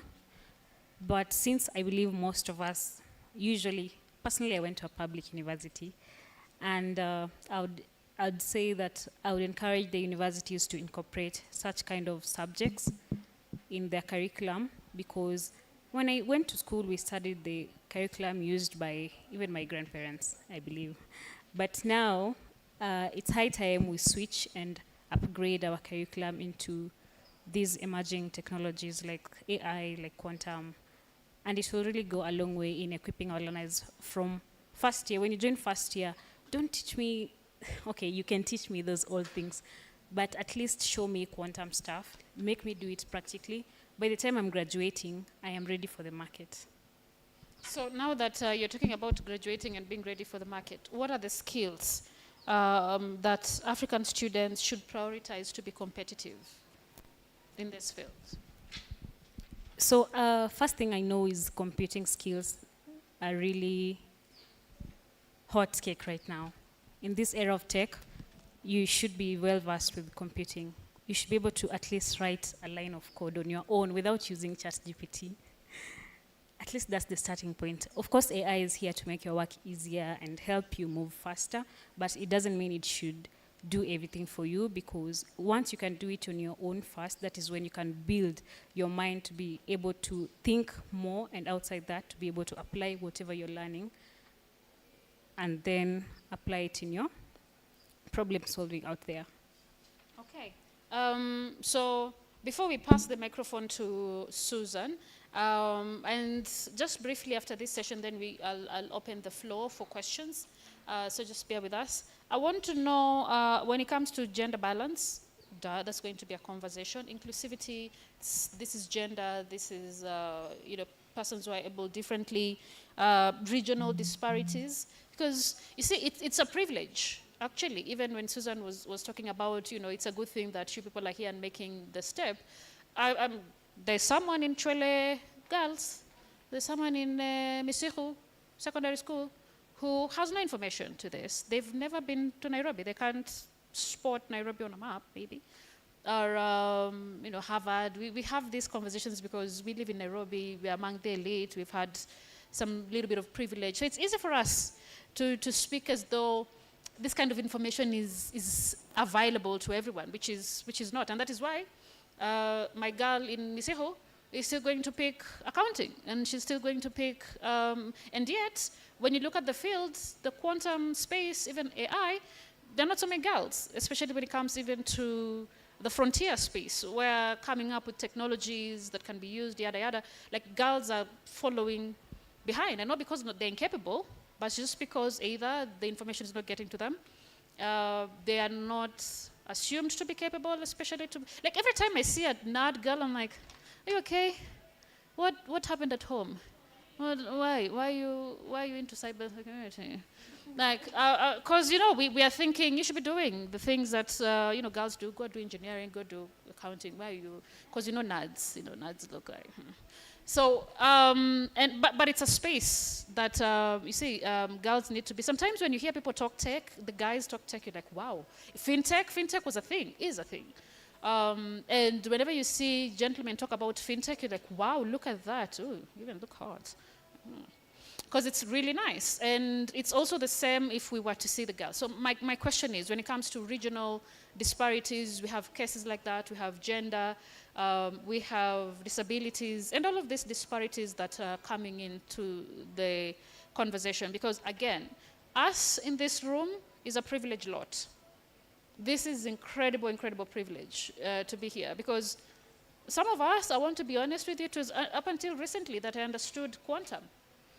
I was just like, wow, sometimes it's good to be grateful that you know what people do not know. This allows you, these are the people who are going to make money, and then they'll be telling people, no, you will only make money if you believe in yourself. Like, no, you are at the right place at the right time, you had luck, you had privilege, you knew people. It's very easy for you to say that people are not making money because they're lazy. No, you're making money because you had information. That's the difference between the rich and the poor. The difference between a rich person and a poor person is not money. It's information. That's it. You have information. You have information here that others have not even tapped into. So when you start making money and building tools and asking for VCs and seed fund and seed money or whatever, and going to New York and being put on planes to go to Geneva to do what, that's incredible privilege. That's information that people at the same level, same information, you were born at the same time, went to the same schools, there's nothing special about you. You're way ahead of them just because of that one thing, information, and you were in the right room. That most people are out and you are here. And so you have something that they do not have. So considering all of that, what are your thoughts in terms of now we should do to bridge the gap so that at least we make it a more level playing field? Because this field is, with the lack of information, it may not be level for as long as people don't have information. Yeah, I agree with you. And so I also know people who first saw or touched a computer when they were in first year, when they entered campus. And I don't want to say it's a disadvantage or it just happens. And I really feel like that is where all of us need to at least do something about it. Wherever village you come from, or wherever, so I know some of you are born in Nairobi, you don't know what a village is, but anyone who knows a village, or you come from a certain village, I know there are people there who don't, who are just underprivileged. So just, it starts from you. Just go hold the hand of that person, is really struggling or doesn't have access to. Show them something, teach them something. If you have something extra, donate your extra computer. At least when they even touch it, they might not know what to do with it, but just having to see it or even touch it, it helps them move a step ahead. So being part of this organization called IEEE, we have initiatives where we do the outreach. So we do outreach in local schools, both primary schools and high schools. And we even donate computers to such schools, give capacity building, training the teachers, giving them what to do with the students. We do the workshops there. Sometimes we could spend a weekend there, teach them design thinking, teach them how to code, show them 1, 2, 3. It goes a long way. It's the least you can do at that time. At least show someone there's something you can do. There's the future. This is what people are doing in Nairobi. This is what we are doing with a computer. Show them something. That way, at least when they are exposed, they see what you're doing by being a role model, seeing the organizations that go into the grassroots and spread awareness. It's still a step that helps bridge the divide. So there are also grants people apply for to provide things like internet, because it won't help when you teach someone something and they can't do it when they're at home. So we have, IEEE provides grants where you can apply and do community networks that can provide internet to these rural areas and communities like hospitals, primary schools, high schools, those that are underserved. And in places that do not have electricity, we also have that initiative of providing, for example, solar power. And people are able to study, the children, even the elderly, the women, and those people who are just underprivileged. IEEE is a body that is able to cater for such kind of people, among other organizations, of course. At least I'm speaking for IEEE because I have been part of it. I have seen, we've gone to those places, we've helped people move closer to being digitally knowledgeable. Okay, thank you so much for that. And I would also like Ms. Susan to add on to that, the disparities in how we can also bring as many people on board as possible. What are your thoughts on that, especially when it comes to access to this information? Because it sounds really elitist. I think I'll start by introducing where I come from. I learned from West Pokot, a very, very small school, which somehow right now is a national school. It was called Tartar Girls. I know most of you cannot pronounce that. So in that school, the only thing I knew when I was there was play football, because that gets your fee paid. And most of the students there were also doing the same. So I got the, I'll say, privilege to learn with mothers and people who are pregnant, and I didn't see it as a problem then. But right now, I've managed to see how that can disadvantage that person. And how I get to know about an institution after that was through someone else. Someone told me about coding. Then, well, just a friend from university just passed through a cyber and they decided to use CSS and the color changed on a page. Guess how excited I was 18 at that point. And I was like, that's what I want to do when I go out there. So it doesn't take a lot. It just takes one step. So that person was not my friend. It was just my brother's friend or something. You're just walking in a crew in the village. You already know how that looks like. Yeah? So you can start from that small scenario. And even before I got my role, when we'll go at home, we'll try one thing at a time, because me, I learned the power of exposure from there. So I'll take it upon yourself. I am a strong believer of self-accountability and self-responsibility.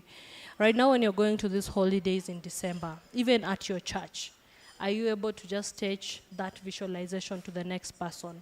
Amemaliza Form 4, can you even show them something that will excite them and get them thinking, maybe this is the career I want to do when I grow up? That brings new exposure to them. As a company at large as well, or as That's the first one, us taking to our villages. The second one, I'll go back to information to be shared out to as many people as possible. Social media, especially TikTok, most people might not see the value of it, but I've actually seen a lot of people growing because they saw a certain influencer in TikTok doing something like this, and it's from their village. Let me go back to this, from the village. People associate themselves from people they have seen growing up with. So even if you are having 10 followers, but that are people from your home, they are actually learning more than having 1 million followers, and all these people are bots and whatever. So you can start by whatever you can, just do a social media, do something, give awareness to your village. Yeah. Okay, that's also an interesting perspective.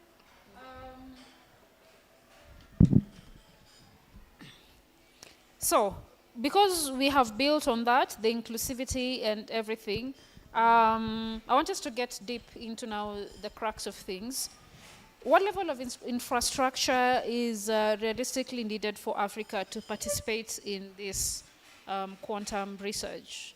What level of realistically? Because sometimes we can speak about these things as if we're in Silicon Valley, and we know we have to be reasonable. So, what level of infrastructure is realistically needed for Africa to participate? But okay, fine, much as we want to be, realistic, but I wouldn't mind also exploring what is out there, and then we can build, and if we fail to build, but at least there is cutting edge understanding and research. So I think, so I'll just get it straight from what I think personally. First of all, I see IBM as part of the partners here, and IBM have a simulator that is accessible for learners for free. Honestly, the infrastructure is very expensive, like really expensive, yeah. But you start with a simulator, and from the simulator you can show the next person, I have done this, and the person can connect you to a regional quarters. So they have been a very interesting thing that was launched in 2025, the African Quantum Computing Center. So it has the infrastructure already, but it just needs people who have well-simulated systems so that they can be able to implement it. So that's a very, very fast step. And instead of us doing like a country-based, we can partner as countries together to create multiple regional centers so that our learners can use those places to work around it. I know there's a projection with Strathmore to have sort of a place like that, which is like in works. I don't know if it's done though, but also that's a good place to start for Kenyans. But in South Africa, this has been well 100% adopted. I think if you look into this, there's also this institution, forgot the name, I think it's Prezi. They're also funding learners from Africa, from Kenya to South Africa to go and test the ideas that they have done with quantum. So those are my two highlights. Use resources that are there, like IBM, to do simulations. And when you're ready for practical access, are we able to work with the physical regional lab setups that are there instead of waiting to build one by yourself? Yeah. Okay, thank you. Because, and I think that's practical. That makes sense because it's something that we can start with now. Yes. It's not something that we are waiting for the future. For the future and funding and loads of money. Okay. I think for now, you've already seen the kind of person I am. Mm-hmm. I believe in taking initiative by yourself with whatever little you have. So even all my points will not be drawn by an angel coming and giving you something. Because the chances of someone getting a grant is 5% out of the 95, okay? But I know one thing that works. If you come with half-baked something, the other person comes with another half-baked, we can make a circle out of it. Yeah. So I try to make you think like that. Instead of waiting for an angel to come, start by yourself. Let's get stuck with, I have used IBM, I have this thing. And then I come to quantum labs and I'm like, now I have simulated and it has worked. It shows 98% workability. What next? That person will be very interested to take through their donors or whoever next. So they will be your sponsored, advocating to what you have done. So, oh, this learner has done this. I hear there's a competition somewhere here. Can we sponsor them to go there and practically do it? Yeah. Okay, that is interesting. So, Mercy, I'm really thinking about this long and hard. Because I would like you to share an example of how national policies or international partners can boost local ecosystem, building from what she said. Yes, start small. And then at least let people find you doing something so that by the time you're looking for whatever it is that we're looking for, we have the concept, proof of concept. So my question is, in your opinion, Mercy, what do you think when it comes to international partnerships and national policies, how they can build an ecosystem? Is it a yay or a nay, or are we always going to be simping like, oh, government, saidia, serikali, tunaomba? So, as we've been saying, or as has already been said, quantum stuff is really costly. And it takes a community to build something. It takes a community to raise something. It takes a community to see something succeed. So already in Kenya, we have the telecommunication networks. We have fiber almost everywhere. And if the government can make policies, for example, and decide they're going to upgrade the fiber links, the core fiber links, the backbones, to incorporate and support quantum computing, that's something that can be done. And that will provide test beds that outside people, foreigners or international partners can come in as partners with our government to build up the infrastructure that can bring quantum into our economy, into our system, all with the set policies by the government of Kenya. And that is something that is doable as long as there is proof of concept, as my counterpart has said. That is something that can be easily supported. Okay. So just before you can pass on the microphone, I just want to understand, because I want to open now the floor to questions.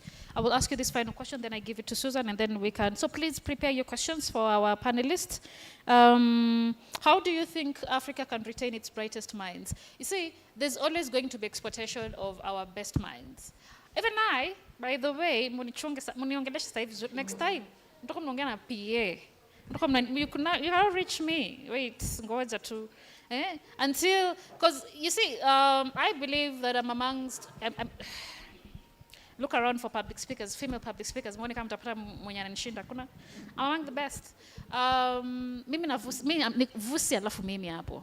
Mnajua vusi tembekoa, then Nangami Masaka hapo. Like, I'm only second to vusi. But I'm saying, like myself right now, if I get an opportunity to go and be doing keynotes, like I was saying in the morning session, right? Keynotes in the US, like if I was to do a keynote here for 45 minutes, 10,000, 20,000 USD, easy, right? Because the ecosystem there supports, and they can pay you your worth. Compared to, okay, if it's not now to public speakers wakianzanga wanazanga wapi, si high school, walikuja kuwapatia motivational talks. Mimi nina kwa mashule zenu. Niwaambia mimi next vusi hapa. Cause uko walipo 13k 10k kuna kuongea kwa mashule ni wanakuja wachocha, unaona? So hiyo ni michokozi nimefanya. But because that exportation of talent, right? Exporting talent.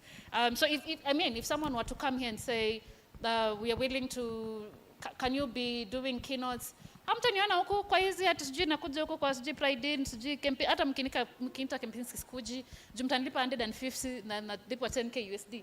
10k USD bufanya math. 10k USD. Hiyo ni pesa ngapi? 1.3. For 45 minutes scare wapi? For 45 minutes to 1 hour keynote. That's a keynote. Unaona kama kina VT, guy. I found girl on that, but I respect his skill set. And he's paid 30,000 USD for a keynote. And that is why Vusi is really good, and you will see him do, for those of you who know Vusi, you will see him do keynotes abroad. He rarely does keynotes in Africa because they can't afford him. And he's okay doing the keynotes abroad because they can afford. And you see that is talent. So wow, this guy is so brilliant, wow. I want to be like you, wow. But we can't have him in the continent. And even when he comes here, like for you to be in a room with Vusi on a good day, it's 30,000, 40,000 shillings you have to part with, just for you to access to be in the room with him. So kama unaenda as an individual weka 40-50k hivi uende ulipe tu msikize, na huyo tutasema hizi mtu nikienda YouTube atapost YouTube nitaona acha ningoje tu apost YouTube niende nisikize huko. But you see, that's talent. So I'm coming off with this by saying that what is it that will make us, because I'm so sure nyinyi tu mkapatwa tu hivi chance ya kuexit, because you go to places where there's funding, like kama ile akina Facebook, where Facebook was funded for how long by Kina Peter Thiel? They put in money and put in money and put in money, even when there was no revenue. He wasn't making revenue, I think, for the first 5 years. There wasn't like a lot of, it was just, they were pumping in money. There was no money that he was making to the unique. In Amazon, I think it took them 10 years before he started paying the dividends. Was it 10 or even 20 years? When he shareholder kula dividends for like until 10 years. Facebook was like 5 years, where investors wanakupatianga do hivi within 6 months. Wanataka pesa yao. They want to know how is their money being used, should they exit or whatever, because of the ecosystem. So you understand that when you go to certain spaces, it's easy for you to make money. Kama kina girls, there's a girl like, what's her name? This girl who does climate. She's called Sonia, someone. She does climate things, and now she's being funded a lot. I think she was in Geneva the other time. She was doing a lot of climate work. She's called someone. I think she's a Maasai girl, and she just started easy. But you can see that when it comes to international opportunities, she's getting more opportunities. I think there's also another one who started feeding people. Should have been somewhere huko, either Maralala masijui, alianzanga tu kidogo.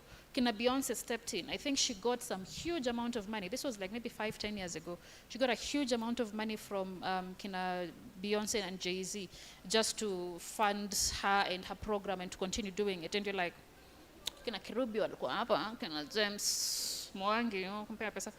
But I'm not saying that she's entitled to their money, but I'm saying it's because when we think of billionaires, we only think of Kina Chris Kirubi, Kina James Mwangi, and very few people who can fund certain things. So my question is to you, Mercy, now that I've given you a rough idea of what it is and what we stand, and you have seen, you've had the response. When I asked what would happen if you are to get opportunities to exit, and most people are just like, give it to me tomorrow. So what's stopping us, or what do you think are the measures that we can have so that we can retain our talent and have, do you think even that is a possibility? Let me just ask the audience first. If you're given an opportunity to exit, how many of you would exit the country? Wow. Hey, you people ain't loyal.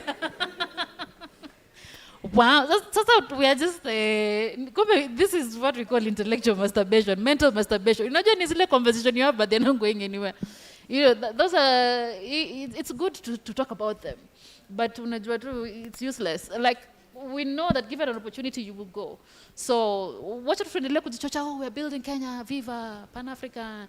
But when the opportunity comes, you're on the first flight to JFK. So, back to you. What do you think? Because umeona, almost every, mimi peke yangu, I am the only lawyer, the ancestors should say this, I am the only person in this room. No, watu wawili wenye tutabaki kwa hii country, to support Africa, tukibuild Africa, sisi wawili peke yake ndio tuko Kenya. Sasa tutabaki na kasongo hapa, tutang'ang'ana tu na yeye.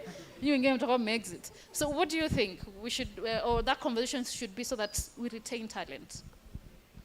Well, I guess if everyone wants to leave, the rest of us who will be left here, we will be paid now what you could have been paid. All those peanuts that you could be paid now will be given to those of us who are left here. Anyway, so I think the biggest issue we have would be, I'd say, leadership, in my opinion.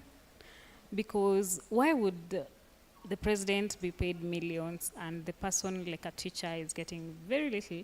And I believe that's the biggest motivation for someone to go abroad. It's the better pay. So if we can work on our leadership that shows empathy, a leadership that gives clarity and understands its employee or its citizens or a person they're working under, I think that would be the first step to motivate people and retain talent. Aside from that, currently in our universities or our colleges or our training schools, the labs that we have, for instance, now in the field of optics, this quantum stuff, the labs are not that very well equipped, the little that we have, or even the none that is there.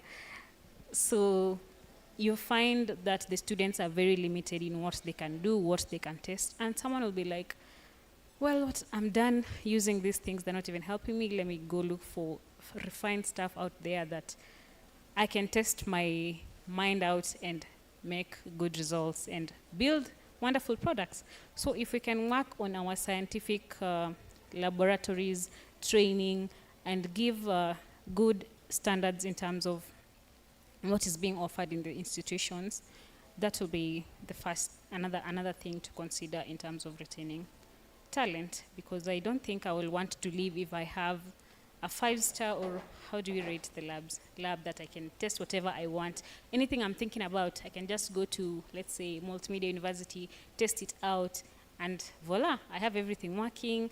I can deploy it here in Kenya. So if we have those kind of policies and standards to make everything at par with the international levels, then I believe we can at least try to retain the talent here. Because I think those make sense. Susan, what do you think? Now that you have seen the numbers, if you are to start, if you to start something, don't hire any of these people. Watakuacha peke yako. Visa yao kitoka tu hivi shoo, hawatakupea notice.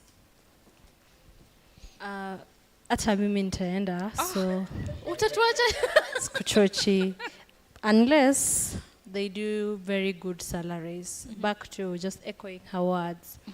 The biggest motivation for someone to get out of here to another place is the salary set in Kenya as a whole. I would have repeated the labs issue, but I will go to scholarships. So there's something known as country-backed scholarship.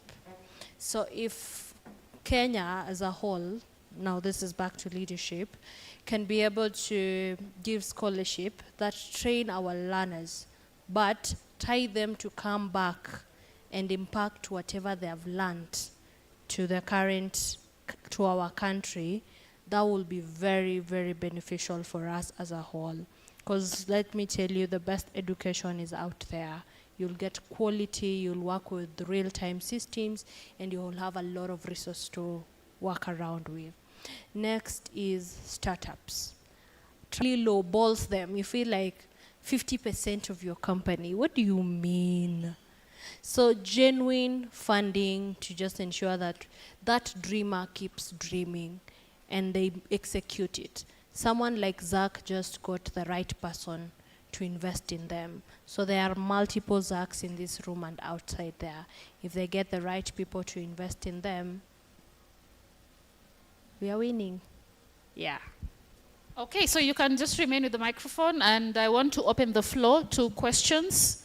So who is going to ask the first question? Who has a question to our incredible and amazing panelists?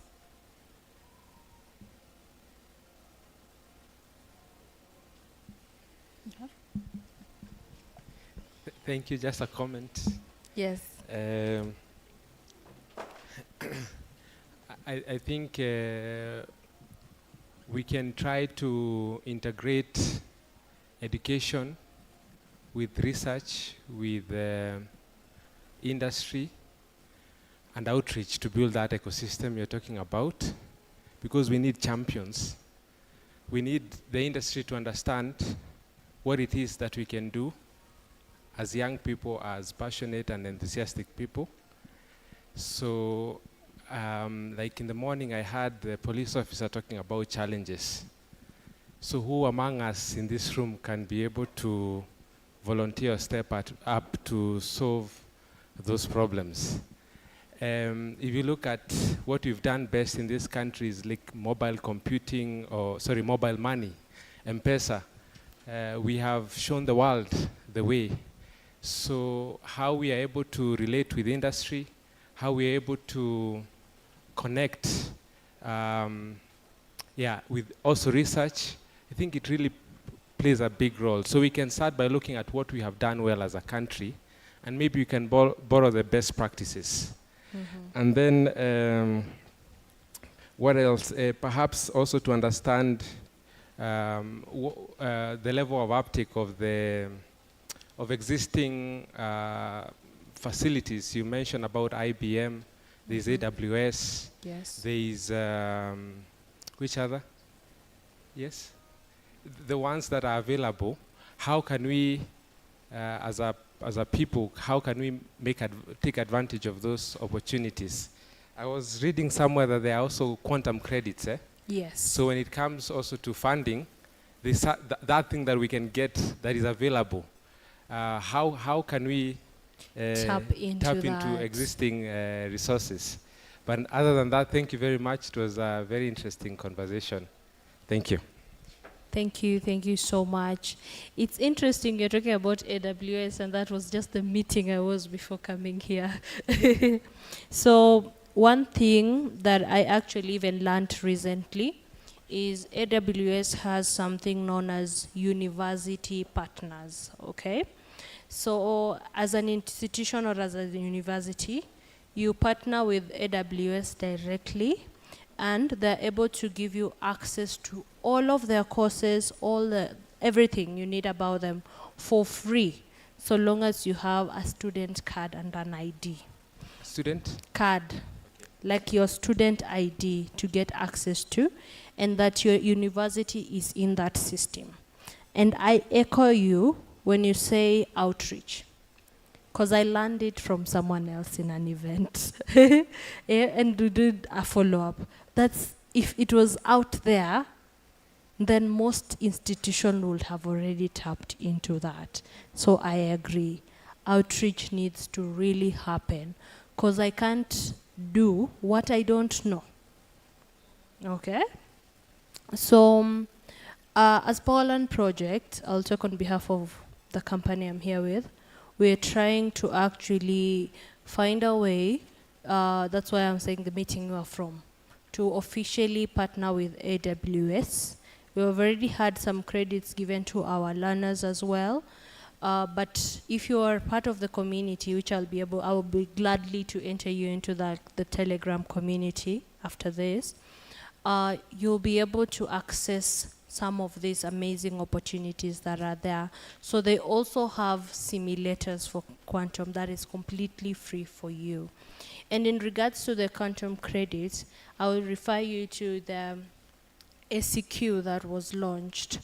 They actually have grants, and they have they also have policies for companies that they're working with directly to be able to give this funding to people who are doing technology around agri-tech.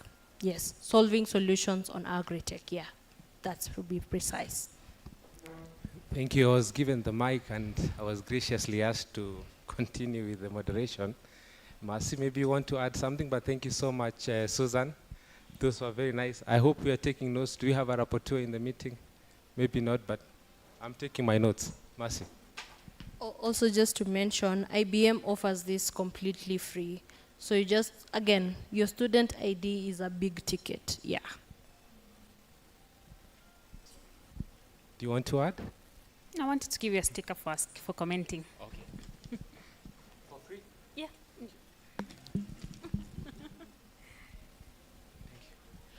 All right. So we can take the next question. Okay. We are supposed to have a conversation, so feel free to pass the mic around. Before I pass mine, how can we solve these problems? You see, you mentioned about the infrastructure that is required. If we are serious about quantum, But, but in the morning I heard from Ida that it's not the machines that are needed more, but it's the human capacity, the personnel. Kenya and the region has got very unique problems. We can look at that as a challenge or as an opportunity. So there are those problems that are very unique to us, and there are opportunities also for quantum. What do you think? How can we step in? How can we step forward to solve existing problems or unique problems in our region using quantum? Let me pass over the mic, and if you feel you want to also contribute, feel free. Anyone with that response or an idea?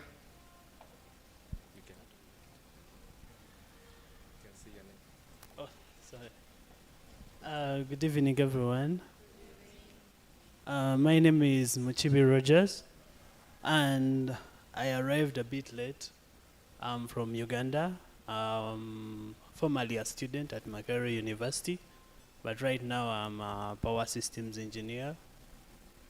I did my bachelor's in electrical engineering, and where I come in quantum is I just like quantum computing, and currently I am a student under Dr. Austin Fowler on topological quantum computing, and then also a cold contributor to the Google quantum programming language, which is called SAC. And I liked this question because it's the question I came with in mind on how can we utilize the quantum computers out there. Because to me, if we utilize them, it solves very many problems. For example, the problem of awareness, that people don't know quantum computers, yes? But the problem, they don't know them because they don't do anything. Look, for example, we all know ChatGPT, we all know AI, but you all know that we started knowing ChatGPT when it was ChatGPT 3. Who knew about 1 and 2? They existed, we never knew them. But until OpenAI decided to wrap it up and put it in a user interface and give it to everyone so that we can use it, then we knew about it. But the first GPTs that were deployed on GitHub and written about in research papers, no one got to know them. Yes, and that's the stage quantum computing is at. It's only in research papers.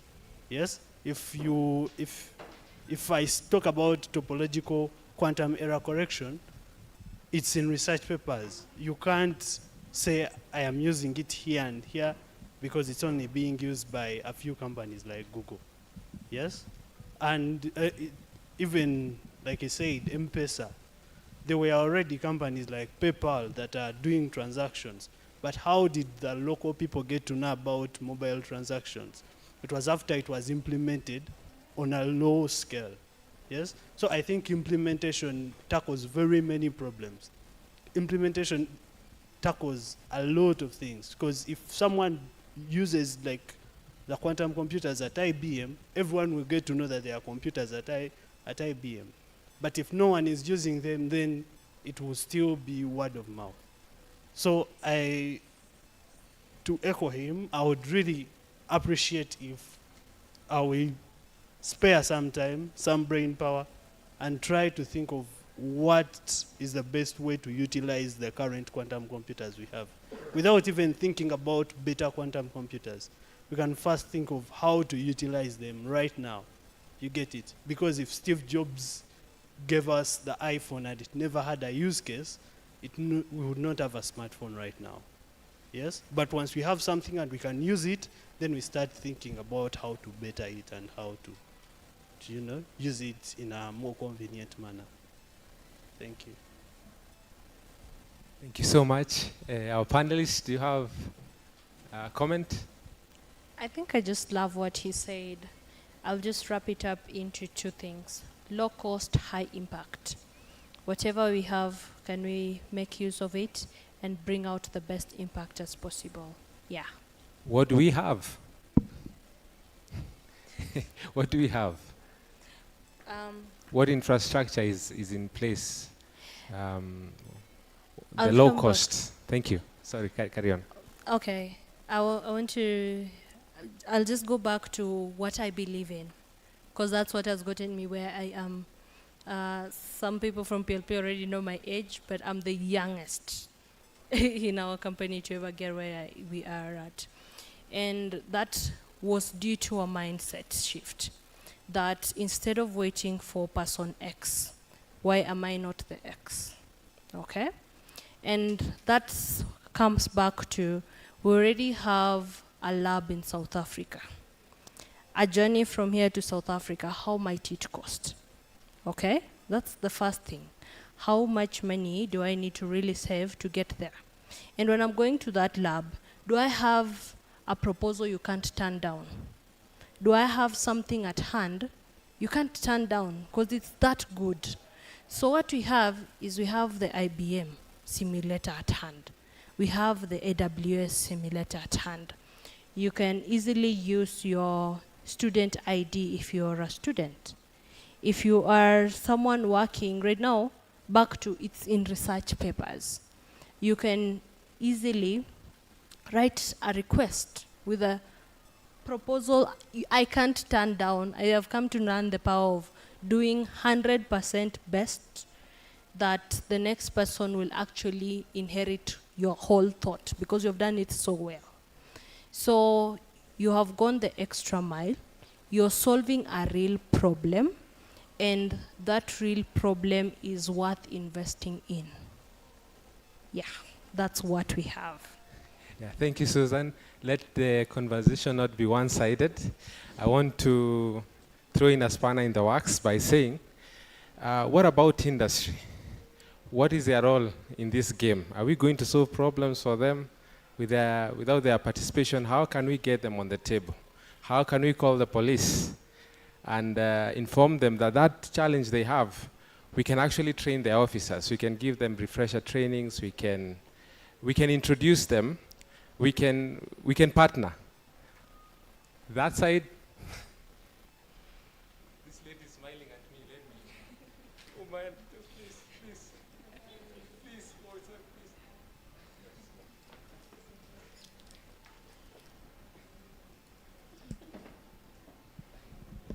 It's okay. Thank you for the good presentation. I would like to ask a few questions. Now regarding mentorship. So you will realize that most students, especially who are in campus, they have no idea of opportunities that are available, especially if you tell them about quantum computing. They have no idea where they will go because at the end of the day, what they are looking after is opportunity. What motivates them. So how will you advise a young graduate, a student who's in campus,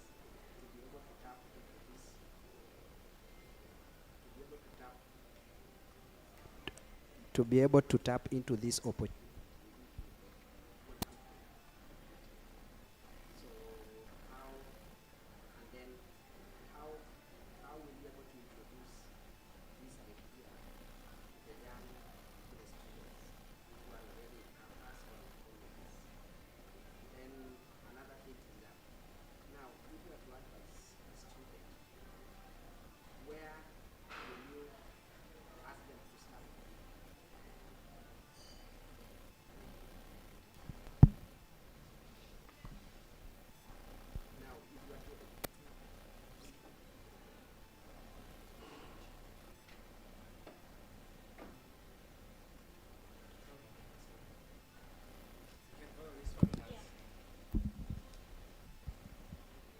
Now my question is, if you are to advise, let's say the students who want to explore this area, which area or where will you tell them to start from in terms of the skill sets that they need? Now, for example, if it's to learn Python, if to get some basics, because you'll find that most of the students, especially who are in campus, for those who are doing sciences, they might have done, they know about quantum, the basics, the basic principles of quantum in terms of the science.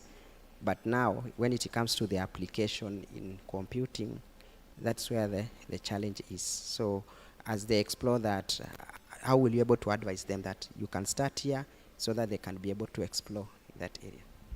Thank you so much. Mercy? Sure. Thank you for the question. Where to start? So that's an interesting question because I was once there. So if I was to go back, and where would I start myself? So I was told, make the internet your friend, because the internet has everything you need. Your curiosity is what will lead you where you want. As Susan has mentioned, there are so many resources available out there. Just search IBM Quantum. You get free access to this information. You get access to a free quantum computer that is cloud-based. You can test anything you want. Of course, it's limited. It's limited capabilities because it's a cloud computer, but it's a quantum computer. Go to IBM with Microsoft Azure or even Amazon, or Microsoft, Amazon, and IBM. So you can just go online, even go to YouTube and search how can I work with quantum, what is quantum computing, what can I build with this. A common use case I've seen people working on is, for example, applying quantum computing in drug discovery. You can just ask even AI, it will give you a course outline on how you can learn it.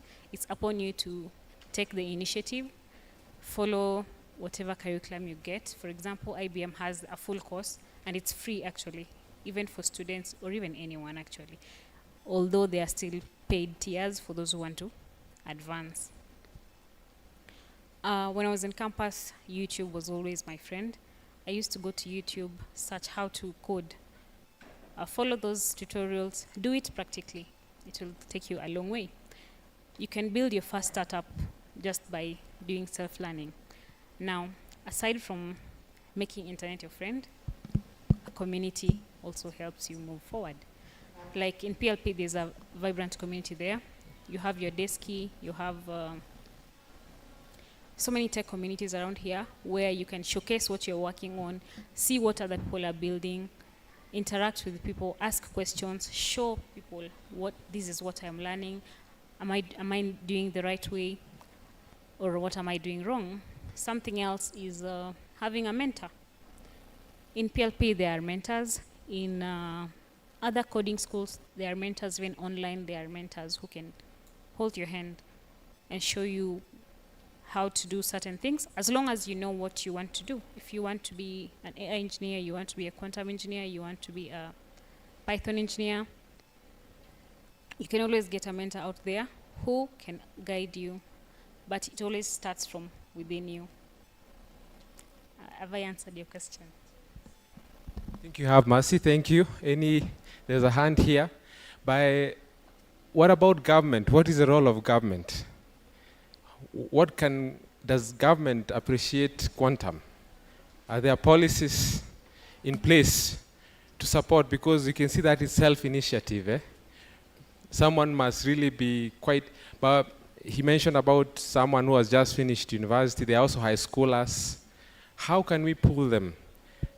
Do we have the government? Does it really appreciate what it can do? Is there a policy? Is there a need to begin with? Thank you. Just questions for thinking. Over to you, Edina. Actually, you've asked what I wanted to ask. Because not really. But let me just okay, mine was, who is taking this important information to the government? Because somehow they're usually missing out in these important conversations. Like, utapata saizi wako, like wamepanga program ya kwenda rally, ya kwenda ku campaigns za 2027, we are not yet even, it's 2025, okay? So like, I mean, honestly, there's a certain gap. Like, where are these people? Like now, for example, let me use you as an example. Ukaingia kwa gava. Ni nini utaenda kufanya? Because, you know, we cannot separate. Nakumbuka when the panelists were here, they were like, wanauliza, kwani gava ni kina nani? Honestly, gava ni a certain people in this Kenya. And we can see this picture in the whole of Africa. It's certain people. And these people have some certain sort of command. It's like they're usually the ones who are moving things, you see? And they want to move things in their favor. Unapata ya nataka tu, bora tu niingie kwa kiti 2027. Now say you have this other political side of you. What are you going to do to make sure that you're bringing these important conversations to the table?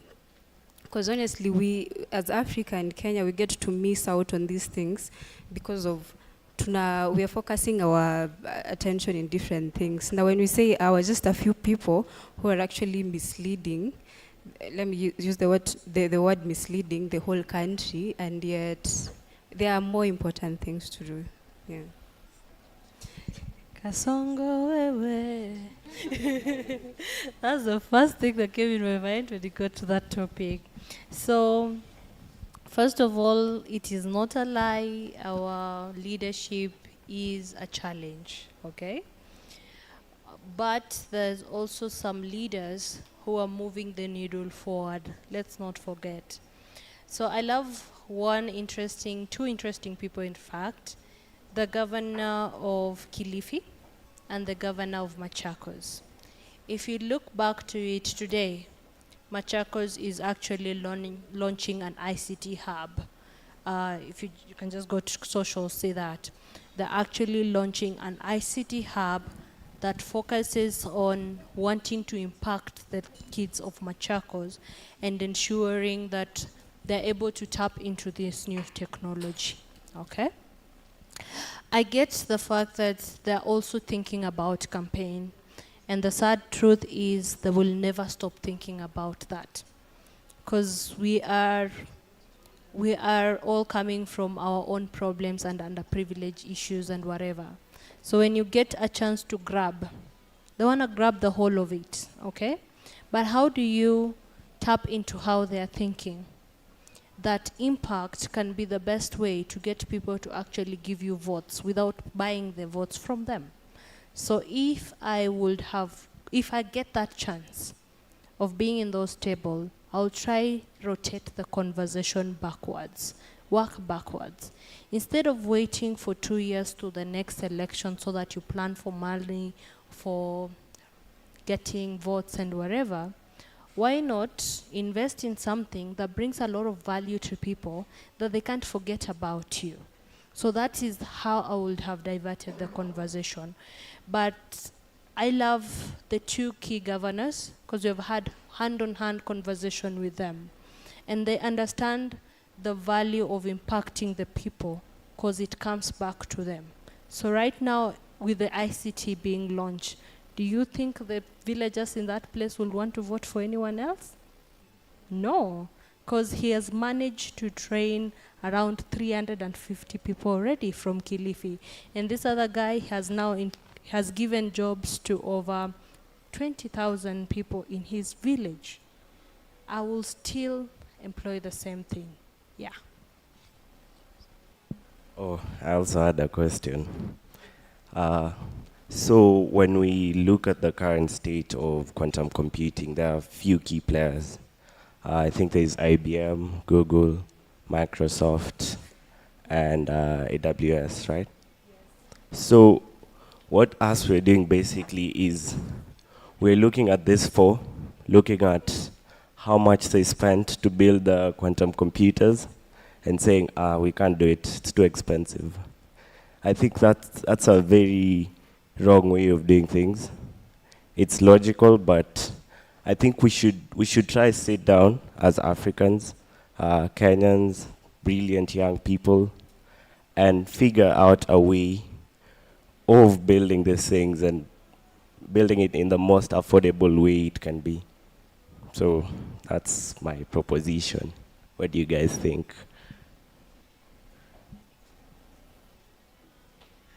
I like your point of view, and I'd be happy to explore that. let's see where it goes. Thank you. The moderator is back. I have to return the mic. Okay. I think you're doing quite well because I had to step out to handle a really, really personal emergency. But I think we are good to go. Where are we? Please. I think, yeah, I think it would be the best if we know one another. I think we should have started with that. Some people have not said their names, please. They've not?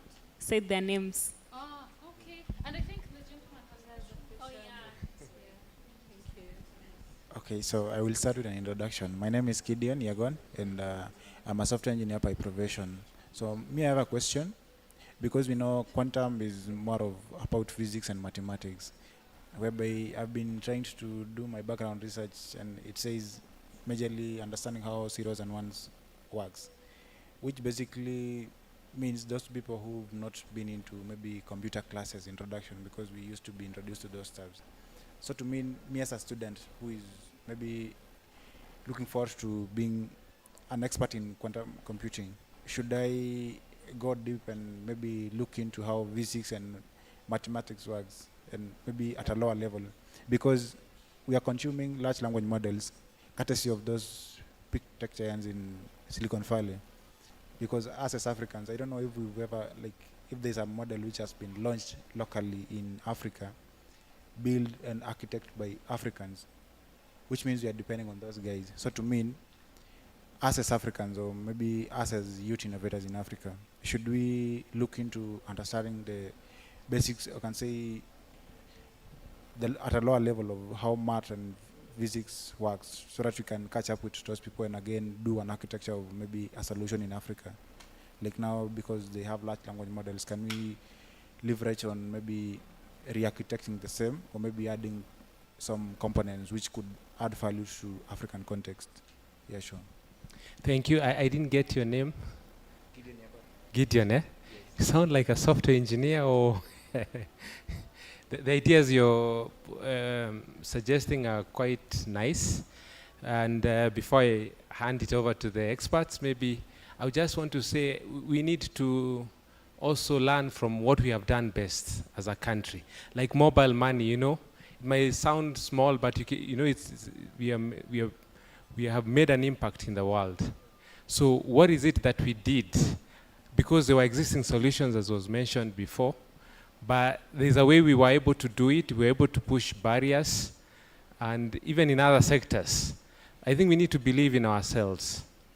We can try, and I also was thinking through my mind, what is the role of university? Someone had mentioned that these days you don't have to go to the university. You can actually, you know, train yourself. But does that mean we close the universities? What are they for? What is the role of a catalyst, etc.?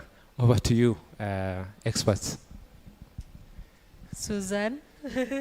I'm So passing that's the my mic name. to this side. Oh, gender. Okay, thank you so much. Okay, so I will start back to, does Africa has its own AI model? And interesting fact, this is the time to clap for ourselves. Yes, we do. It was established in Rwanda and launched in April. It's called Dala by Gebea. So yes, we have finally have our own African-based trained models. So if you look at, maybe even if you search in your phones, you can be able to get Dala AI, which actually, if you ask for it for a Kenyan photo, you can get your photo. Next thing, what skills do you need to learn to actually be able to be a good fit to learn quantum computing? Maths, I will go back to that. You have to really understand maths. You have to have an understanding of quantum from physics and computer science. So you need to also go deeper to understanding the theory fundamentals of computer science, because you're still working with binary at this particular next stage. But back to your question, do we really need universities?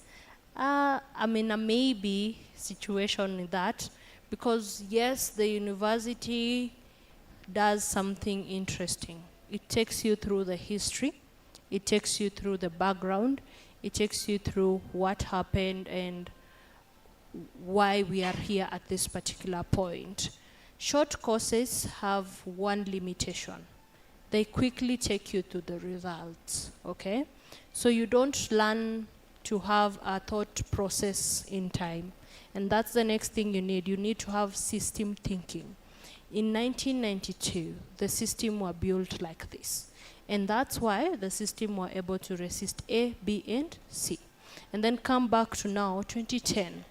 What was the difference? Like, okay, 202, when they built now the smartphone system.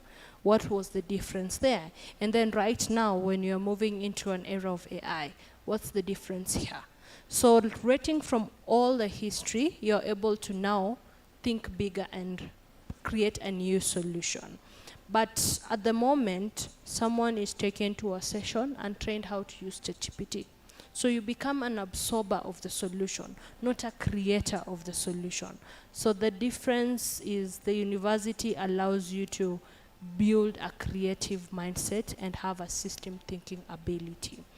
Yeah. Thank you so much for that explanation. And personally, I am a second-year student doing computer science, and I love what you're saying about us first focusing on the theoretical bit. And I feel like that's what we all need to do for a starter. But however, I am a founder, and I've worked with organizations. I've worked with IDA, and I can tell you that for free, most of the organizations that are institution-based or university-based, they are not usually individual-centered. They are more of reactive than proactive. Let me give you an example. That organization that he has on the book, that one, is an organization that was established in 2000. The organization, most of the times you'll find it in few universities across Kenya, UON, Queer, my personal university, USIU, and you will ask a student if they know of any data center in their school, and this is a person doing data science, you know. You expect them at least to have found out of something of the sort, right? But you realize they have no knowledge that there is a data center or sandbox that organization gives to every single university. And the people who end up using these technologies are our lecturers alone. And when they use them, they're only for webinars, and they never go past that. And that's why I feel some of these organizations that come to create or reach out to young people or university students, they need to be more proactive. Proactive in the sense that if you're going to reach out to students and offer them data centers to do research, you should make sure that it is centered around them. And now that comes now to my point, where what is now our role, because I know beyond this room, what is our role so that the ideas that we've discussed here go outside outside this room to implementation in the actual ground. So what's our role in actually implementing that in our various organizations and also companies and institutions? What's our role in that? As per now, what's the next solid or concrete step you can take?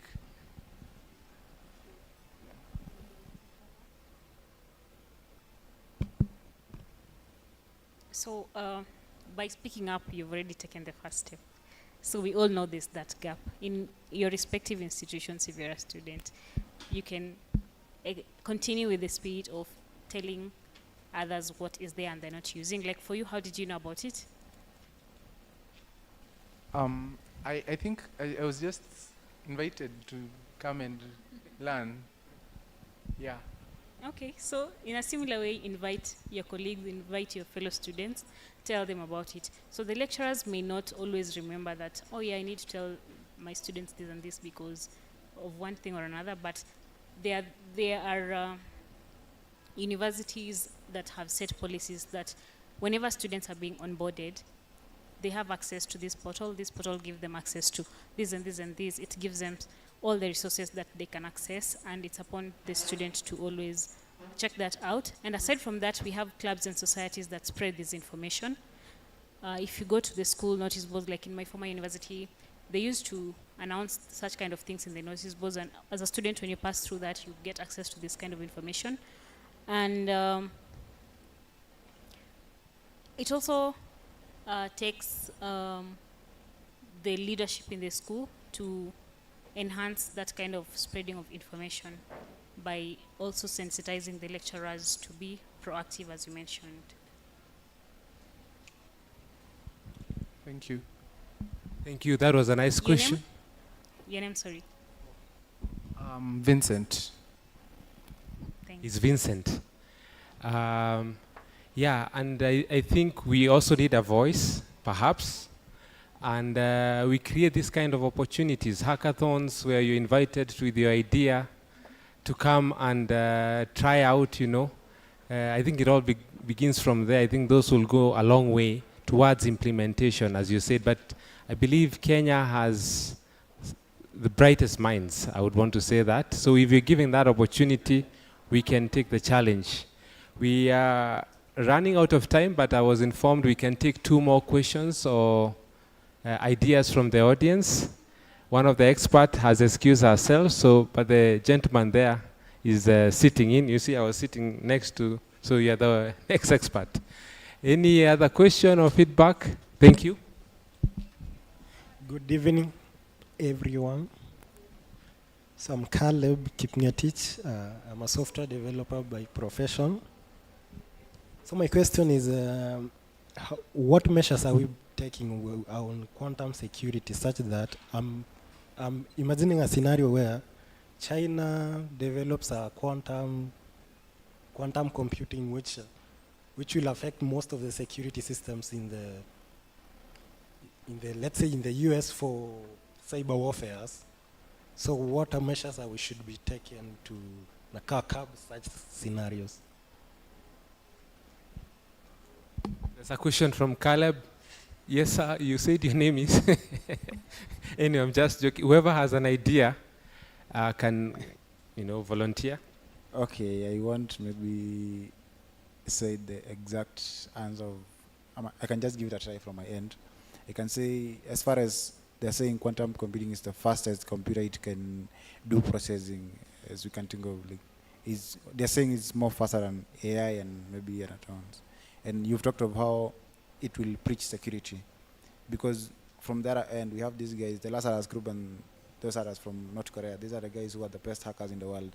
So these guys can leverage on this processing speed and maybe attack the vulnerable systems in mostly these countries, maybe who have not implemented highest security to maybe guard their systems.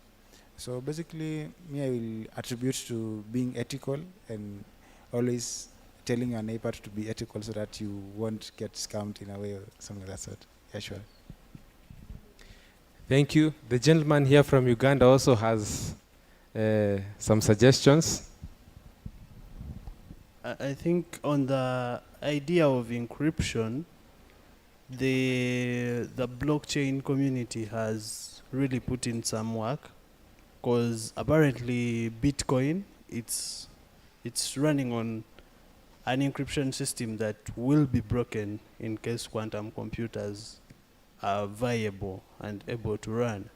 So right now they have developed quantum safe encryption algorithms that they are implementing in other coins before they are fully integrated into Bitcoin. But yeah, they are, as per now, they are already quantum safe algorithms, and some cryptocurrencies are using them, so they are quantum secure. And I think once they are fully adopted, even other players can adopt those algorithms. Thank you. I'll take one more question, but I also want to ask, I have the advantage of being close to the mic. So what is it can we do as a community to engage government, or the public? How can we generate interest? Because by doing so, I believe we have a chance of informing policy, we have a chance of influencing even curricula, top high-level decisions. There's that which you can do at an individual level, but there's also that which can be done at a national level, at a regional level. For example, the ideas from Caleb here, China, and if you look at China and what those guys are doing, they are very deliberate. I was just thinking about South Korea, and when they decided to set up a power plant, they were very deliberate. They started those in the 1950s, 1960s. They drew expertise from England and those countries which were ahead. But today, they are selling the technology. So how can we, as a community, how can we engage government, okay? So that in the end, these benefits can reach a bigger community. Someone from West Pokot who has an equal potential can be given that chance. At the university, we can influence curriculum. We can become better at what we do. Thank you. I'll start with asking you, what's your thought on that subject? What can we do? It's a rhetorical question. The lady here what can we do? Who has an idea? That's why it was around him. Okay. Do we have a community? We have communities. Can we leverage on these communities? Can we walk to parliament? Can we petition? What do we need? How can we consolidate our ideas? I don't have an idea. Being the moderator, you always get ideas, and I don't know, maybe the lady just passed those ideas to me. I didn't know when I came here. Oh, there's a hand here. Just. Quite unfortunately, we have a government that doesn't value the things that should be valued. But through the organizations that are there, I think they can be used. And since the government will not put so much interest and put so much, but there are some leaders who are doing that. As she said, the two governors that are really putting work into powering the IT sector, that is good of them. But the government in general, as she said, the question that was asked, who is government, even though we're seeing that government is an organization in full, but government is not an organization in full. It's just a few select individuals that, as she said, it's a few select individuals that are behind the organizations, and they're the ones pulling the strings. So once you get the few individuals, of which it is very difficult to get the few individuals, because quoting and quote, your president, your president alikuja in public saying that, the time that we had a strike as universities, he was telling us, I will concentrate on the important parts such as roads and I will leave the education sector to the CS, and he's the president. So you can say, or rather you can tell, that says a lot about where his priorities are when it comes to the education sector. So when you're trying to say you'd want to involve the government directly, maybe through a few select people in power, maybe huko ndio tunaweza try to push the thing into the light, and the organizations probably will get grants and funds from other governments that value the things that we want, not our own government. Sorry, not sorry. I think I will just add on that. Forgive me. Emergencies.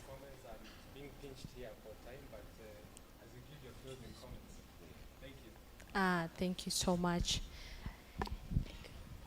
So I'll go back to, what role does the government have and what role do you have? I will always speak to you as an individual, because I believe an individual has a lot of power to turn a lot of things.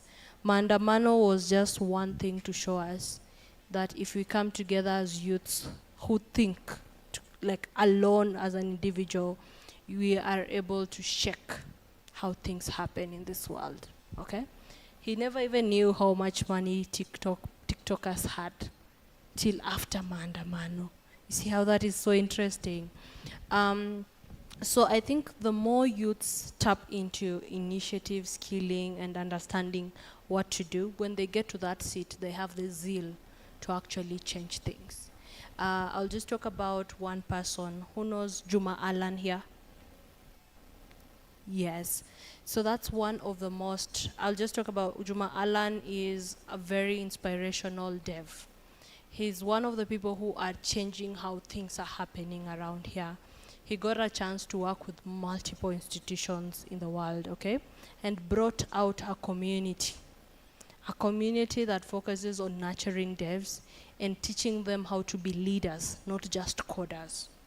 And that's a big difference. This guy sponsors people to go out and get exposure because he understands that exposure is the difference between growth and stagnancy. So if another Juma Alan comes from here, another Zach comes from here, you'll go out there and get exposure. You'll find yourself in the right room and your voice will be heard. Because if you're just someone without something to offer, you can say 1,000,000 times and no one will hear you out. But if you're someone with something so valuable that no one can reject that it's that valuable, they'll have to hear you out. And that's the vision we have, to get the right people with the right skills to the right places to say the things that need to be heard. I'll just say it's so unfortunate that we have this type of leadership. It's so unfortunate that also the people surrounding the leader are also, it's not about one person, it's about the whole community surrounding them, are also feeding the wrong information, okay, to them. And that's where their priorities stands differently. But we are also very fortunate to have the best youth growing up. People who have been trained by Kibaki, educated, they have information, they are ready to learn, and we have the internet, we have AI, we have a lot of things to upskill and grow. So that's what I'll say. My parting shot will be, take initiative at your hand. Whatever capacity you will do, learn to take initiative. Caleb, at your institution, are you able to start something? The quantum community team is looking for student ambassadors. Are you able to take that initiative and be that ambassador? Even if you'll have 2 people in a room, are you able to impact those 2 people and make a big difference in their life? So that will be my advice to me and as well as to all of us. Yeah. A round of applause.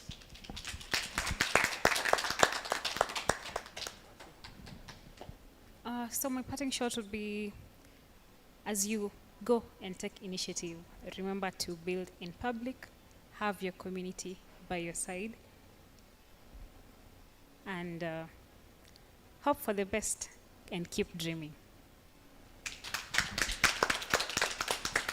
All right, ladies and gentlemen, thank you so much. I want to thank the panelists, our experts, Mercy and Susan. Thank you so much for having our very capable and formidable audience engaged. We truly appreciate you for your useful insights, and I'm hoping that the team here is going to put a few things that you have given to them into perspective. I also want to say and to add on to that, you know, as girls, you're doing amazing. I told you I'm very biased, so I was going to do this at some point.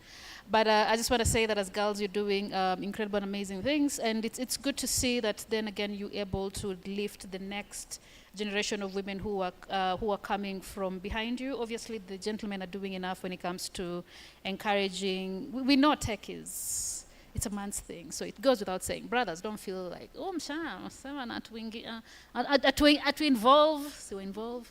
You want to be involved. I know for you it goes without saying, but so thank you so much, girls, for your insights. Also want to thank my very capable assistant, MC, who was taken on from me because I had to handle some really critical issues, and I'm thinking he's done quite an incredible job. Although Japenda, it's like it's coming for my job.